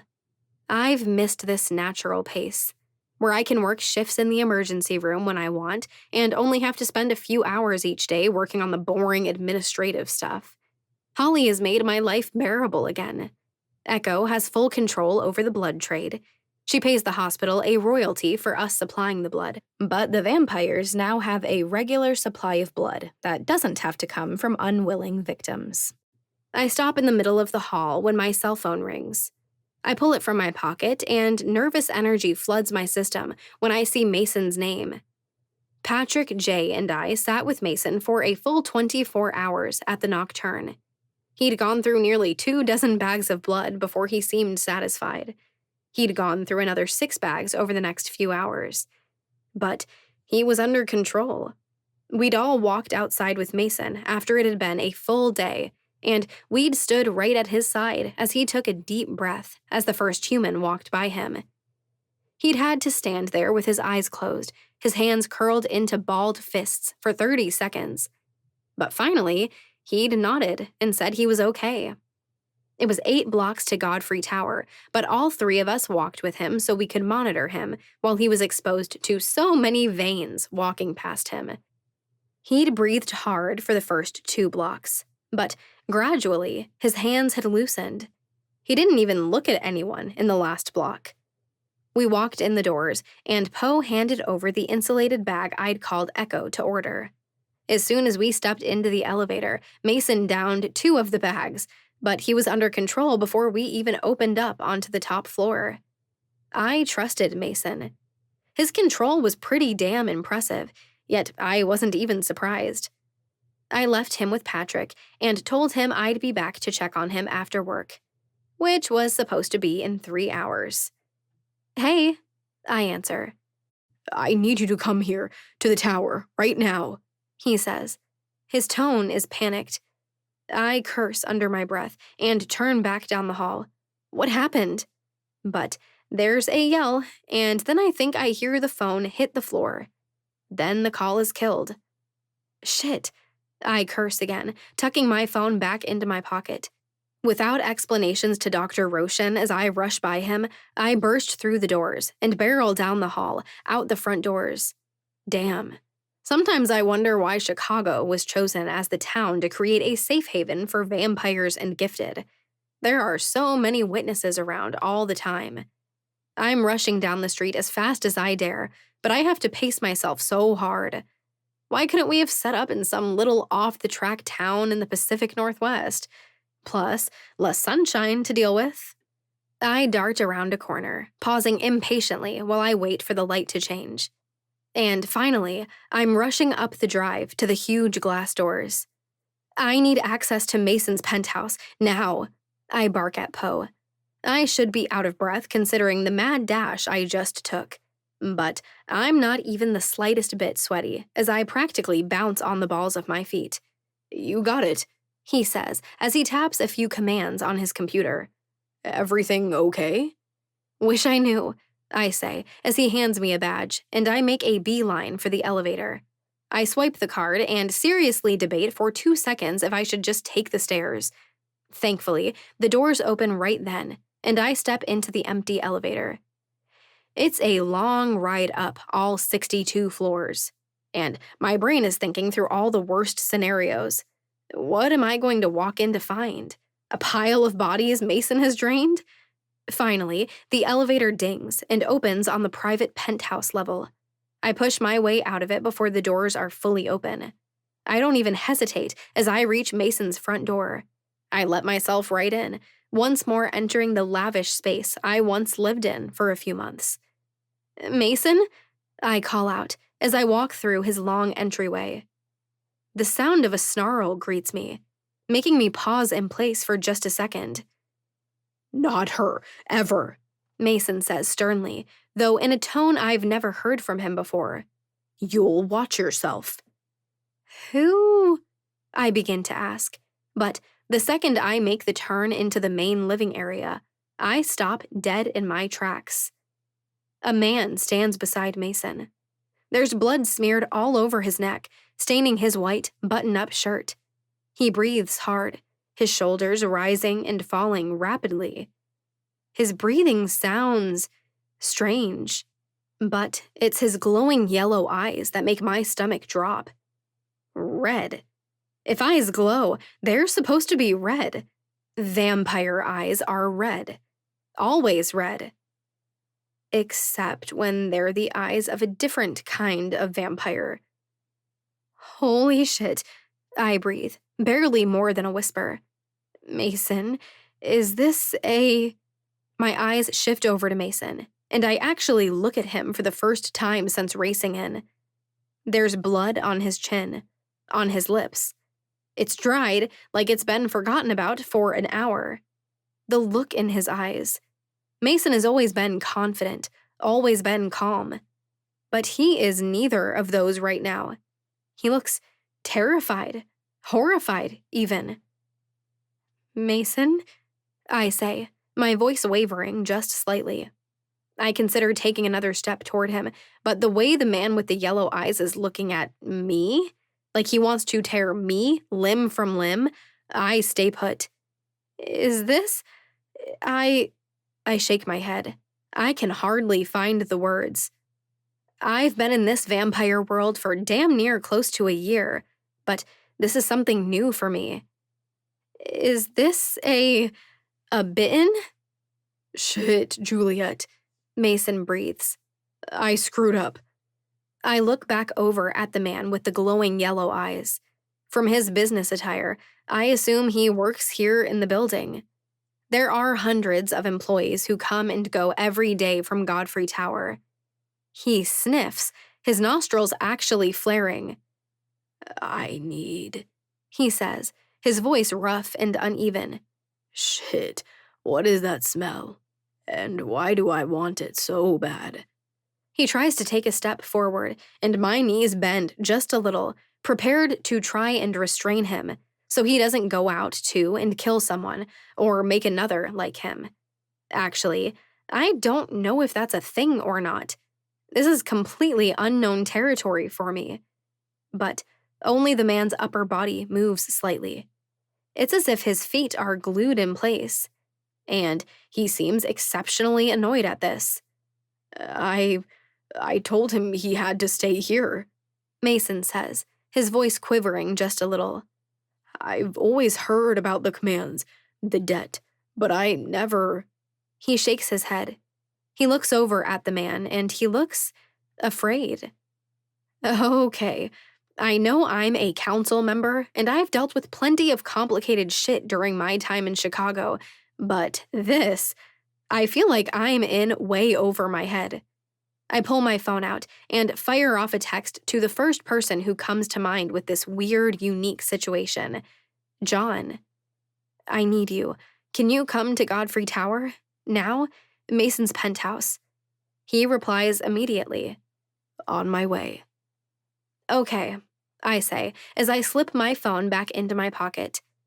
I need you to explain what happened. Really spell it out, 'cause this... I shake my head, once again feeling overwhelmed. I've never even seen this shit before.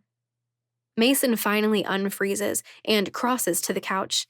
He sinks onto it and braces his elbows on his knees, lacing his fingers back into his frazzled hair, his head hanging. I was working from home today, Mason begins. After being out of commission for 5 days and with Elena unconscious, I had an inconceivable amount of work to catch up on. Okay, understandable. When we were together, not really together, he worked nonstop. We really needed to get this contract signed and sent off. It being late is going to potentially cost us $3 million, he says, and I hear his frustration rising in his voice.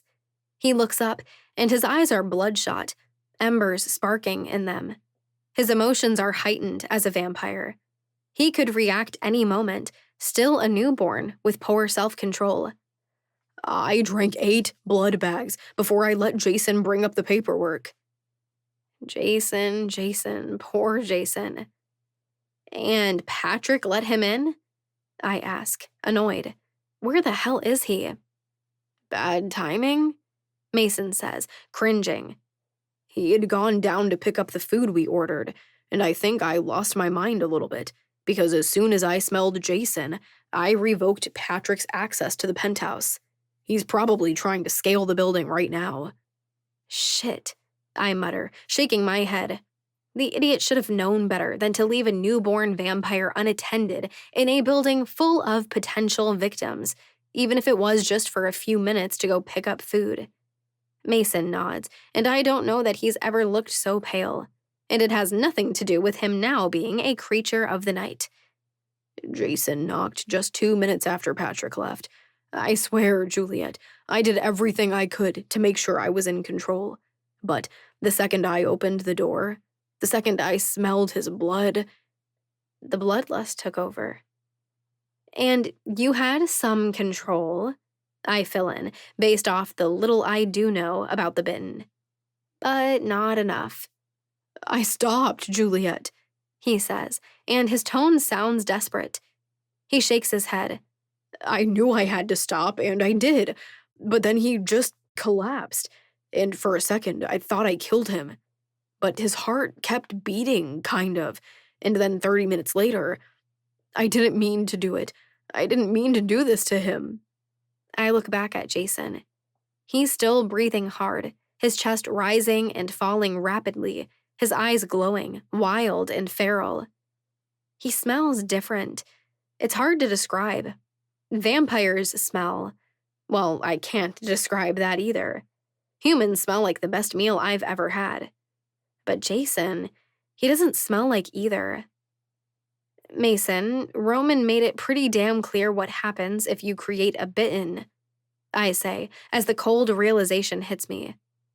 I'm painfully aware, Mason says, his voice quivering with fear and self-hatred.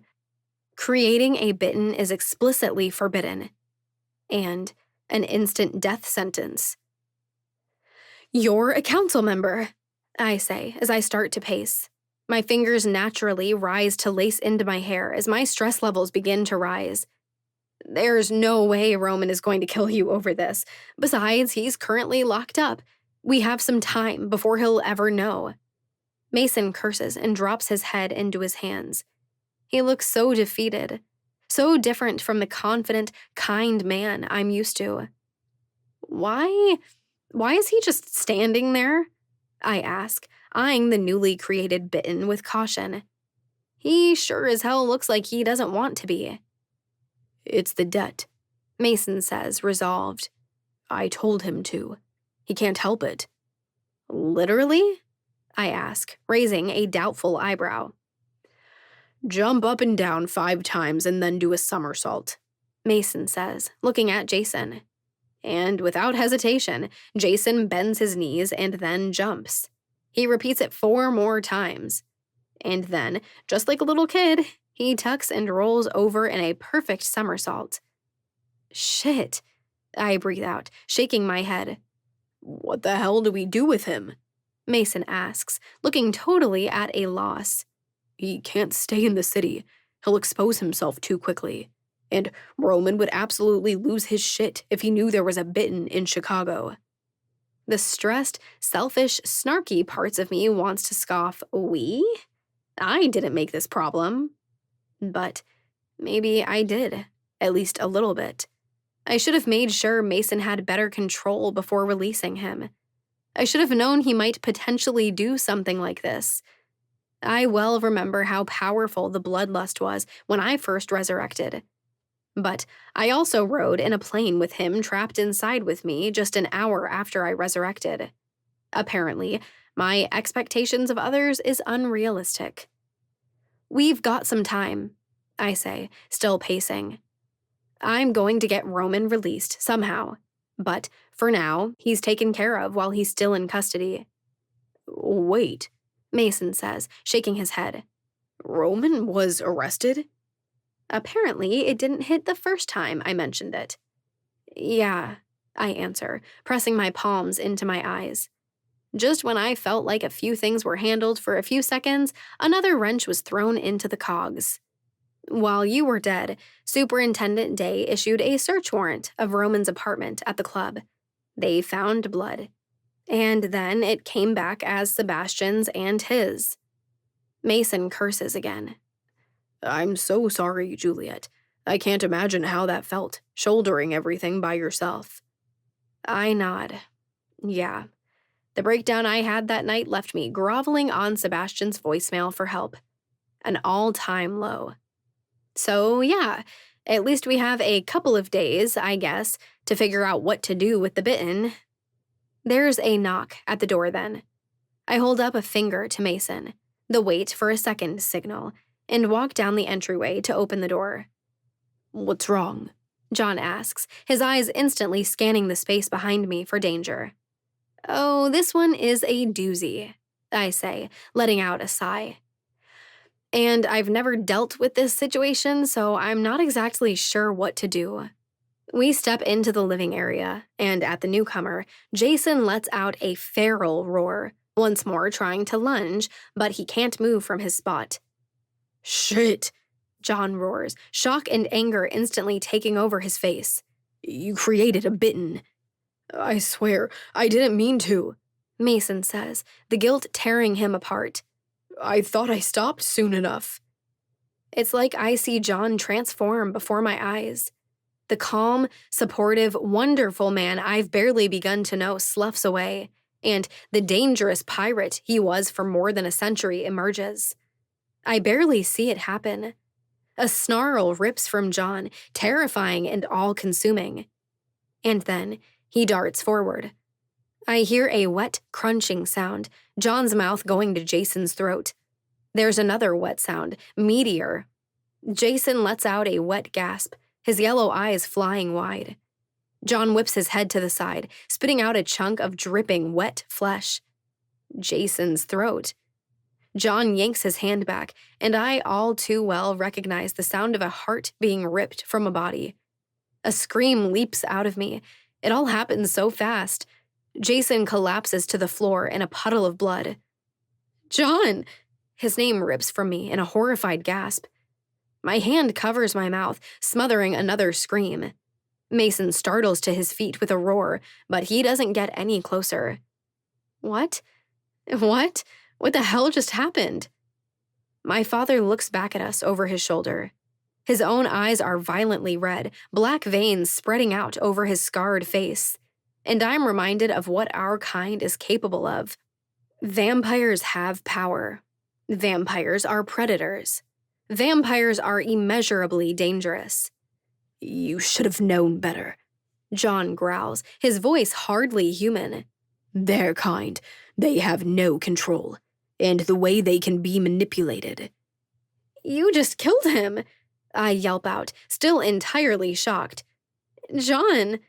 You don't understand, Juliet, he says, shaking his head. He lifts a hand, dragging the back of it along his mouth, wiping the blood. There's something dark in his eyes, maybe a little violent. The bitten, they're a threat to the entire population. He was just a man, Mason says. His eyes are wide. He's even paler than before.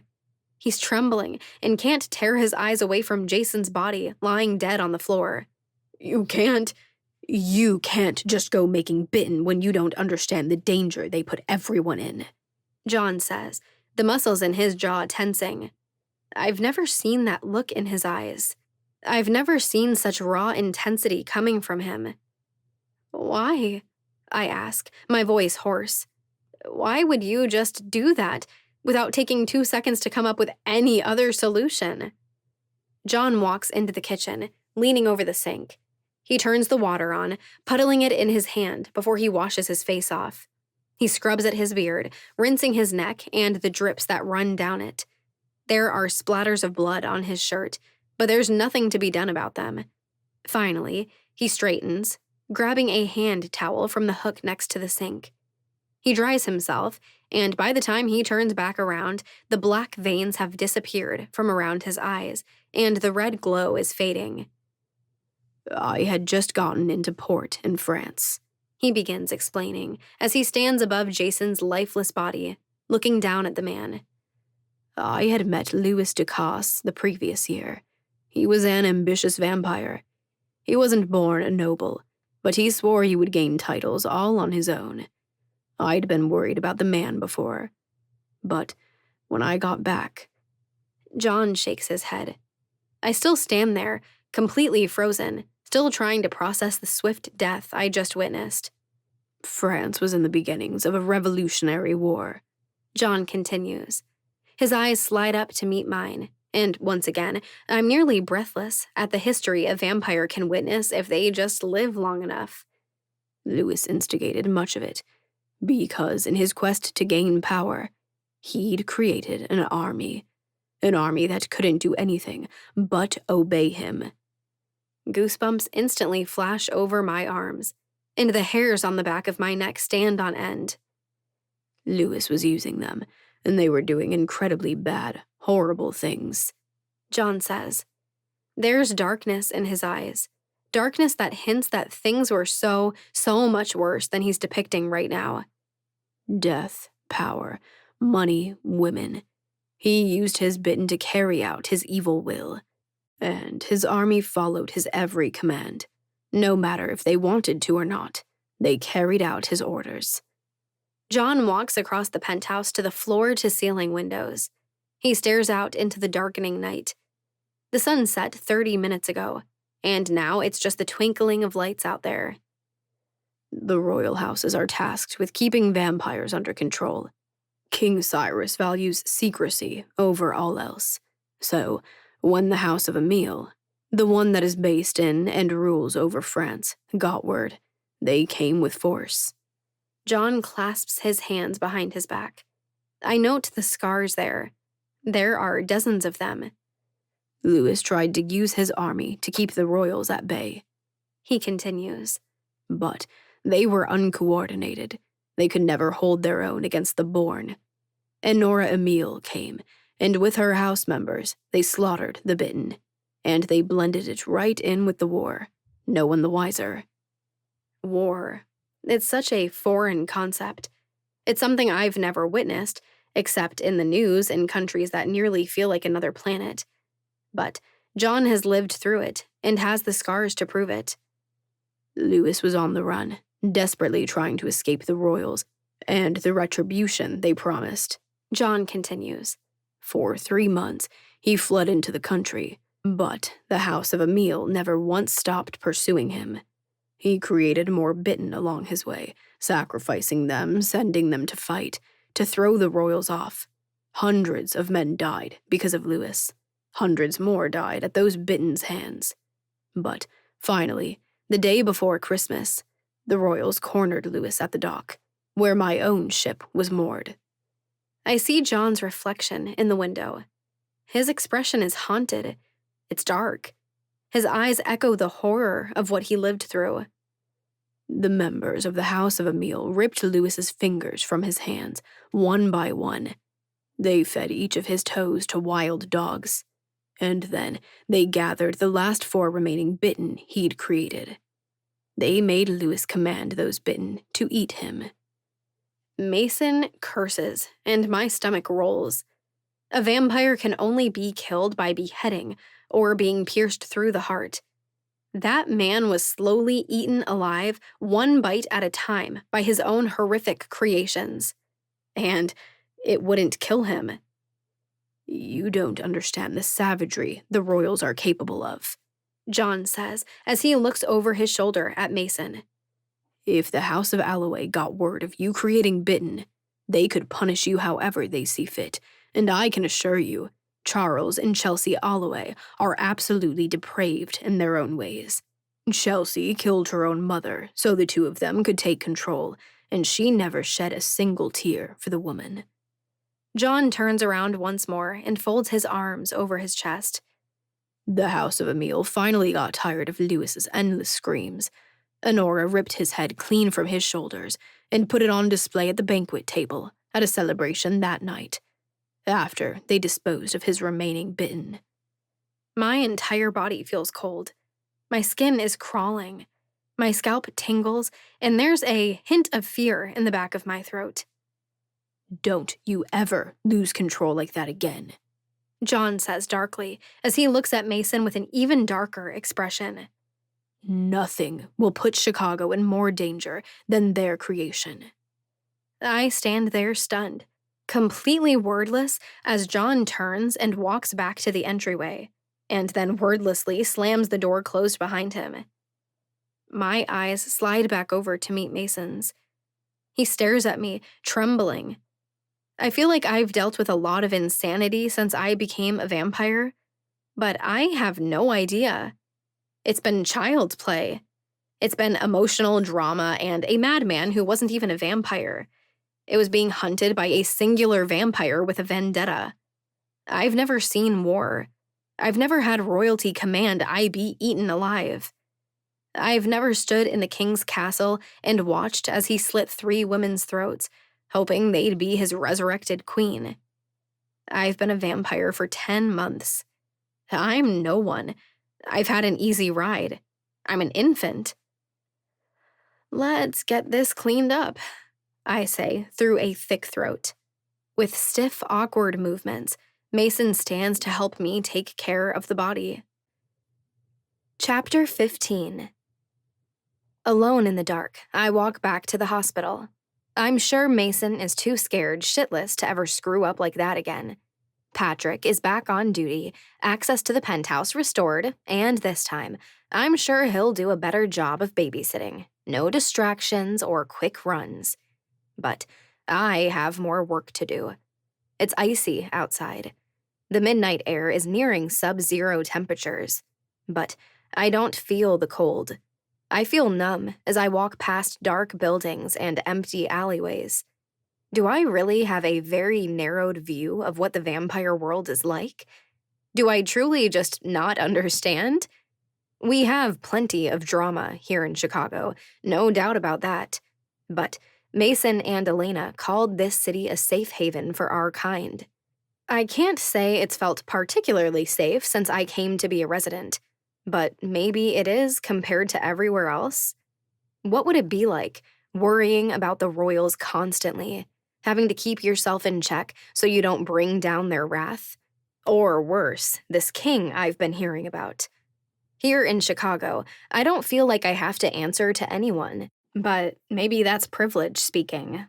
I'm a council member, and when I wasn't an official council member, I was tied to others. But there are hundreds of others in the city who aren't leaders, and they do indeed answer to the council. Guess no matter how hard they try to make things better, different, in the end, this city is nearly just the same. I've witnessed Roman's brutality when others break the rules, putting the other residents in danger. I've watched the gifted look to Sigrid for advice.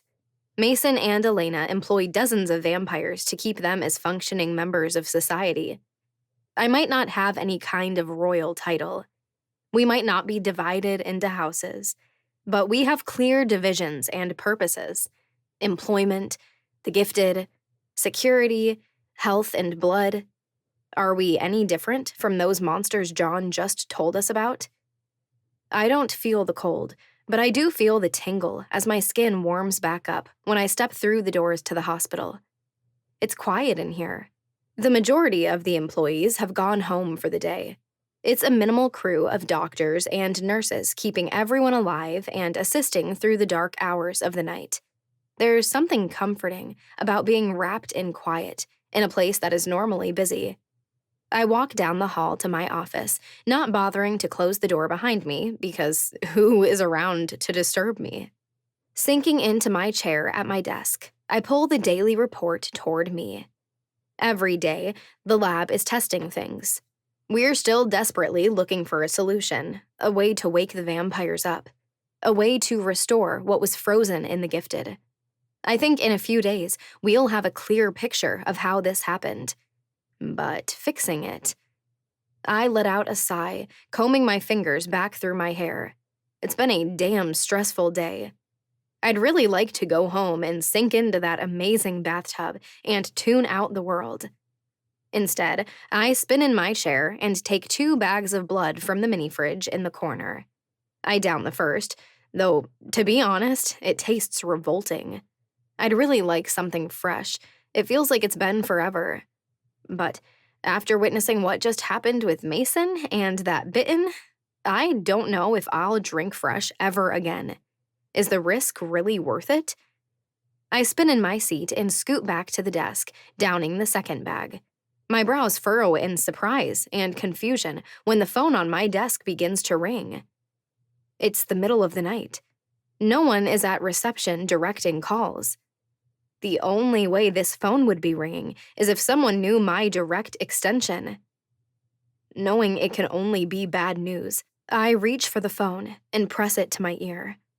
This is Dr. Doe? Juliet.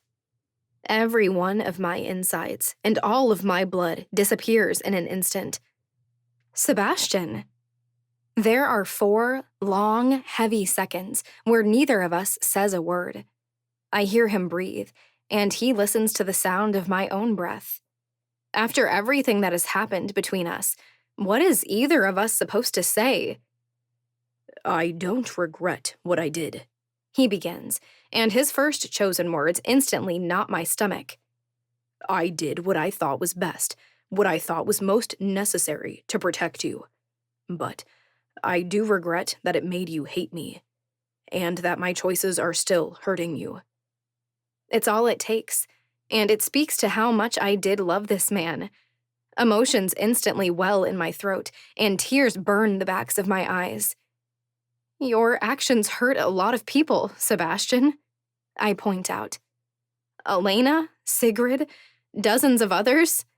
And now Roman is in jail because the new superintendent thinks he killed you, that the two of us were having an affair. The silence from Sebastian speaks volumes. I never looked at Roman that way, I say, hating that I feel like I have to defend myself to this man. We were never anything but enemies until you did what you did. He gave me an out, and there was never, ever anything more. There are 2 more beats of silence, and I know he's evaluating if he believes me. But another thought instantly sparks in my brain. Roman is in jail because he's a suspect in the disappearance or suspected murder of Sebastian. I need proof to get him out of jail, to get this investigation dropped. I grab my cell phone and pull up the voice memos. I hit record and switch my desk phone to speaker. Perhaps you were not in on what was going on, but Roman has been watching you, obsessing over you since the minute you came to Chicago. Sebastian finally continues. I shake my head. Not that it really matters at this point, but you're wrong. Roman showed nothing but disdain and annoyance toward me. He may have shown a surprising amount of sympathy and compassion once you lost your mind, but there was never any hint of what you're accusing. Sweet, blind Juliet, Sebastian says in that purring voice of his. Roman will eventually get what he deserves, but this isn't why I called. My heart rate picks up, and nervous sweat makes my palms tingle. Please, Sebastian, tell me how to fix what you've done. I know most of this conversation won't make sense to Teresa Day, but I have to know. I have to get answers. The antidote is in a fridge in labor and delivery, he says, casually but begrudgingly. For the vampires and the gifted. But you're going to have to disconnect the source that's causing it. I've already taken care of that, I say. Adrenaline is spiking in my body, and it's taking everything I have in me not to bolt from my seat and go straight to that fridge. We've been testing human blood. It's been out of their systems for a week now. I don't know how. It's impossible, but somehow I can sense the smile on his lips. You're a smart woman, Juliet. Just one of the many reasons I fell in love with you. There's pain in his voice. There was never a part of me that doubted Sebastian loved me. I felt it in every core part of my being. Sebastian Vincent loved me. And that love consumed me, the both of us. But it transformed from love to complete obsession.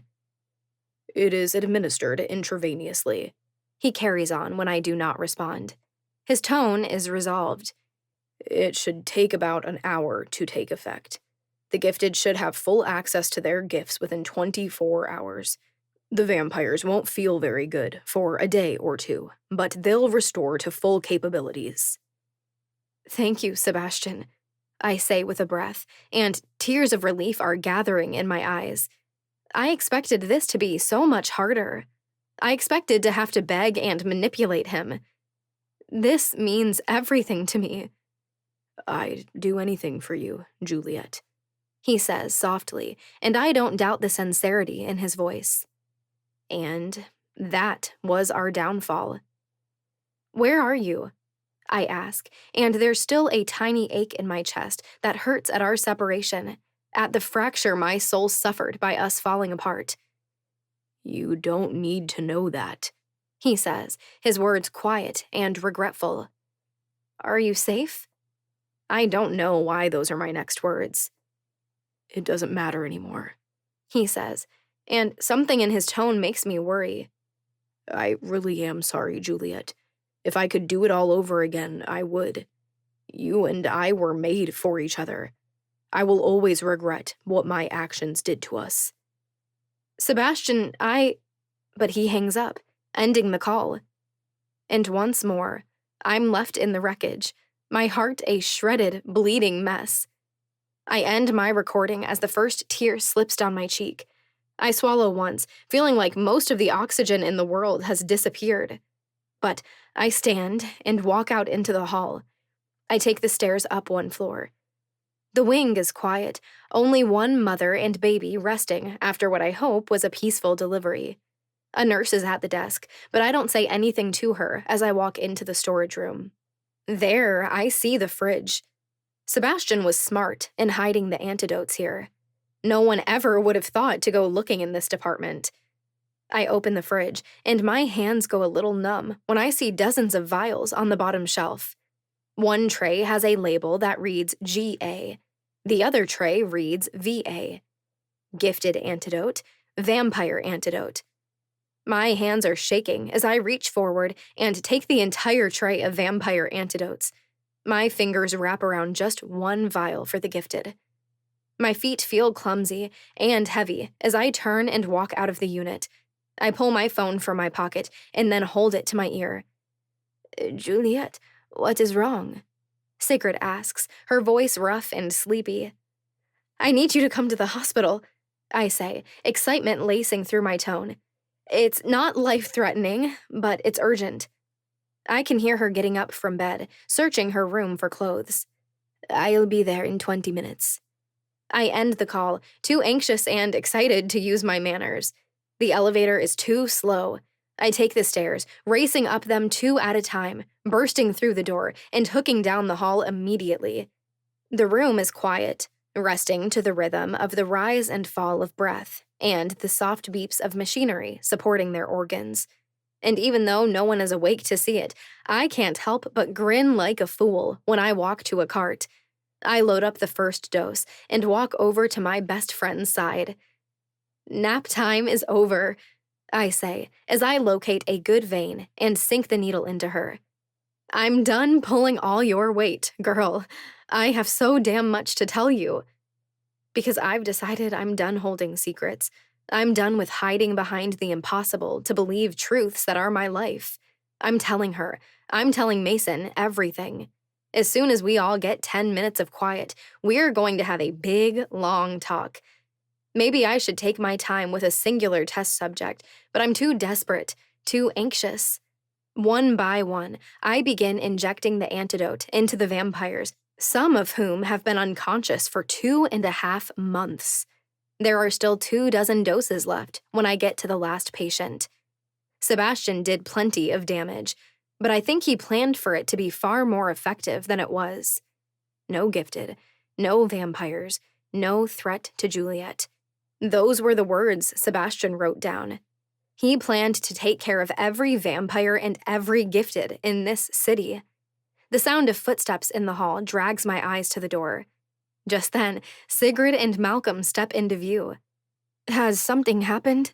She asks, her accent even stronger when she's tired and uncertain. I bite my lower lip to contain my grin and nod. I snatch up the vial labeled GA and walk toward her. Sebastian called me just a few minutes before I called you. Oh, she says, raising a blonde eyebrow. And what did the bastard have to say? My heart is hammering. I'm a mess of complicated emotions right now. Rage, uncertainty, hope, excitement, defensiveness. I am a damn mess, and I know I'll probably fall apart from it all at some point. But for now, I have way too much to take care of. He told me where the antidote was, I say, my words coming out soft and hopeful. I hold up the vial so she and Malcolm can see it. I just administered it to all of the vampires. I thought you might want to be the first one to test the one for the gifted. The breath catches in her throat, and instantly, her eyes well. She blinks rapidly, trying to clear them away. But her expression is so hopeful, so disbelieving. I believe Sebastian, I say, and I mean it. I believe it will do what he says it will. How can you trust him so easily when he did something so evil? Malcolm asks darkly. My eyes shift over to his, and I get it. I understand his doubt. What Sebastian did is despicable. I just know. It all went so sideways, but I still feel it.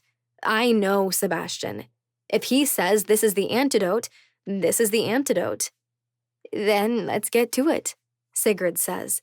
A hopeful smile is tugging in the corners of her mouth. I can only imagine how difficult this has been for her. Her gift is part of her identity. It's also part of her job.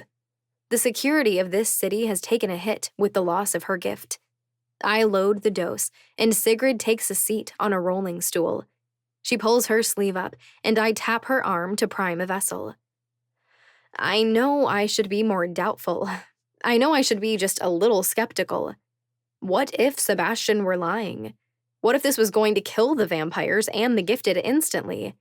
He took them out and showed no remorse. Malcolm is justified in doubting. Maybe I'm just desperate. But maybe, even though it all went wrong, I know Sebastian. Even now.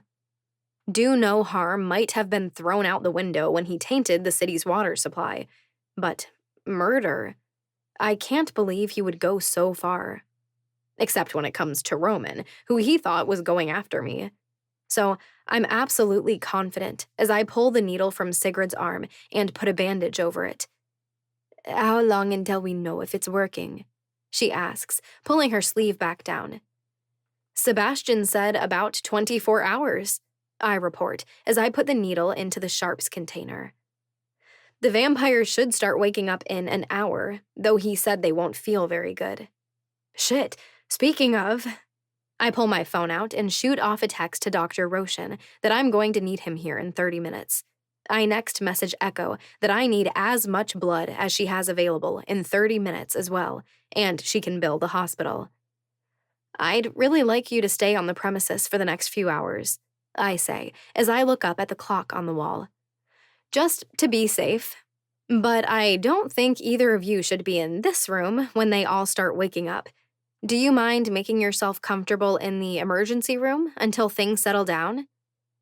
Not my first choice, Sigrid says, her nose scrunching just a little in displeasure.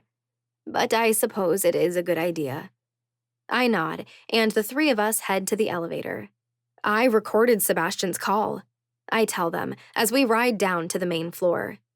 It's the most obvious way I can think to get Roman released, but I think it means that we're going to have to clue in Superintendent Day about everything that really goes on here. Don't love that idea, Malcolm admits. Jerry was easy to work with. This woman, you really want to have her breathing down our necks if she knows the truth? I don't love it either, I admit. But I don't see a logical way around it. She's young, determined. I think we're going to have to deal with her for a lot of years to come. Besides, I think the council can make her see that there are going to be some things in life she's just going to have to let us deal with. That statement makes me sound and feel like a bully. But sometimes life isn't so black and white. Hopefully, we can have a council meeting very shortly to discuss the possibility, Sigrid says as the elevator opens and we start down the hall. I shake my head. I think it's going to be sooner, like today, so I can get Roman out of jail. The things that were said in the conversation between Sebastian and I, there's not much getting around it. It's the only evidence I have to get Roman released. So the decision is made for us, Sigrid says evenly. I do believe this is the conclusion the council would have eventually ended up at. I guess we can have a condensed meeting right now, I say, as we push through the doors to the emergency room wing. I pull my phone from my pocket and dial Mason.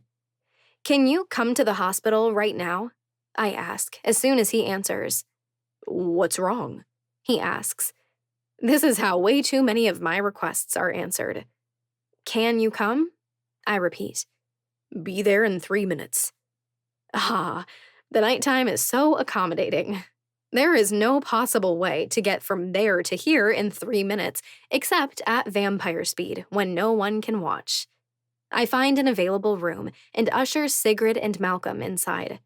I have a brief but enthusiastic conversation with Diana about what I hope is going to happen shortly. She is, understandably, completely shocked and totally elated. By the time I'm finished explaining, Mason walks into the room, and I get to start all over again. You're serious? he asks when I've gotten through the first part. Elena is going to wake up in an hour? In about 15 minutes, actually, if Sebastian is right, I say, glancing at the clock. But yes. He blinks 3 times, his hands coming to cover his mouth. I watch the sun dawn in his eyes. I see something ease in them. This is something I'll never have. The love for a sibling. This kind of lifelong bond. But the other reason I called you is that we all need to make a decision, I say. I pull my phone out and press play on my recording. Shit, Mason says as soon as he hears Sebastian's voice. He called? I nod. Told me where the antidotes were. But this is our proof for Superintendent Day that Sebastian isn't dead and is alive and well. It's how we get Roman released. But Mason hears the words being said in that conversation. His eyes darken, the set of his lips thinning out. I think we have to tell Superintendent Day about what's really going on in this city, I say. My stomach tightens with nerves. I don't see any other way to get Roman out. Mason holds my gaze, and I can see the gears turning in his head. This isn't a decision to be made lightly. It could make our lives infinitely harder, but an innocent man, one of our own, is locked up. How long has it been since Roman last drank? How long until he has to drink again, and his only options will be his fellow inmates? It's going to have to happen eventually, Mason finally answers. He stands just a little straighter, and his confidence is just one of the many things that drew me to him. Jerry was clued in for years. We can't always give explanations that will make sense to any other human. I think we need to go as a council and tell her what's really going on. I nod, and Mason's eyes slide over to Sigrid. She looks hesitant, nervous, but she nods her head just once.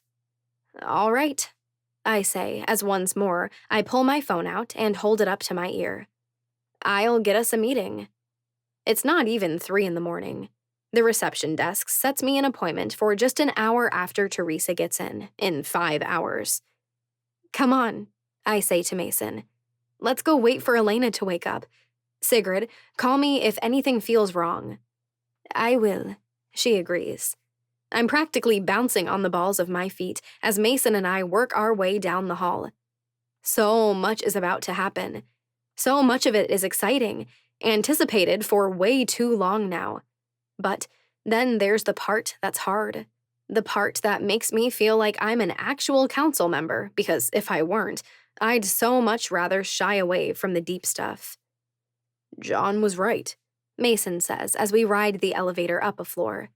You were born for this. Only 7 weeks on the council and you're making calls for the betterment of the city. Does it always feel this scary? I ask. Making decisions that might affect so many people's lives? You already do that every day, he points out. You're a doctor, Juliet. You make life and death decisions all the time. Trust your intuition. My intuition has led me to do some pretty questionable, reckless things in the past. But he's right. I do need to trust myself. I'm not the same person I was as a stupid teenager. I'm not the same clueless, self-centered person I was when I first came to Chicago. I'm not even the same person I was last week when I always had a backup person to fall on. Good old Mason. He always knows exactly what to say and when to say it. We walk back into the vampire ward, and I know the second I step inside that something is different. They're breathing better, I say. I walk up to a monitor that's hooked up to Elena. Heartbeat is more regular. Temperature is normal. It's working. I can't help but grin like an idiot as I walk down the row, finding the exact same results on every one of the vampires. Right then, Dr. Roshan steps inside. Holy shit, he breathes, because he can hear it instantly as well. I know, I say with a nod and a grin. The antidote, it's actually working. They should start waking up in the next few minutes. And, as if on cue, Echo walks through the door, a massive insulated bag slung over her shoulder. You really found the cure? she asks, doubtful. She always has a sour expression on her face, but I'm beginning to realize that it's just her dark personality. Literally found, I explain without explaining, though Sebastian had to tell me where to look. But yeah, they're all about to wake up. In that exact moment, Elena suddenly rolls onto her side and vomits right onto the floor. I'm at her side in an instant, holding on to her so she doesn't fall off the bed. Tears instantly well in my eyes, and as I look up at Mason, poised on her other side, I see he's filled with just as many emotions. Elena, he says, reaching for her. She flops back onto her back, placing her palm against her forehead. She looks like shit, and I've never seen her look like anything less than a goddess before. what the hell is going on? Oh, just miraculously waking from a coma we thought was incurable, I say, reverting back to the only language I know when things get tough and heavy, sarcasm. It really shouldn't be a big deal. I don't know why you're acting like such a baby. She makes to take a swing for me, but the strength hasn't fully returned to her muscles yet. Instead, a weary smile pulls at her lips, and her arm flops back to the bed. I hear a groan behind me and turn to see Tabitha awake, and then throw up on the floor. 2 others follow her within seconds. Lovely. We're about to be swimming in puke. Look at you going and being the ultimate boss babe, Elena says as her blue eyes meet mine. Curing a bunch of vampires. I want to correct her. It wasn't me. I really didn't do anything in the end. But bringing up Sebastian in this moment doesn't sound very exciting. I'm so damn glad you're back, I say, squeezing her hand. Can you tell me how you're feeling right now? I need to know what we're dealing with. She groans again, and her eyes slide closed. My stomach feels half rotten. My entire body hurts, like when I had a fever when I was still human. And I'm really, really thirsty. Echo, I say, calling her over. She stops at my side and drops the bag at her feet. She fishes out 2 bags, handing them directly to Elena. Wait a second, Elena says, her brows furrowing as her eyes rip from the bagged blood to Mason. Why don't you smell like a meal? Mason, what happened? Mason gives a no big deal shrug. Turns out even corporate billionaires can't stand up to a semi-truck plowing them down. What? Elena barks in angry disbelief. I'm fine, Mason says, that calming tone of his settling his twin sister. It was going to happen soon enough. I leave the 2 of them to argue this out and walk down the aisle. Another vampire rips from slumber and vomits onto the side of the bed. Another pukes before they are even fully awake, and I have to roll them onto their side before they suffocate in it. Okay, this is enough for me, Echo says. She hands me the bag of blood. I'm out. Thank you, I say, and I hope she can tell how much I mean it. She simply gives half a nod and walks out of the room. Damn, I can't blame her. I go to the windows and push them open, trying to get some fresh air flowing in here before I lose it myself. But it's a miracle. One by one, the vampires wake. For too long, I was terrified that I'd never figure it out, that the damage done was irreversible. Yet, here they are, breathing and talking and sitting up.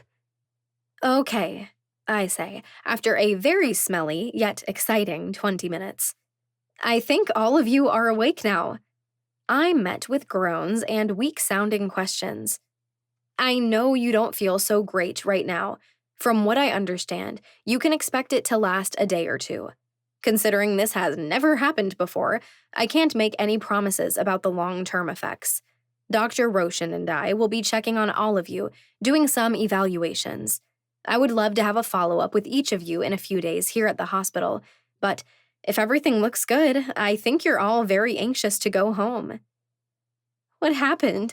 A woman asks. She is shaking from head to toe, and it's so unnatural to see a vampire look so vulnerable. It's complicated, I say, and my throat feels tight. I feel responsible for what's happened to them. I didn't do it. didn't put all those toxins in the water supply, but Sebastian did. And he did it because he thought it was the only way to keep me safe. We need to have a meeting, Elena says. There are dark circles under her eyes, as if she hasn't slept in a month.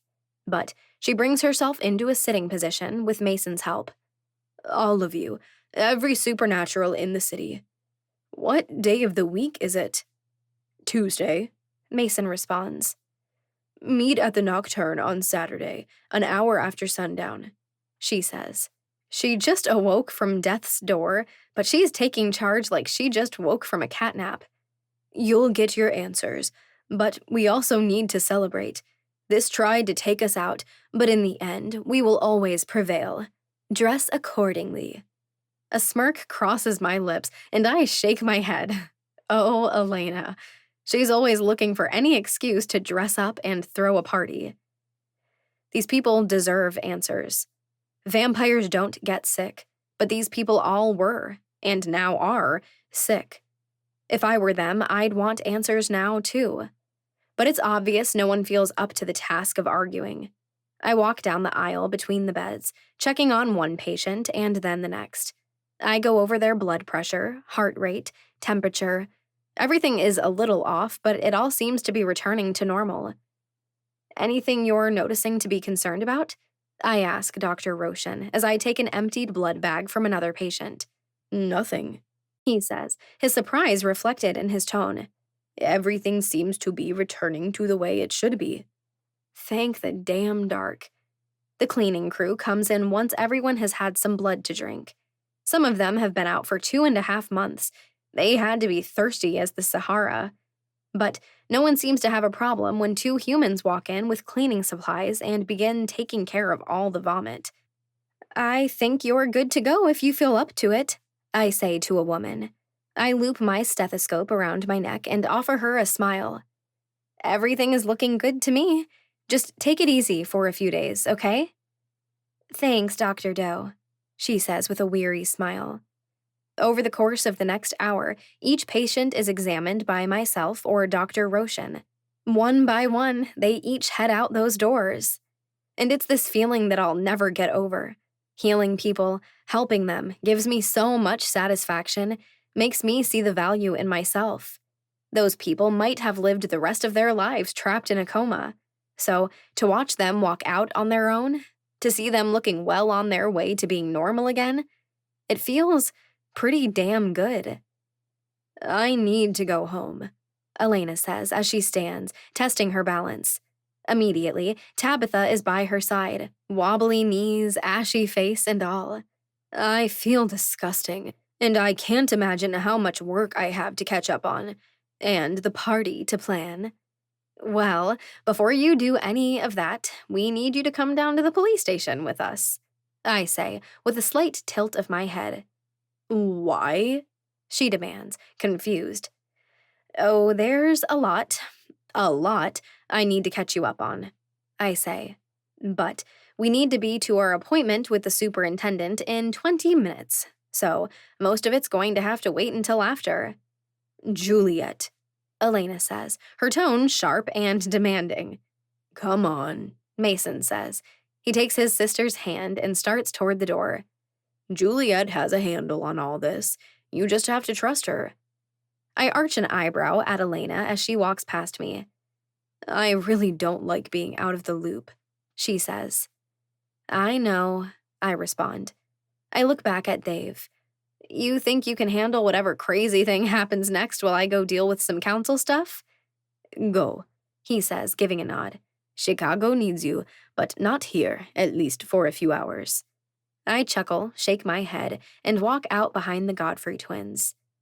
I need to check on Sigrid, I say, as I make a detour into the labor and delivery unit. I snatch the vials for the gifted, and all 4 of us make our way back down to the first floor. It's quiet, not a patient in sight as we walk down the hall of the emergency room. I push the door open, and it's a pretty damn good feeling, seeing the look on both Sigrid and Malcolm's faces when Elena and Tabitha walk in right behind me. It worked, Sigrid says, rising to her feet. She immediately crosses to Elena, taking her in an embrace. You're awake. I've certainly seen better days, Elena says with a smile. But anything beats lying in a coma. I am so happy to see you, Sigrid says, and she just reminds me all over again why I love her so much and took to her immediately. She's warm, caring, genuine. And I have good news, Sigrid continues, her eyes shifting over to me. I can feel it. It is not all the way returned, but I no longer feel numb. My gift is coming back. A relieved, happy laugh escapes my lips, and I rush in to claim my own hug. Finally, things are turning around here. Which means we are celebrating, Elena says. At the Nocturne, just after sundown on Saturday. Please let all the gifted know. Which reminds me, I say, as I reach for the box behind me. I hand it to Sigrid. I don't know if there's more antidote than this. I'll keep a vial to send to the lab so we can duplicate it if need be. But take this. Give it to all the gifted who have been affected. I'll ask Lily to go with you. Malcolm takes the box from Sigrid. Thank you, Juliet, she says softly. I nod. All right, I have to get out of here. Time to spring our last council member from jail. Go. I will see you later, Sigrid says. Chapter 16. I'm not even surprised when there is a limo waiting at the curb when we step outside. There is Patrick, opening the door for us. I follow in after Mason and Elena, and then Tabitha slips right in after. So, the gist of what you need to know in the next couple of minutes is that Sebastian was the one who did this, I say. My stomach turns to stone as I say the words. To the gifted, the vampires. I'll explain his reason why later, but yes, he's the worst. Elena makes a gasp of rage and shock, but I don't give her half a second to say anything. We're short on time. Roman and I confronted him. There was a serious altercation.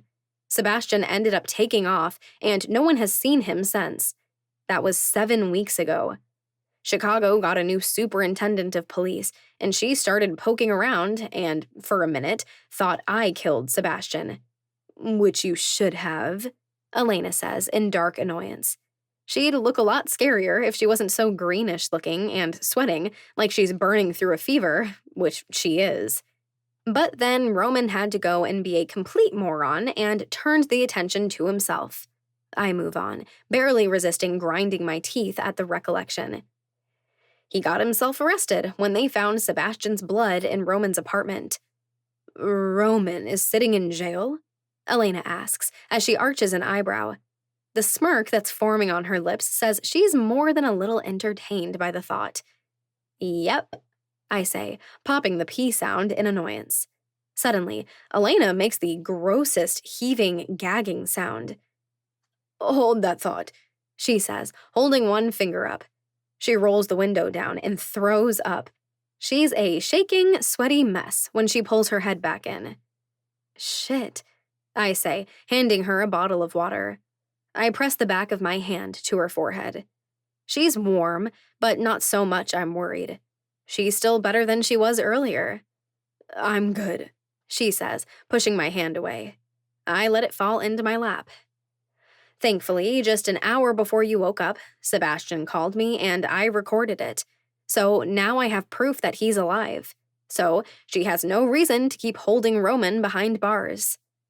My eyes shift to the window, and it feels like we're crawling. For just a second, I'm tempted to yell at Patrick to drive faster, but that will only make me look like a dick. So, instead of yelling, all that energy goes to my right leg, bouncing up and down rapidly. Elena's silence pulls my attention back to her. She stares at me for a moment, and I'm not really sure what that look means. There are big thoughts rolling through her head right now, but she's not sharing, and I'm too distracted to care. But to get Roman out, it means we have to explain things to the new superintendent. Mason continues to fill his sister in. I don't see how we get around explaining the vampires, but I think we can present things in a way that we don't have to reveal anything about the gifted. I nod. I like that. There's no rush to show all our cards. Agreed. Elena confirms. The car stops moving and I open the door, all too antsy to get this over with. I don't even wait for the others. I just walk right up the steps and waltz into the reception area. "We've got an appointment with Superintendent Day," I say to the man seated in front of me before he gets a second to ask if I need help. "She's waiting for you," He responds, eyeing every one of us as the others walk in behind me. "Follow me." I know right where her office is. I've been there more than I ever wanted to. It occurs to me then that I should probably be calling Silvano, but too late now, and I'm not waiting a minute longer. Teresa's eyes immediately find mine when I step inside.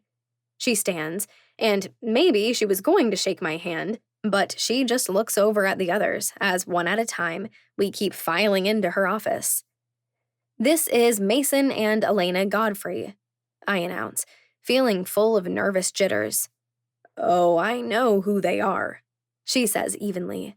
She's trying hard to hide her confusion, but she's not all that successful. "And Tabitha," I announce. "I hope you don't mind, but they'll be joining us today." "And what is this about, Dr. Doe?" Teresa asks. She sinks into her chair, though I note she slides it back, as if giving herself some space from us. Maybe her instincts are telling her she's alone in a room with 4 predators who could take her down in half a second if we wanted to. I sink into one of the chairs in front of the desk. The others stand. "I have proof that Sebastian Vincent is still alive," I say, laying it out flat and clear. "We spoke on the phone just 2 hours ago." "He called you?" she asks doubtfully, arching an eyebrow. "Yep," I answer.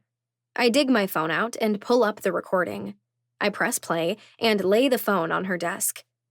"Perhaps you were not in on what was going on, but Roman has been watching you, obsessing over you since the minute you came to Chicago." Sebastian's voice rings out, clear as day. I watch as Teresa's eyes widen in surprise. She knows his voice. It's unmistakable. "Not that it really matters at this point, but you're wrong." Sebastian showed nothing but disdain and annoyance toward me. He may have shown a surprising amount of sympathy and compassion once you lost your mind, but there was never any hint of what you're accusing. My own voice cuts through the room. "Sweet blind Juliet," Sebastian comes through. "Roman will eventually get what he deserves, but this isn't why I called." I could hit pause right there. The conversation up to this point is normal enough, human enough. Just a bitter ex accusing his fiancée of having an affair. But that would look suspicious. And we need more of this conversation than simply gaining Roman's release. So I let the recording continue. "Please, Sebastian, tell me how to fix what you've done." My fingers tighten around the armrests of the chair. Here it goes. "The antidote is in a fridge in labor and delivery," Sebastian's voice continues. "For the vampires and the gifted. But you're going to have to disconnect the source that's causing it." "Already taking care of that," I say. "We've been testing human blood. It's been out of their systems for a week now." "What the hell are you two talking about?" she asks, and a furrow begins appearing between her brows. "You're about to find out," Elena says. "But honestly, I want to hear the rest of this conversation." Teresa glares at Elena, but the recording continues. "You're a smart woman, Juliet. Just one of the many reasons I fell in love with you." This is intimate. This was a painful conversation with a man I once loved, and I'm playing it for 4 others to hear. But if that's what it takes to get Roman released, so be it. "It is administered intravenously," Sebastian carries on. "It should take about an hour to take effect. The gifted should have full access to their gifts within 24 hours. The vampires won't feel very good for a day or 2, but they'll restore to full capabilities." "Thank you, Sebastian," I say. "This means everything to me." "I'd do anything for you, Juliet." I squeeze my eyes closed. It hurts. It hurts so damn bad. But now it just makes me angry. "Where are you?" Superintendent Day leans forward just slightly at my question. You don't need to know that, Sebastian says, not answering anything for anyone. Are you safe? At this question, Teresa's eyes slide over to mine. She can't deny it anymore. With that question, she knows I didn't harm Sebastian, that I never would have been the reason for his disappearance. It doesn't matter anymore. Sebastian's voice comes through. I really am sorry, Juliet. If I could do it all over again, I would. You and I were made for each other. I will always regret what my actions did to us. Sebastian, The recording ends. I leave my phone sitting there, and for several long seconds, silence hangs in the air, loaded and heavy. There's your proof, I finally say. My throat is tight. My body feels heavy. My feet want to run, fight or flight. Apparently, right now, in this situation, my instinct is flee. But Roman is still sitting in a jail cell because of me. Sebastian is alive and well, I continue. He left town because he knew he'd done some bad shit, and he couldn't face it. I didn't do anything to him. Roman had nothing to do with it, so you need to release him. Now. The muscles in Teresa's jaw flex, tightening and releasing 5 times in a row. The look on her face tells me she knows I'm right. She doesn't like it, but she knows she's going to have to release him with this proof. You're new to this position, Elena says. She steps around the empty seat and takes it. We had a peaceful, harmonious relationship with Jerry for years. Now that job is yours. You're going to have to learn that there are some things that happen in this city that you're going to have to turn a blind eye to. That there are some things that you'll have to let us deal with. Teresa's eyes narrow at Elena. Enforcing the law is my job. Yes, Elena says as she leans back in her seat and crosses one leg over the other. Other than how pale she is, you'd never know she was puking her guts out just minutes ago. For the humans, enforcing the rules for the vampires is our job, though. This is the first time I've gotten to witness it firsthand. Someone being told this life-altering news that vampires are real. So far, it's only been me that's been shocked by that. It's entertaining watching the array of emotions playing out on Teresa's face. Doubt, annoyance, consideration. I thought most people grew out of wanting to play pretend, she says, her tone cold. This isn't a game, and we're not playing, Mason says. And instantly, his eyes flash red, black veins sprouting on his face. His fangs lengthen, and he gives the most terrifying hiss. Teresa jumps violently in her seat, knocking it back another 2 feet. Might as well go all in on the dramatics. I let my own vampiric instinct out for just a second. My eyes instantly change from blue to red, and toxins pool in my mouth as I allow my fangs to extend. We are exactly what we look like right now, Elena says, and I don't have to look at her to know she's gone full vampire too.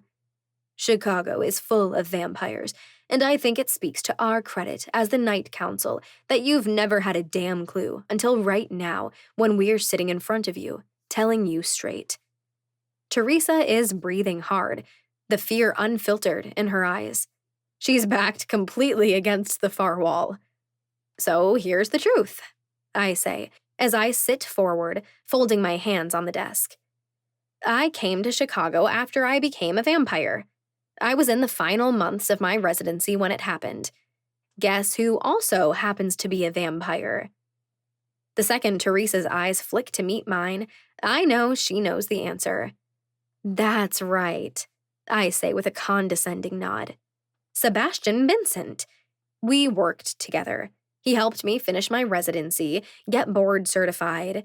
Things evolved between us over a few months, and yes, we entered into a relationship, and eventually we got engaged. I hate feeling like I have to explain. Teresa is an outsider, a woman who's drawn all kinds of incorrect conclusions.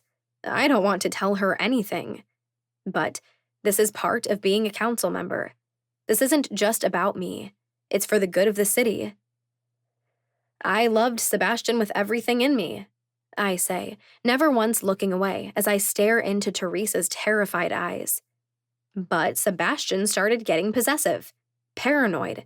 I was telling the truth that Sebastian paid his bodyguard to follow me, my every damn move. Sebastian thought he was protecting me, but that's no way to build a relationship. Elena reaches over and takes my hand. She never saw this coming either. I took off during our engagement party, and Roman was the one who took me in, I say. Something in my lower stomach quivers. I can barely stay sitting in my seat. We have the proof now. I can't stand the thought of Roman sitting in jail 1 second longer than he has to. I told you the truth. Roman hated me, and I hated him when I first came to Chicago. So it was a massive surprise that he had so much compassion. He kept me hidden from Sebastian for a week. But there was never anything beyond a new friendship going on between us. But Sebastian didn't see it that way. There was an altercation after I broke off the engagement. That's why you found blood from both of them at Roman's apartment. Sebastian just ran away like a coward after that. Teresa and I stare at each other for 30 seconds once I'm done telling the story. She's had so much arrogance and coldness the entire time I've known her. And now she's just scared. Shocked. Honestly, I expected more from her. Any questions? Elena asks, a coy smile forming on her lips. You're telling me Jerry knew all of this? Oh, yes, Mason answers. My father clued him in on everything 16 years ago. He was the one who handled everything in Edward and Miranda Godfrey's deaths. There's a reason so few details were ever reported. Edward's leadership position was passed down to me and my sister. Mason places a hand on Elena's shoulder, and she lays her hand over his. They might be so different, but they're an ever-united front. There's a few hundred of our kind who live in this city, I say, and her eyes once more find mine. So now you'll understand why there are some crimes that are simply unexplainable in logical ways. You'll understand why there will be some situations you're just going to have to let us handle. And you're going to keep your mouth shut about it all, Elena says, her tone darkening with each word.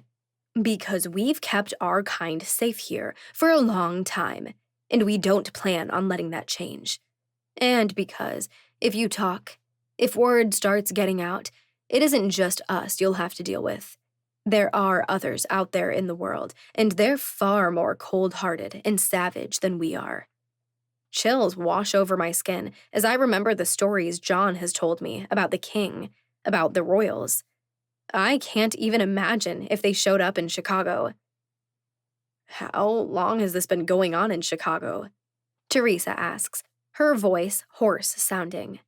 Our grandfather started Godfrey Enterprises in 1861. He had already been a vampire for 70 years, Elena says, and she looks very entertained to deliver one bit of shocking news after another. There were a few others in the city before him, so more than 150 years. This should be comforting to Teresa. There's been a vampire presence in this city for more than a century, and she's only just now learning about it. It can't be that bad if we've flown under her nose for this long.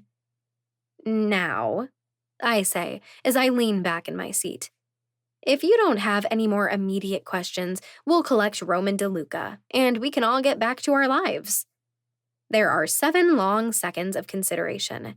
But, finally, Teresa clears her throat. She doesn't say anything, though, just stands. Her movements are jerky and stiff as she walks to the door. I'll have questions I want answered later, she says. She's trying to grasp for authority, to regain her control. It's not working so well for her. Of course, I say with a dip of my head as I get to my feet, and all 4 of us follow her out into the hall. He's in a facility on the south side. You can follow me there. I know there has to be a lot more involved than Teresa walking in and saying, hand him over. Will there be lawyers involved? A judge? Is this all above board? It doesn't matter, though. That's her job to worry about the details. I just have to keep her doing what she's supposed to. So, I don't ask any questions as we walk outside. Teresa climbs into a cruiser, and the four of us pile back into the limo. Stay right on her tail, Elena instructs Patrick. He simply gives a nod and pulls away from the curb, right behind Superintendent Day. It's not that far as the crow flies, but with traffic, with the pedestrians that have to be dodged, it takes us 30 minutes. I thought that went surprisingly well, Elena says, just a hint of sarcasm in her voice.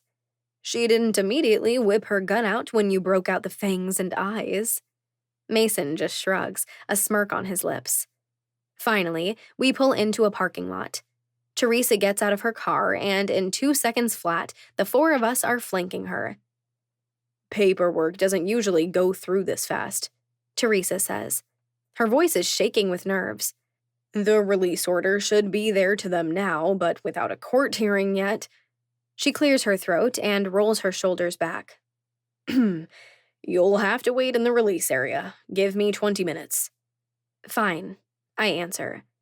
Gosh, I'm practically bouncing on the balls of my feet. Every second right now feels like an hour. We step inside to find a maddeningly bland room. Dirty laminate floor, walls that were probably white 15 years ago. Not a bit of personality or piece of artwork hanging. What is your deal? Elena asks, her voice low as Mason takes a seat in a plastic chair. Tabitha stands at the door, looking out, as if expecting an attack at any second. What do you mean? I demand, my brows furrowing. My eyes are fixed on the window in the door that shows a hallway and another window with a bored-looking man sitting there at a computer. You're acting like you're 2 seconds from exploding in anticipation, she says, her eyes confused. You haven't been able to sit still since I woke up. I mean, I know you've had a lot on your plate, but you're acting really weird. I'm not normal, Elena, I point out, raising my eyebrows in exasperation. Pretty sure you knew this about me from the get-go. She simply shakes her head and takes a step back to sit beside Mason. I don't look away from the window. My heart is racing, and I swear I'm going to jump 2 feet in the air in nervous anticipation the second someone walks toward this door. My fingers are picking at the hem of my scrubs, and I know I'm pacing faster than I should be. But everything in me calms the moment Roman turns down the hall. His eyes fix on mine, and I feel something inside of me lighten. It's like there's been this suffocating vice that's been wound around my body since Roman got locked up. And finally, seeing him again, it loosens for the first time in days. Roman's gaze remains fixed on me as he walks down the hall. His hands are bound by handcuffs, but he doesn't seem to notice. A guard walks behind him, alert and attentive, as if he's expecting Roman to lash out. Right behind them, Superintendent Day follows. They all stop at that window, and the bored man finally has a purpose in life. While the guard unlocks Roman's handcuffs, the other man enters some information into the computer, then disappears for a moment. Through the walls, I hear him scrounging through boxes. Finally, he walks back to the window and hands Roman this little plastic tray, from which he removes a cell phone, wallet, a watch, sunglasses, and some change. I'm pretty sure my heart is going to beat out of my chest when he turns from the window, and the guard pushes the door between us open for him. Calm the hell down, Juliet. The thought floats through my mind, but it's barely more than a misty cloud. Roman steps into the room, and the world finally settles down, as if the hurricane has instantly ended. I don't know what to do with myself. I think most people would hug in this circumstance, but that's definitely not me, and that's certainly not Roman. Plus, it's Roman. If you had asked me 3 months ago, I would have said he was the last person on the planet that I'd ever voluntarily hug. Kill anyone while you were in there? I ask, reverting to my default sarcasm when I don't know what else to say. Only the ones who deserved it, he says. But there's a spark in his eyes, a hint of a smile in the corner of his mouth that gives him away. You gave them some evidence? But right then, Superintendent Day steps into the waiting area. She looks nervous. She should be. She's standing in a room with 5 vampires. She folds her hands over her lap and clears her throat. Sebastian Vincent's case is being closed, She says, her voice growing more hoarse. I'd like to talk to him if he ever returns to Chicago. Us too, Mason says darkly. The smile that curls on Elena's lips is enough to chill even my blood. Teresa clears her throat again and quickly looks away from the Godfreys. Her eyes skip past Roman, and I guess I'm the least intimidating one in the room because she addresses me. You all are free to go, and let's just hope we don't have to cross paths ever again. Oh, we can hope, but I guarantee we will, I say. For some reason, I fight the urge to reach over for Roman's hand and walk away. What the hell is wrong with me today? Instead, I just turn on my heel and walk out the door into the chilly midday sun, shades firmly pulled into place. Chapter 17. Patrick is waiting at the curb, and as soon as he sees us, he opens the door. I climb inside, immediately reaching for a bag of blood from the refrigerator. I need something to calm me down, but even as the liquid coats my throat and mouth, it isn't quite doing the trick. Pass me one of those, Roman says with a little bit of a desperate growl in his throat, climbing inside right after me. I pull out 2 more and hand them over as he takes a seat next to me. Ugh, why is Roman's scent comforting now? He always smells damn good, and the man literally just walked out of prison. But it wraps me up, and all the anxiety, all the anticipation I've been feeling today melts away at that scent. Okay, I know we need to have a council meeting pretty immediately, Elena says once we're all inside and the door is closed. But I feel completely disgusting, and honestly, I'm totally exhausted and want my own bed. And Roman, it's obvious you need a change of clothes. So, break and meet at the Nocturne just after dark? I nod without really thinking about it. I probably have something I need to be doing today, but my mind is too much of a mess at the moment to think like an adult. It's almost as if knowing there are a million things to talk about has the opposite effect. Hardly anyone says anything the entire ride back downtown. My eyes keep staring at Roman's hands. They rest on his thighs, slightly flexed, ready to snap. His tattoos spill down onto the back of his right hand. There's what I think is a constellation of stars and some words in a language I don't recognize. Latin, maybe? His presence is solid, firm, real. I've been a wreck for the past 4 days. From the moment I watched Superintendent Day cart Roman out of his club in handcuffs. And now he's here. Free. Finally. Patrick pulls up to the curb, and I look outside to see we're at the club. Roman gets up from his seat and climbs out after the door opens. I didn't plan it. I didn't give it 2 seconds of thought. But I spring from my seat and follow Roman out of the limo. I'll see you guys tonight, I call without looking at either of them. Can one of you make sure to get in contact with Sigrid? Sure, Mason answers, and Patrick closes the door between us. I look up to see Roman watching me. I can't quite read the look in his eyes.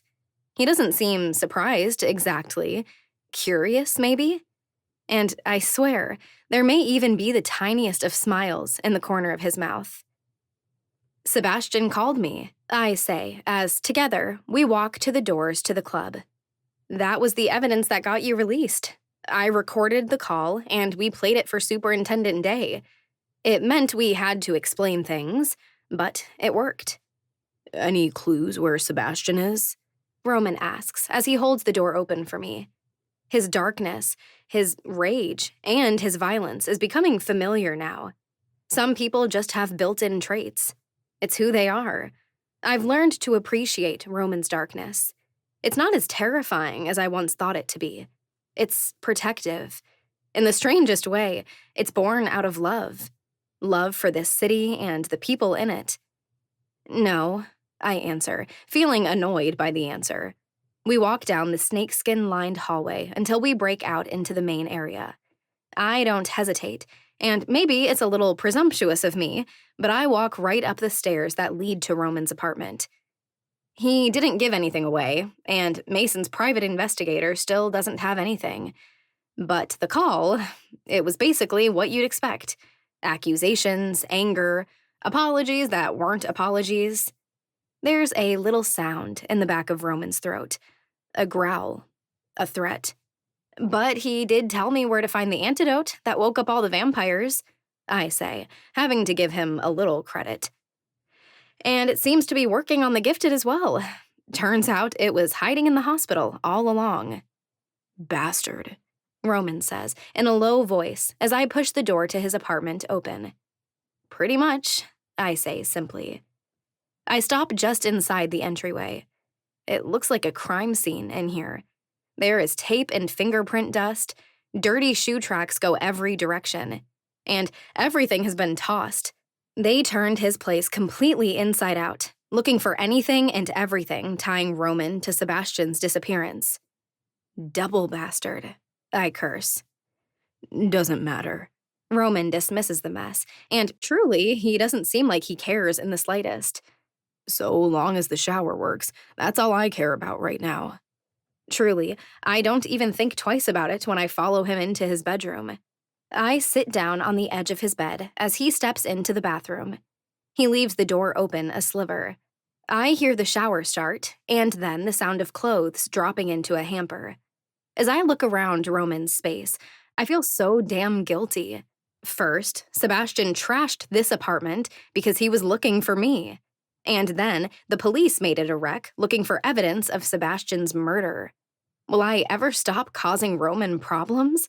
It feels like I've brought one difficulty after another into his life since the moment I met him. So, Sebastian just called you out of the blue? Roman's voice comes from the shower. Thanks to vampiric hearing, it's not a struggle to catch every single word. No, I admit. I look down at my hands in my lap. I called him. After everything that's happened recently, with Mason dying and then you getting arrested, I shake my head. My chest feels tight again, thinking back to that night, how scared I was, how overwhelmed I felt. I kind of fell apart. I called him and left a message. I think he felt sorry for me. I was a bit of a pathetic, blubbering mess. It was embarrassing. The water shuts off, and I hear Roman moving around in the bathroom. And then suddenly, the door is pulled open. I've gotten one glimpse of Roman's back when he wasn't wearing a shirt. It was brief, stolen, but I have never seen this view. Roman's body is a weapon. There's no other way to put it. It's muscle and poised precision. And the slew of tattoos that run down the length of his right arm tell a story of death and emptiness and violence. Water rolls down his chest, slipping down to the towel that's slung low over his hips. I stare too long. I know I do. But finally, my eyes slide up to meet his. You're a vampire, Juliet, he says. Those blue eyes practically glow with intensity and sincerity. But you're also human. Even we can only handle so much. The weight of the entire city got dumped onto your shoulders. There isn't a single reason you should be embarrassed. I swallow once. This kind of honesty, this kind of sincerity, would normally make me uncomfortable. It's a bad side effect of being such a sarcastic person. When things get real, I don't know how to handle it well. But coming from Roman, in this moment, his words reach down into my soul. They seep into my heart, and it knocks loose all the pent-up emotions I've been trying to keep a rein on for, honestly, it feels like forever. Emotions bite the backs of my eyes. My lower lip feels a little unsteady. You're completely competent, Juliet, Roman says. And he takes a step forward. He grabs my hand and pulls me to my feet. And he pulls me right into his chest, wrapping his arms around me with a strength I didn't realize I needed until this moment. Don't you ever forget it. And the dam breaks. Tears rush from my eyes. I press my forehead into Roman's chest, my arms wrapping around his waist, clinging to him like he's the only thing keeping the world together. A sob racks through me, a shuddering hiccup ripping through me as, just for a moment, I try to pull it all back in. But it feels so good to let it all out. All the hurt, all the fear, all the overwhelm. Another sob rips from my lips, and Roman's arms tighten around me. His hands splay out on my back, and I don't know that I've ever, in my whole damn life, felt so raw and vulnerable, yet so accepted. Chicago owes you everything, Juliet, Roman says, pressing his lips into my hair. You've earned respect from every last gifted, vampire, and human who steps foot in this city. Worth. I never had any of it growing up.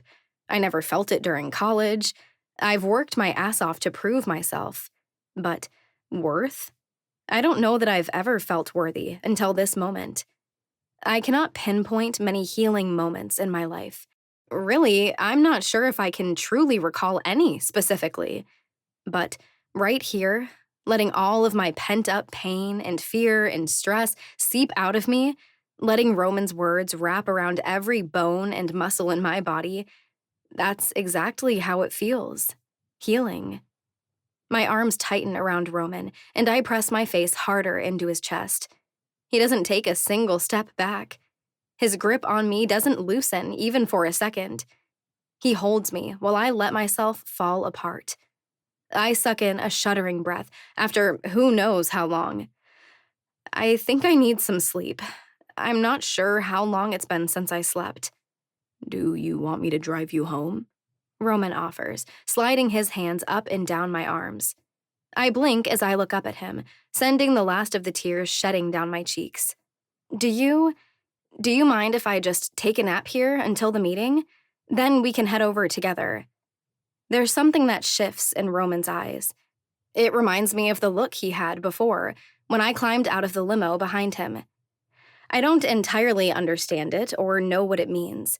His hands still on my arms, and his grip tightens just a tiny bit. Of course, if you want to change, you're welcome to anything in the closet. Do you want me to stay? I want him to stay almost more than anything I've ever wanted before, but I don't know why. I'm sure you have a million things to take care of, and I'm just going to be sleeping anyway. You go do what you need to. Maybe that's a tiny bit of disappointment that flickers across his gaze, but it's gone so quickly I'm not sure I ever saw it in the first place. Roman nods. He steps away and walks into the closet, once again just barely out of view. Less than 10 seconds later, he walks back out, fully clothed in his usual attire. Black jeans, a black long-sleeved Henley. I'll be back at sundown, he says, those blue eyes fixing on me, a promise, somehow. I nod. All right, thanks for letting me stay. The offer still stands, he says, his voice just a little rougher than it was before. Anytime. My eyes track him the entire time as he walks to the bedroom door, and then he's gone. I feel his absence immediately. But instead of overthinking it, I step into the bathroom. I take a shower, and when I'm finished, I walk into Roman's closet. A smile pulls on my lips. 99% of the items in here are black. I end up pulling a t-shirt from a hanger and slip it over my head.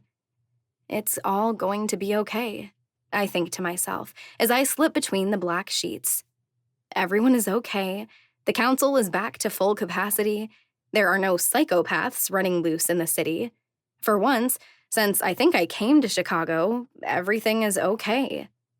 So, with peace of mind, for maybe the first time since I arrived, I lay my head on the pillow and immediately fall asleep. Chapter 18. I keep smoothing my hands down over my dress. I legitimately feel naked, so I'm trying to reassure myself that the entire supernatural population of Chicago can't actually see all my private bits. The dress feels like nothing. It's the softest, lightest material I've ever touched in my life. The skirt is flowy and long, and I'm a little embarrassed how low the neckline dips, nearly to my belly button. The back is the same, exposing most of my spine. And it's the most ostentatious golden color. I couldn't be a bigger, look at me billboard if I tried. Of course, Elena picked it out. If it were totally up to me, this entire event would be so much simpler. We need to convey some information to the supernaturals, give explanations. I don't know why we couldn't have done this in jeans, and maybe if we really had to throw some food into the mix, we could have ordered some deep dish pizza for everyone. But nothing will be normal when the Godfreys are involved. I watch Mason as he floats around the room, the guests beginning to arrive. He looks glorious as ever. He's sporting a pale gray suit, his every hair in just the right place. He's getting a lot of attention. The news of his death and resurrection was kept on the down low while things were so crazy. There's a lot of excitement in the room for him. It's nice not to be looked at like the vile gold digger everyone thought I was at the last event like this. No one is glaring at me. No one is whispering nasty things as I walk by. I think maybe, just maybe, they're all starting to see me as one of them. Elena is looking as powerful and elusive as ever. Her dress is a dark green, sparkling. It looks like black smoke is trying to climb it from the ground up. She kind of looks like an evil sea witch, in the most bewitching way. And the black gloves she wears that rise up past her elbows are definitely putting off vixen temptress vibes. I glance over at Sigrid. Warren stands behind her in his suit, looking very uncomfortable but happy. Over the last few days, each of the gifted has regained their ability. I can see it on Warren's face, just how relieved he is that he's got the barrier back up, protecting the city. And Sigrid looks lighter. The burden, the weight of what was happening to her people, was wearing her down in a physically expressed way. Once again, she is the shining, brilliant woman I learned to love so deeply. She looks like the Norwegian goddess she is, donning a white gown and a floor-length fur coat. Feeling anxious, my eyes cast back to the door. People are still arriving. But, as the hosts, it's rude to be late. My aggravation has grown over the past 4 days. We had our council meeting. We talked about it all, everything. But everyone seemed just a little confused about one thing. Why the hell did Roman turn the spotlight on himself, turning it away from me? I'm a big girl. I've always taken care of myself. I've always handled my own shit. I've had my own back when no one else did. Why? Why did Roman do that? My jaw tightens and my fist curls around the delicate fabric of my skirt. Why? Over and over, the question rang through my brain. I went to the hospital after our meeting. I've worked nearly every moment since. But the question hasn't stopped taking up every corner of my mind since then. If you rip that dress, I'm going to sue you for crimes committed against luxury.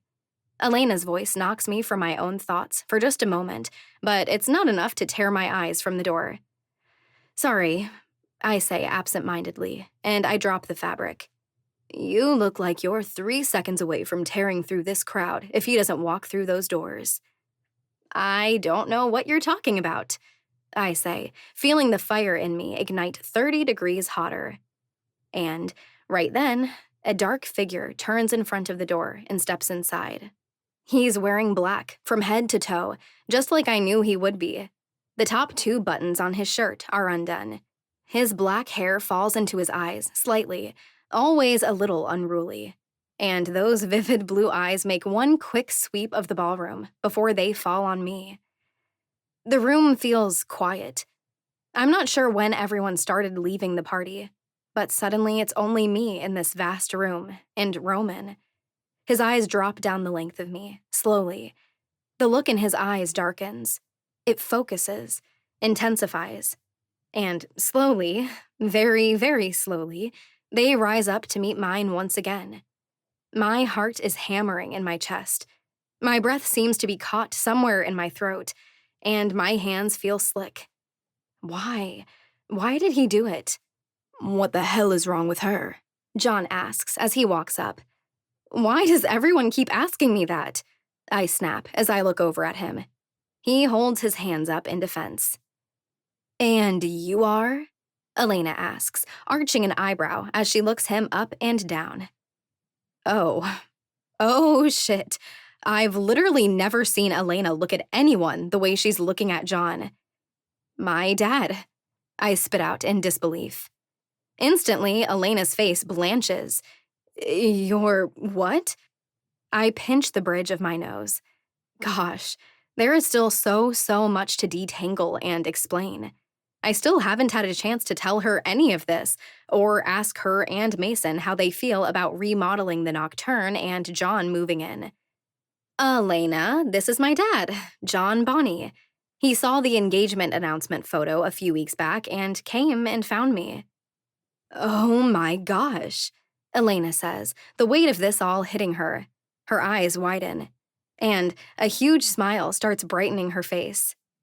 Juliet, this is your father? I nod, unable to keep from smiling as well. You must be Elena Godfrey, John says with his own grin. And, ew, his eyes drop down the length of Elena.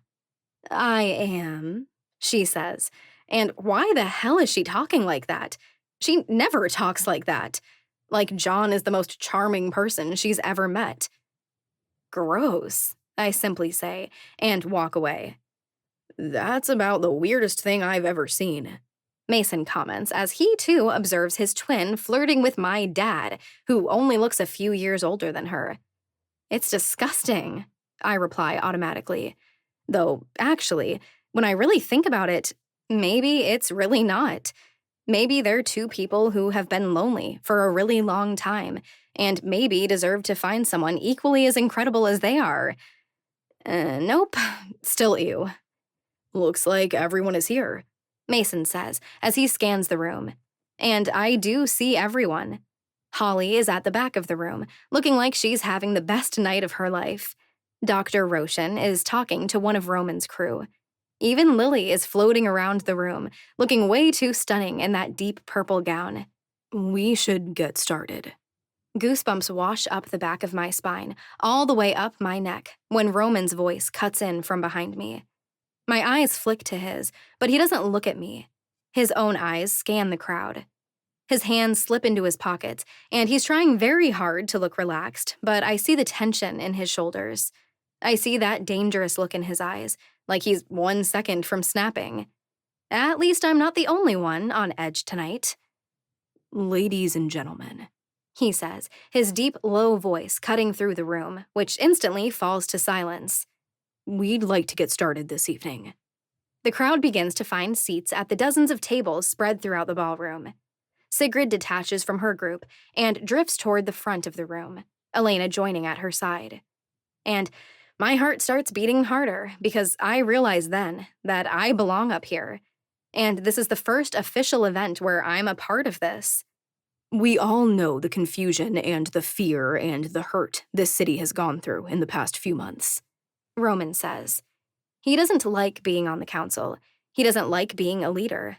But it suits him. He looks like a natural. It's the first time I've seen him take any initiative in this kind of setting. Vampires fell sick. The gifted lost access to such a crucial part of their identities. We finally have our answers. We finally have our why. My body goes cold. My palms feel sweaty. This part could never go over well. It was Sebastian Vincent who did this, Mason says, and at least there is a little grace in the world, because if anyone can soften this news, it's him. Angry roars and gasps fill the ballroom. More than one person shoots to their feet, and dozens of eyes flash red in rage. The man has accomplished incredible things in his time in this city. Mason pushes on. He fixes the crowd with a firm gaze, and, like a magician, he pushes calm into the room. But I think everyone was aware he had darkness inside of him. Pain, ego. What Sebastian has done is unforgivable. My eyes slide closed. I hate Sebastian now, but I am so scared for the outcome of what might happen when he is found. We would still be losing numbers, still be suffering, still ignorant of what is happening, if not for one person, Roman says, taking charge once again. Those intense blue eyes scan the people. His people. Our people. Dr. Juliet Doe not only found a way to cut off what was poisoning this city, she found the cure.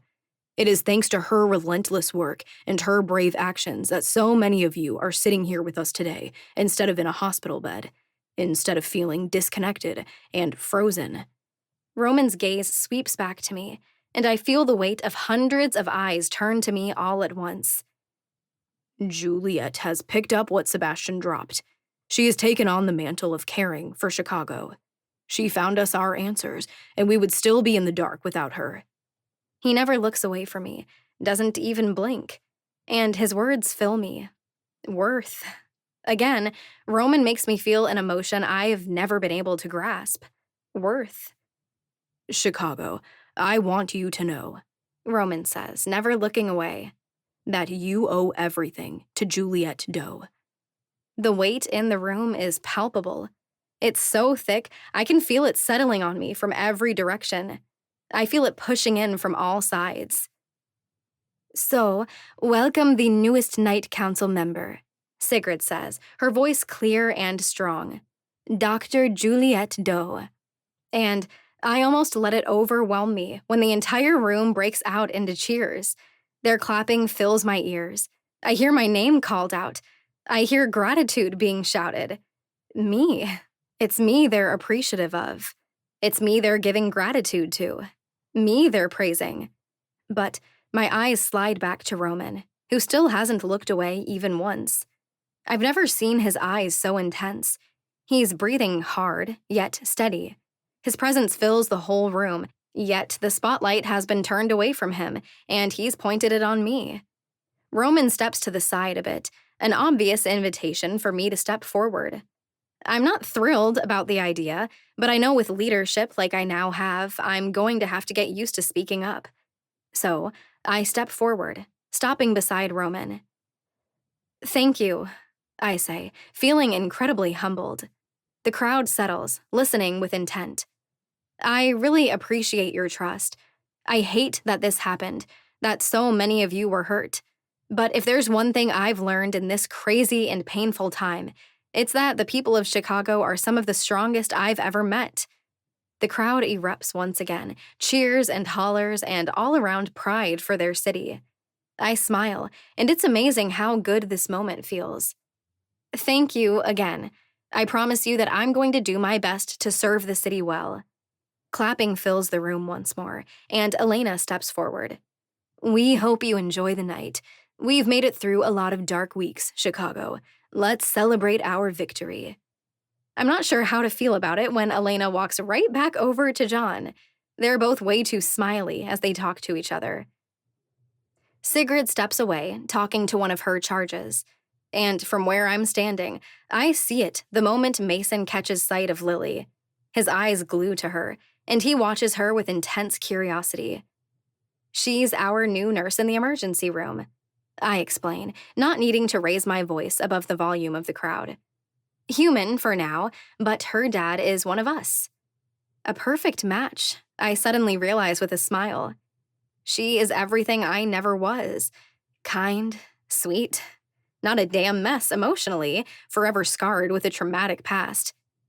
You should go talk to her. Mason glances at me once, and I'm surprised at the hesitancy in his eyes, as if he isn't the calm and confident man I've always known him to be. Seriously, I say, arching an eyebrow at him. It's impossible not to like Lily. She's the nicest person I know, maybe second only to you. I'm not that nice, he says with a smirk, and instantly I remember some very not nice encouraging words from him when my fangs were too close to his neck. He steps forward, his eyes fixed on Lily Roshan.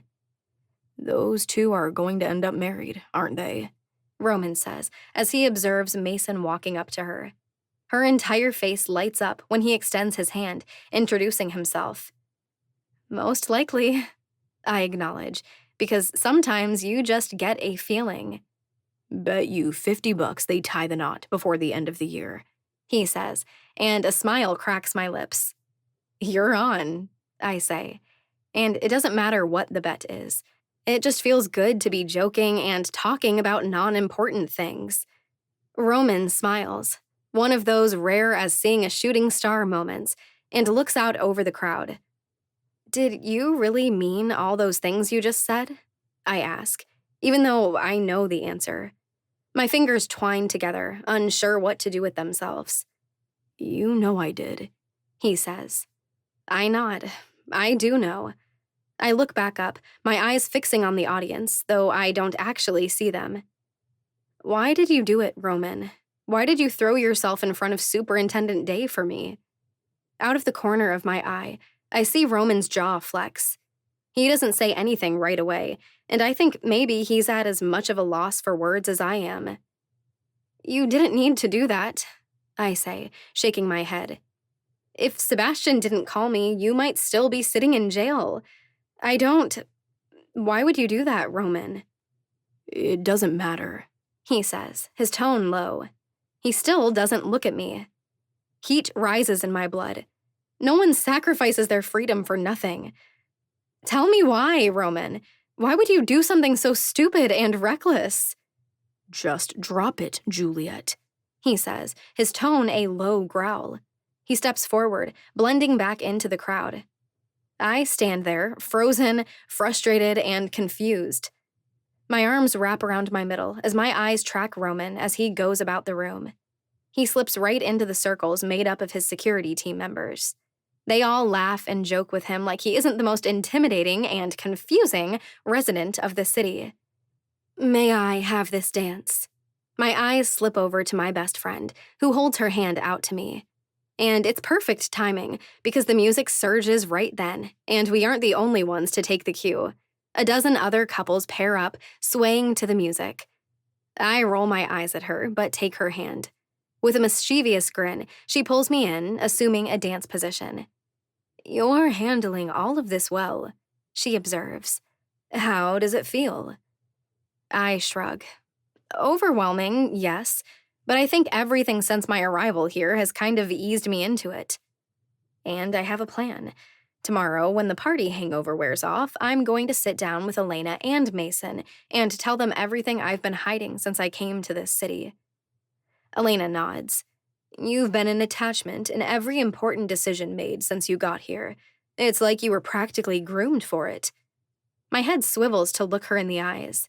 She arches an eyebrow. Sneaky, sneaky Elena, though I doubt she actually knew how I'd end up on the council.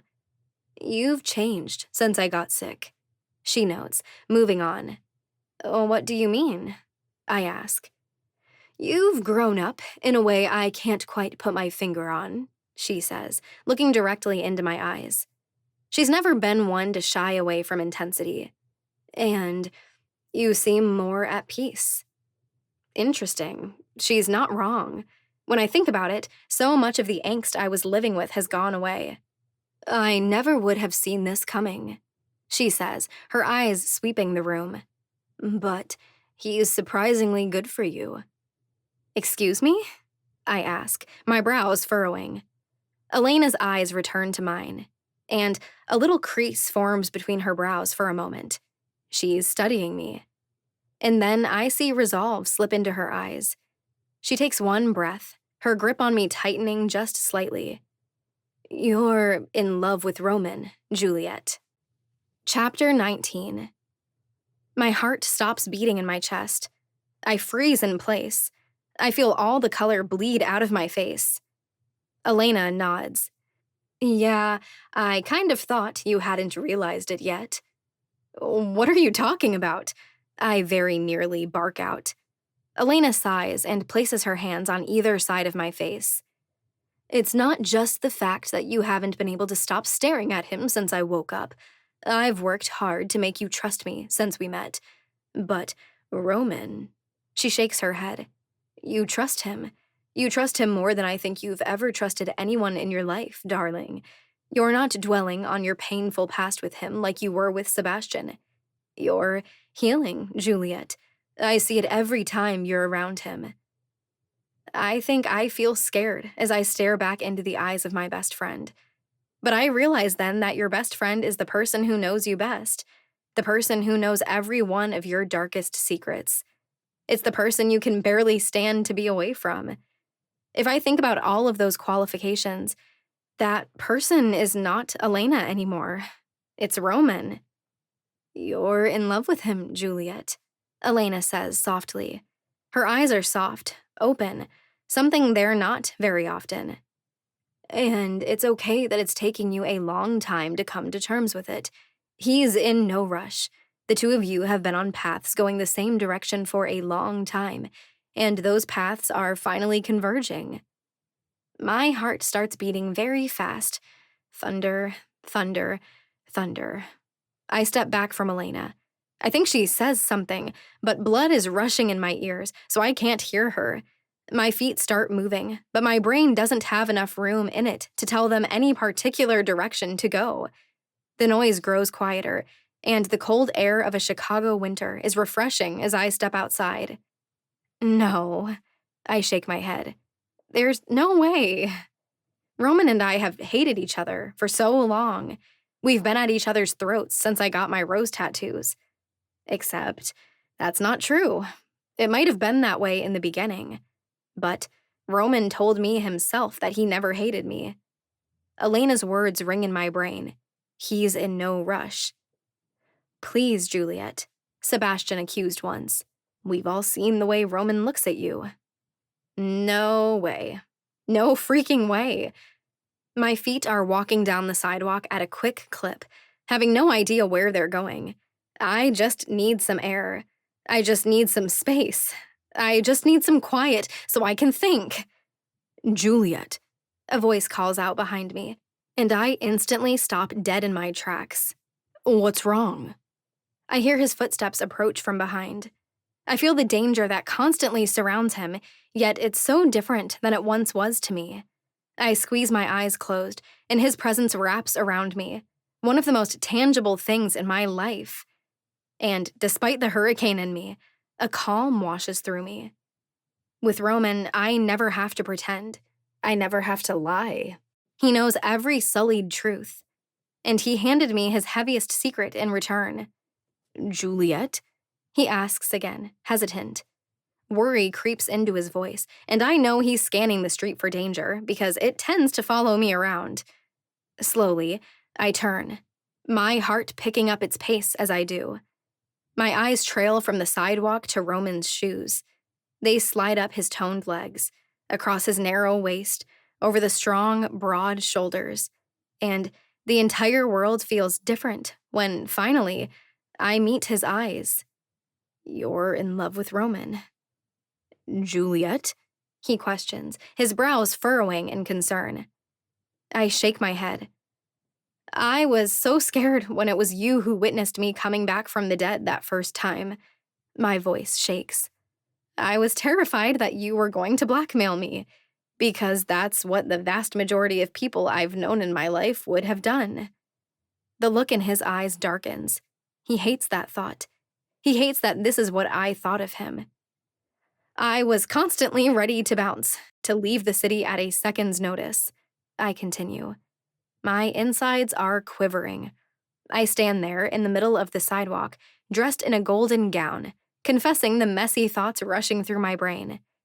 But you never weaponized what you knew against me. I shake my head, still in utter disbelief. I didn't know why I followed those thugs the night I first saved your life. I regretted it the next day, though not really.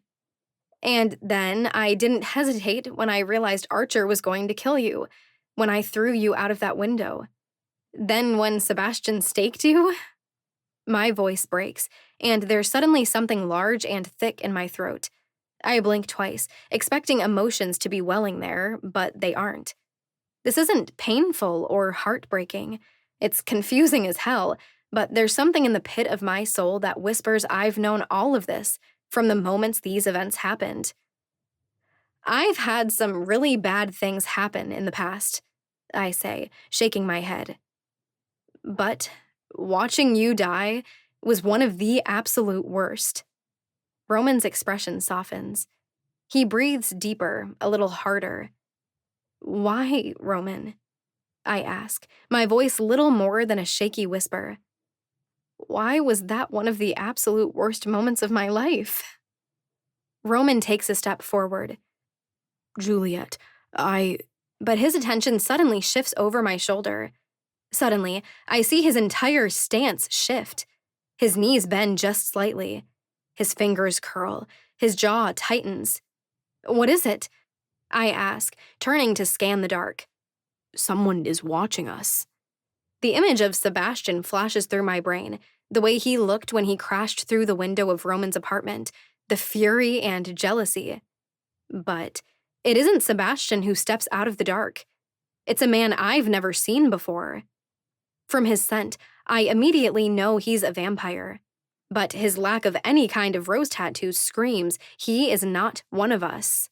Orlando Keary una palabra. The man rattles off in what I recognize as Spanish. His voice is deep, dark, and dangerous. Vas a tener que explicar mucho más que eso. Roman growls back. His eyes ignite with red embers, every instinct in him ready for a fight. Roman told me once that he speaks Spanish and Italian just as fluently as English, though he has no idea why. He still remembers nothing from before he resurrected. What did he say?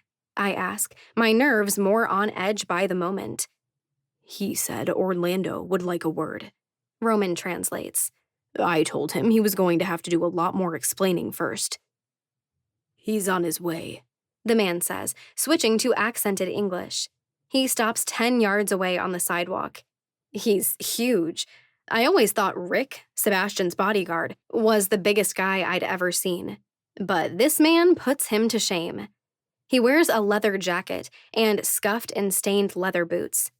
He'd like a word, a private word. I don't think so, buddy, I say, folding my arms over my chest, facing him down, standing beside Roman. You're not getting anyone alone until you tell us who you are and why you're in Chicago. The man walks forward, gaze fixed on me. Leave, girl. Watch your damn mouth, Roman growls. I was given clear instructions, the man says, his eyes shifting over to Roman as he continues his slow walk toward us. Find you, set up a private meeting. I don't think I like your tone, I say, my eyes narrowing. I think you should leave. The man chuckles, and it's a chilling, evil-sounding thing. Oh, last chance, Rubia. Leave now. No, thank you. My vision goes white as the man's hand suddenly snaps out, wrapping around my throat, and he cracks my head back against the brick wall behind me. And it's all too familiar feeling as something pointy and wooden presses into my chest, right above my heart. Instantly, a snarl tears through the night. Roman's fist meets the side of the man's head. I'm knocked sideways as he's thrown off balance. With a roar, the man swipes his hand through the air, catching Roman across the face with his nails. And, in the same movement, he swings with the other hand. Roman rushes into the man with an inhuman growl. And I hear a wet tearing sound. At the same time, I hear wood splintering against bone. Roman! His name rips from my lips as I dart forward. But Roman pins the man against the wall. There's demented fury filling his face. And his hand is gone, completely buried in the man's chest, blood dripping down his arm and then off his elbow. But my world feels like it drops out from beneath me when my eyes slide over. There's a wooden stake sticking out of Roman's back. Roman yanks backward, freeing the man's heart of its cage. A curse is muttered as the man slumps back against the wall. He pitches sideways and hits the concrete hard as his body begins to gray. Roman, I mutter as I dart to his side, panic and terror clambering up my spine. He stumbles, and I catch him before he hits the ground. Roman, no. Damn it. It didn't, he gasps, his words sounding wet. But I know what he was going to say because my medical training finally kicks in. That stake is buried into the right side of his back. It's definitely punctured his lung, but not his heart. It's my turn to curse. This is going to hurt. He makes a wet, gasping sound, his eyes rolling into the back of his head for a second, but he nods. My fingers wrap around the stake. Adrenaline burns through my veins. My emotions are completely strung out. I feel like I'm going to throw up, but I command my hand to be steady. And then I pull. A roar reverberates off the buildings that surround us, and I know we need to get the hell out of here or prying eyes are going to appear any second. I rip a strip of fabric from the bottom of my skirt and wad it up, pressing it into the wound. We need to move, I say, looking around in each direction. And we can't leave him there like that. Roman is breathing hard, harsh huffs from his nostrils. With a pained groan, I help him to his feet, pressing the cloth into his wound. I haven't even looked at how bad his face is yet. The alleyway, I say, nodding my chin to the closest one. I cling to Roman, keeping him upright, and we dart into the dark. Lean back against this, I instruct, leaning him back against a wall, pinning the cloth with his own body weight. There's the distant sound of sirens, and I know we've got a minute or less before this place will be flooded with the police. My heels click against the concrete as I dart back onto the sidewalk. I grab the man's heart, and I handle blood and guts all the time, but even I fight the urge to barf and toss it into the bushes. Next, I hook my hands under his arms and drag him back into the alleyway. Dumpster? I ask, looking at our options. It's our best bet for now, Roman confirms with a nod. I drop the body next to the massive blue metal box. I flip back the lid. Perfect, it's nearly full. Not so perfect. I have to jump inside to clear some room to get him beneath the top layers. This should be impossible. The man has to outweigh me by 100 pounds, no question about it. There's no way I should be able to lift him as high as my head and dump him in. Yet, it's done and taken care of in less than 20 seconds, and it's not even that hard. Come on, I say as I flip the lid closed again. We need to leave. I wrap an arm around Roman's waist, him hooking one arm over my shoulders. I try to keep the cloth pressed into his back, but even as we step out onto the opposite side of the alleyway, I can tell the wound is already healing. His breathing doesn't sound near as wet. I look up and down the street. We're not anywhere near a home base. The church is 12 blocks from here. My apartment is 7, the club is 5, and the hospital is 8. But we have to go somewhere, so I set off to the left. It's quiet out. It's 10 o'clock at night in January. It's been dark for hours. So I feel confident enough that we'll be left alone when I aim us into the courtyard for a coffee house. It's tucked back, and there are bushes giving us privacy from the sidewalk.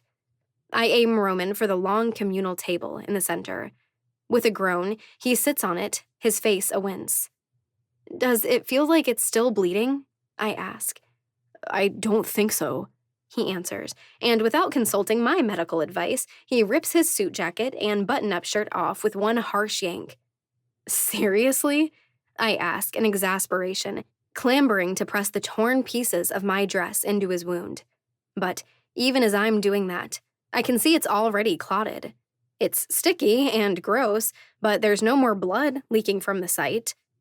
You might have given me a heads up before you went all He-Man. I don't feel like I'm drowning anymore, he says, ignoring my snarky comment.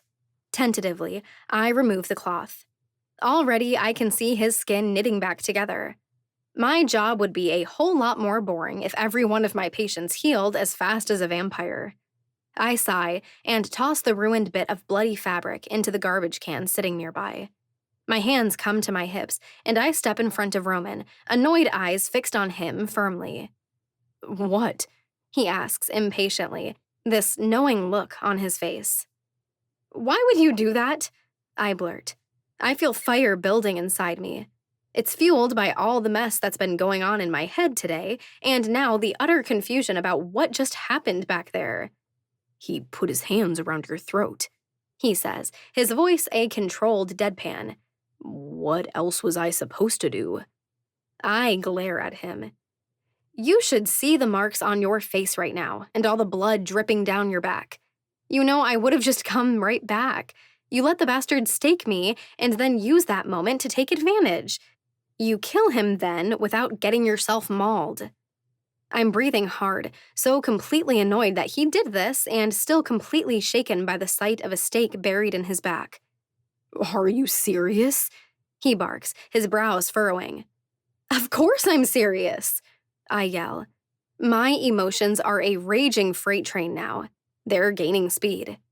He could have killed you, and we don't know the limitations of my gift yet. What if I can only die for you once, Roman? I can't be the only one of us who has thought about that. So why? Why the hell would you do that? Because I couldn't stand to watch you die one more time, Juliet.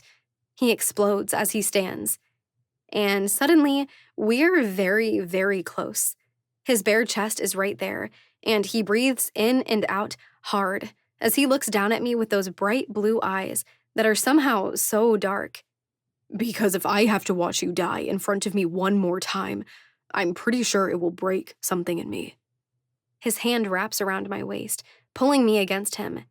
The freight train grows all-consuming as he places his hand against the side of my neck and brushes his thumb over my lower lip.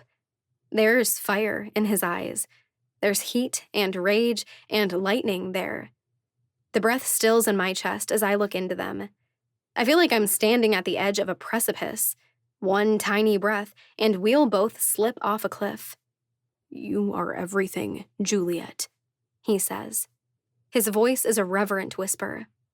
And I'll throw myself in front of 1,000 stakes, so long as it means I never have to watch the light die in your eyes again. The universe grows 10 times larger as the distance between his mouth and mine disappears. My hands come to the back of his neck, and I pull him closer. His hands slide up my back, splayed wide against my exposed skin. An ember in the back of my brain sparks, words from the past. That voice has been haunting me for months. I ignored some of the words that never made sense until this moment. You hide in lies, Juliet. And so long as you would have held on to them, you never would have gotten what you want most. So tragic. Because you could have had the potential to correct the ending to one of the world's most famous tragedies. Roman's lips move in perfect unison with mine. Desperate, hungry gasps escape my mouth, are claimed by his. His bare skin pressing into mine is the most soul-filling contact I've ever felt in my entire life, and it's something I never, ever saw coming. It should have been so obvious. Archer King took the gift of prophecy once upon a time. Once upon a time, he correctly prophesied that one day I would hate the man I loved most. It came true. Even though, at the time, I loved Sebastian more than I'd ever loved anyone, I did come to hate him, and my lies were my downfall. Correct the ending to one of the world's most famous tragedies. Roman spins us, and with one smooth motion, he lifts me, setting me on the table. With a desperate gasp, I shift my weight backward, pulling him up with me. Roman knees between my legs, crawling up my body to keep our lips connected. His fingers interlace with mine, and he raises them up above my head, pinning them against the table. One of the world's most famous tragedies. Juliet. My head falls back, and the moment consumes me entirely. Roman. His hands, his heat, his lips, they make up the entirety of reality right now. And Archer King's prophecy is fulfilled once again. We are correcting the end to one of the world's most famous tragedies. Romeo and Juliet. I should have immediately realized what he was talking about. But I just gasp, feeling my soul being filled, my body consumed in this moment I never saw coming. Insane passion. That's what fuels people like Roman and me. Anger, resentment, drive, protection, hurt. We feel our emotions strong and fierce. It all collides here on this table. Juliet, Roman breathes as his lips trail from my mouth, down my jaw, kissing along the side of my neck. His hand slides to my thigh, exploring the rumpled fabric that is working its way higher. My fingers find their way into his wild black hair. My eyes roll into the back of my head, my mouth falling open, as he presses hot kisses across the front of my throat, rising up the other side of my neck. I pull his mouth back to mine, and he readily accepts my command. Roman tastes like starlight and cold nights wrapped in a blanket. He feels like horseback rides in the moonlight. And the feeling he is awakening in me is that of a night goddess. He breathes out, and I drink every bit of him in. His tongue searches out mine, and I let him in, feeling desperate. His weight presses into me, and it's the most delicious thing I've been waiting all my life for. But I startle when something vibrates against my leg. With an annoyed sigh, Roman reaches into his pocket and pulls out his phone. It's Elena, he reports. Oh, I say stupidly. My brain is reeling, tripping over the insane twist this night has taken. What? He growls into the phone, though he doesn't shift off of me. There are some people here. I hear her on the phone. They have your picture, your booking photo. They're asking to speak to you. Any idea who they are? Roman asks. His brows furrow in concern as he looks down at me. I wonder if he's thinking about the man he just killed, the one who said there was someone, Orlando, who wanted to talk to him. They're not saying, but Roman, I have a bad feeling about this. And Elena legitimately sounds nervous. And I'm not sure I've ever heard her sound nervous. You need to get back to the Nocturne. Now. I'm on my way, he says and ends the call. Come on. And my heart jumps all the harder when Roman pulls me up from the table and keeps a grip on my hand. And together, we take off in the dark, aimed back for the Nocturne. Something about this feels sinister. Strangers looking for Roman, using his booking photo for reference? Why does anyone even have access to that? Is it a police officer? Finally, we round the last corner, and through the dark, I see the doors to the Nocturne are wide open. At the top of the stairs, I see Elena, Mason, and Sigrid. And standing at the bottom of the stairs, I see a group of 8 strangers. Roman and I both slow as we cross the street. My adrenaline kicks in, perhaps a fight or flight response. After the night I've had, I would definitely default to fight. We cautiously walk down the sidewalk, and, as if in unison, the new arrivals turn toward us. Somehow, it's not a question who is in charge. The man standing in the center radiates control, power, even though he looks younger than most of the others.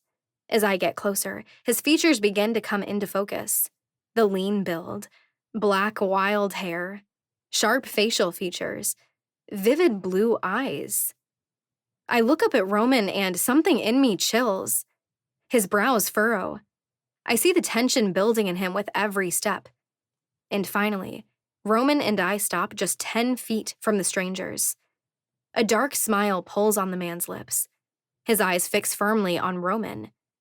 I always thought everything about Roman screamed predator, but this man feels deadly in an entirely different way that puts fear in the pit of my stomach.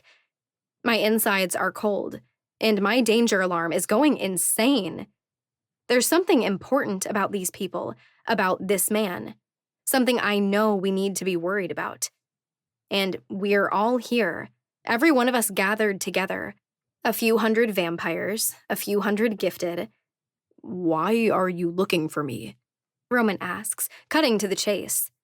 The man smiles and reaches out a hand. And the world disappears when the woman standing beside him hands him something shiny and sharp. A crown. Hello, brother, the man says as he extends that crown to Roman. I've been looking for you for a long time. The end of Book 4. This has been Born Wicked, Blood Rose Nights, Book 4, written by Keary Taylor, narrated by Raven Wildwood. Copyright 2023 by Keary Taylor. Production copyright by Keary Taylor.